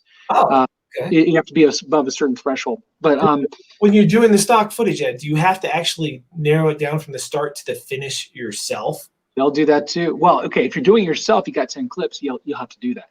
But if you have a large amount, they got some office somewhere, and they handle the cutting, the editing, the meta tagging, the titling, thumbnail. They do all that for you. And so I would say if I uploaded 413 clips myself, that would have been a complete waste of time judging on how much money I made. But I made $112, so I guess I did come out ahead, having knowing that they did it themselves and they handled it. But as far as footage goes, though, if you have these 20-minute drone flights, are they going to take one of those and break it down into multiple tiny ones? They can, but I generally don't just record and go. I usually record in bits, rarely have a clip more than a couple minutes long, so I kind of already made it easy for them. Yeah. But, you know, the other thing is some of my clips, I probably sent them 600 clips on a hard drive. But some of the places, they figured I didn't have permission. I didn't have documentation. Some of it was copyright or privacy concerns. Maybe someone showed up in a clip, you know, some low-level flight, you can recognize somebody. Or maybe I was at the beach and I was prominently showing a hotel that I thought looked cool. And they said, oh, I can't show hotels. It's got to be more of a cityscape. Not focused in on any one building or business, because then you'll need their permission from that business to sell that clip. So some of my stuff was denied, and some of the stuff also was overexposed. So they don't accept everything, but the fact is they'll do a lot of that work for you, which is awesome. But here's the other thing I talked about at the beginning, where you know, we have mountains in North Carolina, but you got some pretty awesome looking mountains, and I think yours would probably sell more than mine. A lot of my footage is just kind of cool, but it's not really searchable. It's not something someone would necessarily buy. So like, I've had some people just independently reach out to me, email me saying, hey, could I buy some of your shots I saw on your YouTube video? And I say, oh, sure, which ones? And it's rolling waves at the ocean or something that's it's generic, but it's useful in some way. So you just shooting a park, you know, and zooming around, just like, it looks cool, but no one's going to buy it. Yeah, well, you could go out to the ocean and set up a camera like I'm doing and just record the lapping waves right at the ocean. There you go. Not only can these nature channel videos I'm doing probably be used for that channel, but I bet you some of that stuff would work as stock footage. I bet you're right. That'd be awesome. See here, we got Ed. Steve Carpenter asked you a question in the chat a while ago, and I'm just getting to these. Have you used the Mavic 2 Pro for mapping? I've never done it, so. Never have. Some people have asked if I would, but I don't know. It's just another thing to learn, and I just haven't had the time. It's one of those things, like I couldn't jump into it. I have to learn how to do it properly. I just don't have that. It doesn't really interest me that much. If I already knew how to do it, I could do it and knock it out. But yeah, the researching part has not been of interest to me. So there's that. Kyle asking us, do we think the Mavic 2 Air will have omnidirectional sensors? I think it was missing something. Wasn't it missing sensors? I don't think it has side sensors. It doesn't have a top sensor. Yeah, the top sensor's missing and the side sensors look like they're missing. And it looks like it has a light like the Mavic 2 Zoom and Mavic 2 Pro has underneath it. That's cool. Which I never really used that light, so it's sort of a gimmick, but I don't know. Maybe you use your light underneath it? Not really. I've seen it in action a couple times recently, forgot it existed because I don't normally fly at night, but one of my friends was flying late enough in the day that it did trigger. I thought, oh, I forgot about that thing. Yeah. So I don't know. It's cool. But Coast to Coast Drones says, oh, it's Ed Ricker. Yeah. Well, it's Bill. Let's see. Trying to find any more here that we might have missed real quick. Oh, someone asked, I think it might have been Kyle, talking about the Phantom 5. I think the Phantom design, the line of Phantom has been discontinued. I've heard that from a couple people. I would be shocked if they don't come back with a Phantom 5 eventually. I really would. That would be such a bad business decision, I think. So many people like it. I was excited that maybe they would, but I was talking to someone. We were talking about some upcoming videos I might do, and I said, well, you know, Phantom 5 might be coming out, and they're like, you think? And I was like, yeah. And that was about a year ago. Yeah. And then Mel 400 AGL was like, oh, did you hear it was discontinued? And I thought, oh, okay. Well, no. It was a year ago I made the video about the Mavic Air and the rumors that I heard a year ago before I made this new video that I popped up a few days ago talking about how the body style doesn't look like a Mavic Air. But what I did in the video was I didn't want to just do this speculation video. So I thought, hey, how fun would it be to take this old video from a year ago and talk about the same 6 points that I was told about a year ago to the points we're now hearing now. And they were like 90% spot on. Yeah. So I was pretty impressed that the guy who leaked that stuff to me a year ago was so close to it. Gotcha. Yeah. Well, yeah, I'm looking definitely forward to. Bill wants me to say something in the chat. Let's see. Can you get Ed Ricker to type in chat? Well, oh, this is funny. Steve said iSpike used to be a DJ. I did not realize that. And he used to be a male model. Okay. who did? So iSpike did not. Oh, wow. Yeah, I think I saw an old video or an old picture of iSpike. Yeah, he was a good looking guy. And he still is. But I mean, I saw his chin. He's got a huge beard now. I saw what his face looks like without a beard. And I was like, okay, there you go. So I believe it. That's awesome. Bill's asking me about watch hours, so I did pull this up. And Bill, I don't know if you'll be able to see this, but if you notice, these live videos have not given me a big increase in watch hours whatsoever. You see it's sort of a smaller bar still. The spikes, those are the actual videos that I put out my regular videos. I think to get watch hours on this, we have to get people to a bigger group of people watching for longer. And I think I'm actually making a mistake by leaving this, as I was saying, early on all the time. Because if you guys notice, there's a lot less people in the chat today than there were last night or the night before. And I think that's because I've just left this running the entire day. And I think tonight we're going to stop it. And I'll make Ed's graciously said he's going to try to join tomorrow night to shoot the shit a little bit. So I'll make a new thumbnail I'll snag a picture if you're okay with it, Ed. Put both our pictures on it with one of the drones in the middle and make some little thumbnail that we're going to be starting tomorrow night at 9 o'clock and shoot the shit for an hour or so. Let me confirm that before you design anything, Sean. I'm not going to say, yeah, I just got to make sure before you design something, go through the work. I just want to make sure I'm available. I think I am. I just want to make sure. We'll talk. Works for me. I appreciate that. I hate to confirm and commit to things on a live stream. I just no worries. Yeah, but anyway, cool, man. Hey, how long do you go with these things? Till we get bored. Okay, I was gonna say because I could use the restroom. Yeah, go ahead. If you got to go ahead. No worries. Okay, well, if you're still be here, I'll come back. I just want to make sure my mic turns off. You know. Yeah, no, I can mute you. Boom, you're muted. See, there you go. There we go. All right, I'll be back. All right.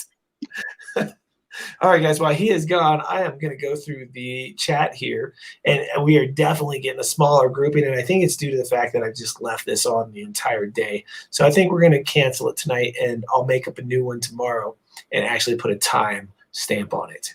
So let's see.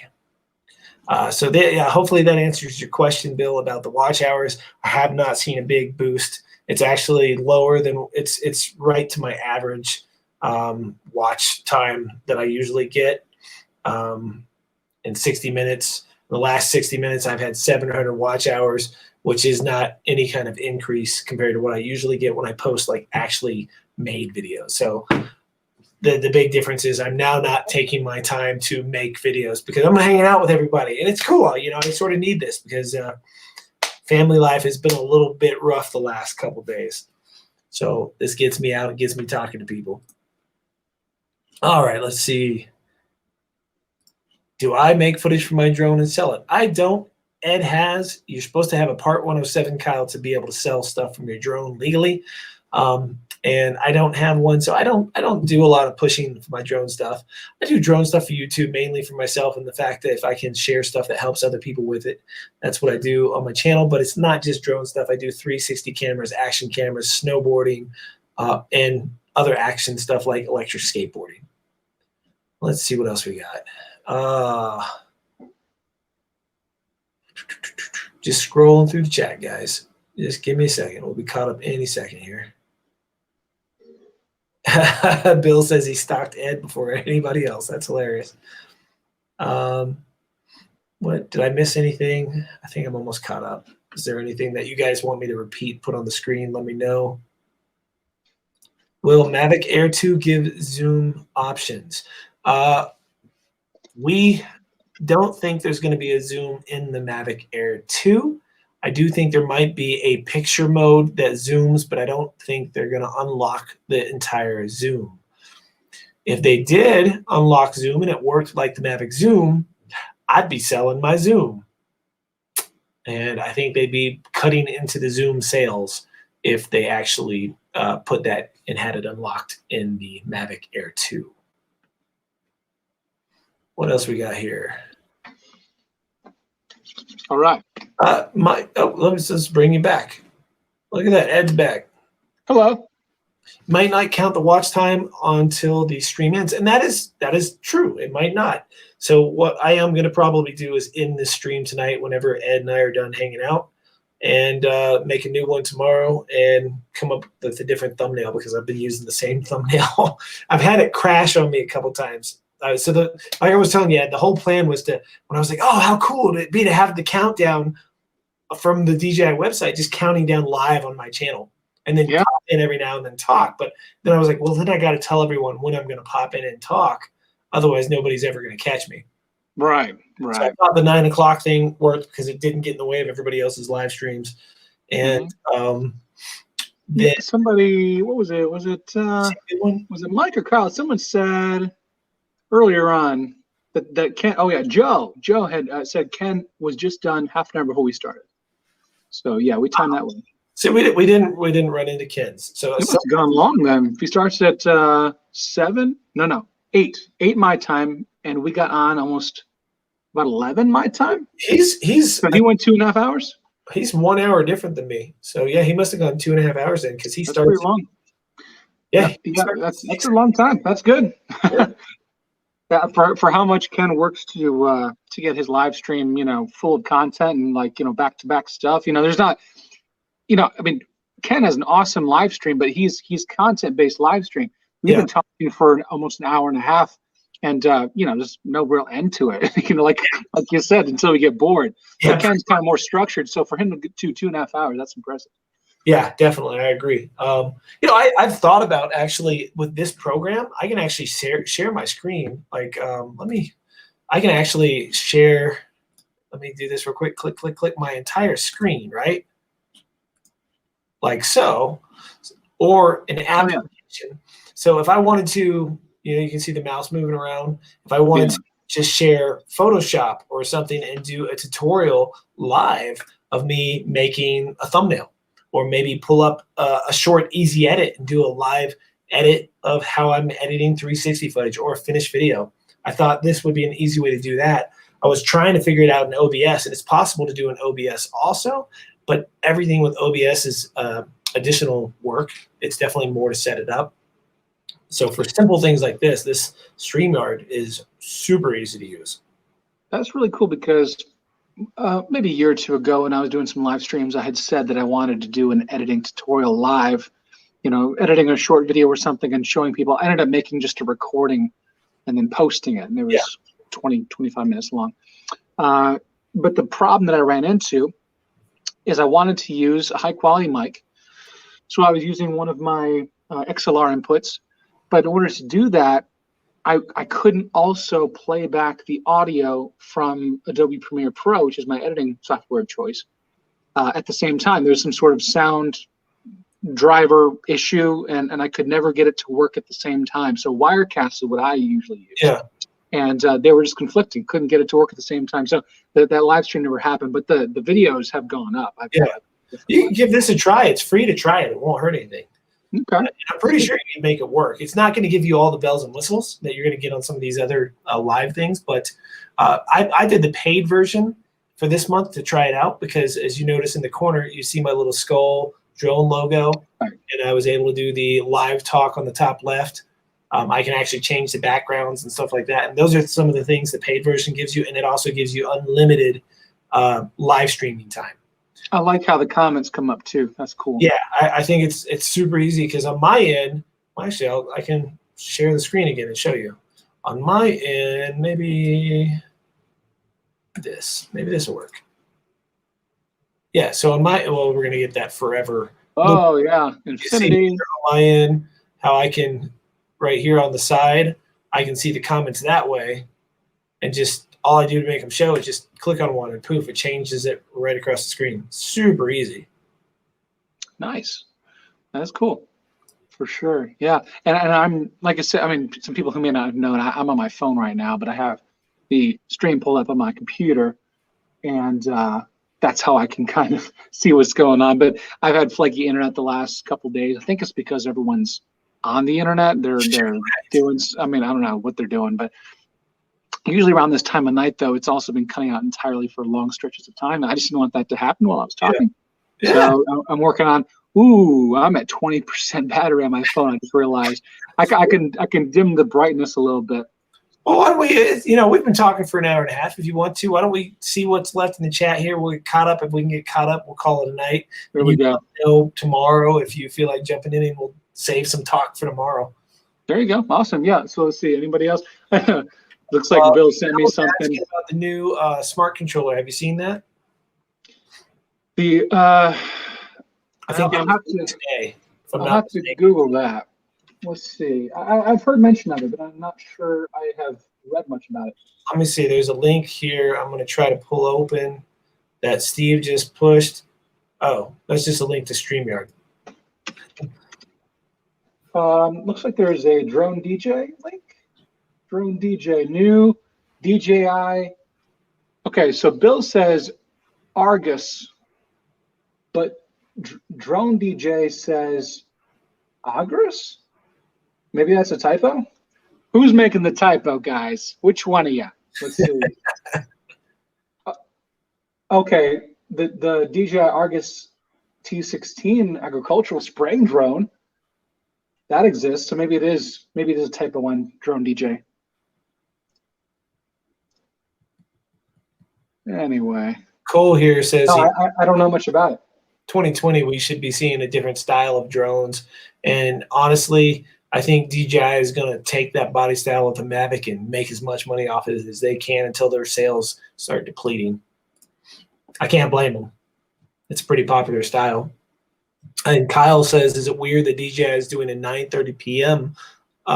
Eastern time launch time, which is normally they do an early in the morning one, instead of doing it early where they're focusing more at 8:30 a.m. in China because they're focused to sell to their own country.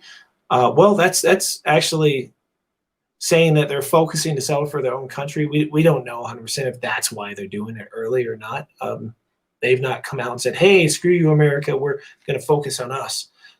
That's just here's an idea. The drone has night vision and can fly at night safely. And that's what that whole image was about, because it's obviously a night picture on Instagram. So there you go. Getting into the speculation. We've unlocked the secrets. Yeah, that was 320, 340? What'd you say? 340? No, what was the time on the clock? 3:30, 3:20, yeah.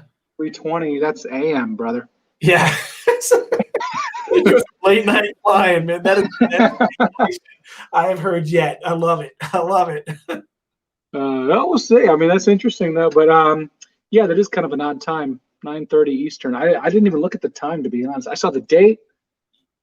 Yeah, 9:30 p.m. I glossed right over that. Yeah, it'd be 7:30 p.m. here. But right now everybody's out of work here. Like, so that's a good time for them to do it here between 9:30 and 6:30 on the West Coast. Mm-hmm. That's a great time. Everybody's kicking it. That's a wonderful. There you go. I don't know why they wouldn't just do that all the time, because I don't like waking up for these early in the morning, 8:30 to 6:30 in the morning things. I've woken up at like 6:30 in the morning to catch some of their announcements before, and it's I hate it. I absolutely hate it. So this time to me is awesome. I remember watching the DJI Mavic Air release event from bed on my phone. Right. But that's because I'm a late riser. we have a problem that we wake up for these events, Yeah. Well, I'm looking forward to the next in-person event, that Mavic 2 release. See the bigger picture. Did you go to that live? Sorry? Did you go to that live? Yes, I was there. That was awesome. Right? Sorry again? That was in New York, wasn't it? Yes. So it was at the Navy shipyard there, and they had a whole building, and they were able to fly and have us as participants and demo testers fly the Mavic 2 Pro and Zoom way out, in the harbor, and fly around the ships and go up to the bridge and everything. It was awesome. It's the only time probably that we've had permission to that extent to fly in New York City like that. So that was really cool. It was funny though, because I had my laptop in the back on my backpack. And that, by the way, I have a gaming laptop. It's great for video editing because it's got the big GPU and CPU and all that stuff, but it's heavy. And so I had that in the back, but I also had the Mavic 2 Zoom because I had been given it as a review. Like it was this one. This is exactly what I had in my bag. So I knew before a lot of other people did what exactly was going to be released that day. And I had it in the back. And so I'm flying a Mavic 2 Pro, acting all surprised and everything at the event when I had the Mavic 2 Zoom in my back. And yeah, it was pretty cool. But here's the one thing I do regret. Around, I think it started at 9 or 9:30 EST. Around 10 o'clock, when the announcement was all made and they had already gone through the specs and everything, I got an email from one of the DJI reps saying, "Go ahead and post your video, Ed." So I whip out my laptop and I'm starting to click away and doing all this stuff. And I missed a large portion of the presentation of the guy who did the cinematography for the rock climbing. Honnold. What's the first name? That part of the presentation. Yeah. Well, I don't because I was busy clicking away on my computer, and I feel so bad because I've actually taken an interest in the guy afterward. I didn't know who he was. Yeah. I actually bumped into him in the bathroom. And again, I didn't know who he was, but he had the mic on. So I said, "Oh, that guy's speaking." We made eye contact, but we were in the bathroom. So that's always an odd thing. But we were washing our hands. I looked at him and I'm like, "Oh, you know." So then we walked out, and of course he's speaking. I'm clicking away. And yeah, I would have loved to have really digested his and shown more interest in his presentation, but I was caught up in the moment. I was trying to post the video. I was riding that whole wave of momentum. So that's my memory of that portion of the presentation. Contact you to come to the event? Yes. So did they contact you prior to send you the Mavic Zoom as well then? I don't know what the order of occurrences happened, but they didn't pay for my trip, that's for sure. So I mean, I had to pay for my hotel, my plane. I just got free entry. That's all I got. But, you think about it, you're making this video for them prior to it even coming out. You're not getting paid for the video either. Did you get to keep the Mavic Zoom? Yep, that's this one. Okay, well at least you got that. So you did get paid in a sense. It was kind of interesting. And 15 people. The odds DJI is watching is slim. 16 now. Oh, they just logged in. So they actually wouldn't let me post my Mavic 2 Zoom video on YouTube initially. They said you can post it on your website and link to it. I remember that. You were the only one they did that to, too. Everyone else, Casey Neistat, iJustine, all these huge YouTubers are posting their Mavic 2 videos. And for some reason, I couldn't. And so I could post it on edricker.com. And all I could do on YouTube was say, go to edricker.com to watch my review. I couldn't post it on YouTube for some reason. I thought that was kind of interesting. Why? And no, and they were surprised when I said, I emailed DJI. I'm like, "Hey, everybody else is posting their video. Why can't I?" And they're like, "Send us the names of the people who are posting their video." And I'm like, "Everybody." And so they said, "Okay, go ahead, post your video. We just have to say that you didn't have authorization to do so, but go ahead." And I'm like, "Okay, fine." So I posted my video. So that's why I haven't got my Mavic Mini pre-release and stuff like that. Maybe I'm on the crap list now. I don't know. Oh, yeah. But everybody else is. iJustine probably has one already. I bet you iPhonedo has one already. It'd be interesting. It'd be interesting. Yeah, but I mean, like I said, I reached out to DJI and they're like, "We cannot confirm or deny the rumors of which you are speaking about." And I said, "Okay." Yeah. With the amount of videos, and I'll probably never get a DJI sent to me for me to make something because of the videos I've had where I'm like bashing the hell out of their customer service. That might be one of the reasons too, is my Mavic Air video. I did kind of make fun of the presenter and the Mavic Air release event. The presenter kept going, like he was talking, he'd be like, "And so I remember that the drone is very, very awesome, but what we could do." And so I made a little compilation of all the times he smacked with his mouth. So maybe I shouldn't have done that. Is that still on your channel somewhere? Yeah, it's at the beginning of my first video about the Mavic Air. Oh my God, I got to go back and find that. That's hilarious. Yeah, I guess in retrospect, I mean, I wouldn't have done any better. I say so much when I'm speaking in public. I mean, I probably shouldn't have made fun of him, but I just thought it was a funny thing. It was lighthearted. It was not like some people are too sensitive.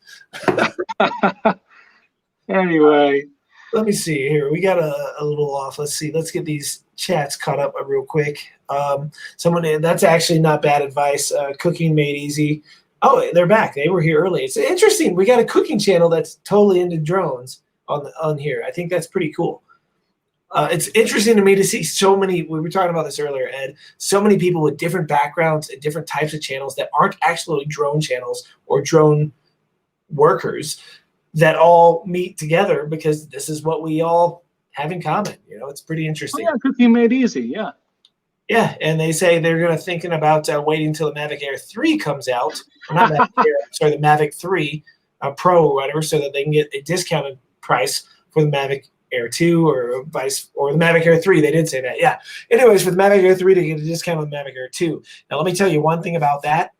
Have you checked to see what the original Mavic 2, or not the Mavic 2, the original Mavic Pro actually still sells for through DJI? It's still like $800. Probably still, I was going to say probably, yeah. Wow. Yeah. So yeah, it's held its value pretty good, surprisingly. Still not a bad drone, you know. No, And I guess, you know, these new revisions, yeah, it doesn't mean that the last one is all of a sudden crap. They're still all good drones in their own right. They all kind of still stand well on their own propellers. They all still fly well on their own propellers. But yeah, I don't know. I wouldn't wait for a Mavic Air 3 because you never know if it's even going to happen. Just like you might not know if a Phantom 5 is going to happen or not. Yeah, and just or even a Mavic 3 Pro or a Mavic 3 Zoom. You don't know if it's going to happen or not. So like Asian cases, if it does happen, they're just releasing the 2. So you're probably going to be waiting a few years before the 3 comes out. Yeah, exactly. At least 2. That's how I think that's how DJI kind of goes with things, because the Mavic Pro versus Mavic 2 Pro, that took 2 years roughly. And then the Mavic Air, Mavic Air 2, that's about 2 years. Yeah, it's about 2 years because it was April 27th that I did it, the little 6 things last year, or April 30th, I'm sorry, or somewhere right around the end of April. And here it is, April a year later, and it's finally getting released. So one thing I remember about the Mavic Air was the props were, I guess maybe it's either the motors or the props, but it created a very high buzzing sound. I wasn't a huge fan of how it sounded. You got the Mavic line, it sounds a little more beefy, and the Mavic Air, I mean, this thing is actually pretty quiet in comparison, but the Mavic Mini, but the Mavic Air was very, very buzzy, and I remember that kind of being a little obnoxious. Like a little angry bee. Yeah, definitely. So if you're trying to fly it in a neighborhood or something, or in a place like a park, it's just that much more, I guess, intrusive, maybe. Yeah, I've never had an issue with it, but I have heard people, Henrik, again, we'll go back to Henrik, Tech Drone Media. He actually had somebody come up to him and complain about the noise on his Air before, which is crazy. You know, say that one more time. Henrik actually had someone come up and complain about the noise from his old Air. There was also a time where I remember flying the Mavic Air, and it would be worse at certain times than other times. It's almost like maybe one of the motors was loose, where it would sound really bad for about 10 seconds and then fix itself. And I'm not sure what that was, but I remember that was a Mavic Air thing. But it didn't hinder the flying. It seemed to be fine. And it could just be the wind at the time. Who knows? But again, I don't own it anymore. I can't really do any testing for that. Yeah, part of my problem is I have a problem selling these things. I need to get off my butt and sell the Evo. I'm considering keeping the original Mavic just because it was such a game changer in the whole drone market that maybe one day it might be worth at least a talking point to show how far things have come since then. But you know, if I do get the new Air, then I'm going to have to sell my old Air. If I get I'll probably keep the Zoom for a long time. The Zoom is just such a good drone. It really is. I really do use the Zoom feature more than I think I would use the Mavic 2 Pro camera. The wide angle lens too, because I have the Mavic 2 Pro as well, and sometimes I actually need the wide angle of the zoom, because when you zoom out all the way, it's much wider than the Pro. And so I was doing some stuff for a strip center, like a strip mall near near here, and he's doing some stuff. He wants to get tenants in his place, so he's doing a marketing video. And to get the entire place in the shot without being really far away, I use the Mavic 2 Zoom as opposed to the Mavic 2 Pro. You know, something that a lot of us haven't talked about is that if the original Mavic had a portrait mode. Do you remember that? Yes, that's right. They gave up on it. Like, even though the Zoom has a similar type gimbal, well, I think the problem is that the gimbals now, to make them beefier, have a connection on both sides. And if you remember, the original Mavic Pro did not. It was only connected to one side. So okay. Hey, I remember a couple years ago, you were bringing up the point about the Mavic Pro having a drunken horizon. And did you ever get that fixed? On the original, I had 3 drones that I went back and forth through for the first one. I'm actually going to be working on a new video explaining what the drunken horizon is, because there's so many new people in the drone hobby, and we're still getting some of them here and there. My Skydio actually has it a little bit. I went out and filmed the other day and noticed it when I was scrubbing through the file and speeding the file up. I noticed it, and I was like, oh, it's sort of going like this as I yaw and stuff. So, I mean, gimbal's not supposed to do that. The whole point of a gimbal is to hold that horizon line. And so if you're yawing or strafing and your horizon moves with it, you might as well start flying FPV. You know? Well, here's what happened recently. Last year around October, I crashed my Mavic 2 Pro. I was being silly, and I smacked into a parking lot sign. It was actually like a crosswalk sign, and I was moving sideways to get a shot like that of a building, and I didn't have the sensors on the side and smacked right into it, fell in the concrete, and the gimbal, this part of the leg was kind of damaged and loose. And this leg was moving a lot more than it should. And also there were some scrapes and stuff on the Mavic 2 Pro lens. So I had just a couple days left of my Mavic or my DJI Care Refresh, and I used it, which was great. It couldn't have happened at a better time. I got the replacement, and the Mavic 2 Pro that I got as a replacement had some gimbal problems, but I didn't fly it enough to know. I gave it a test flight, but I just thought, oh, it's the lens filter I'm using. Maybe it's off center. I recalibrated the gimbal, I restarted the drone, and it worked. But what it would do is the gimbal would lose its stabilization, start to shake like that, and it didn't have any of the roll stabilization of the drone anymore. So a matter of months, it would happen, I would recalibrate it, and it would not happen for a couple flights. I thought, well, if I have to do that, fine. I'd rather not have to go through the process of resending it. Yeah. Oh, it's a pain to send it. It got to the point where I couldn't fly it at all. It got progressively worse. So I sent it in, and to DJI. They covered it under warranty because of how I explained it. It was an issue from the replacement, so that was great. I got a new one, and I'm having that issue got fixed, but now I'm having that drunken horizon.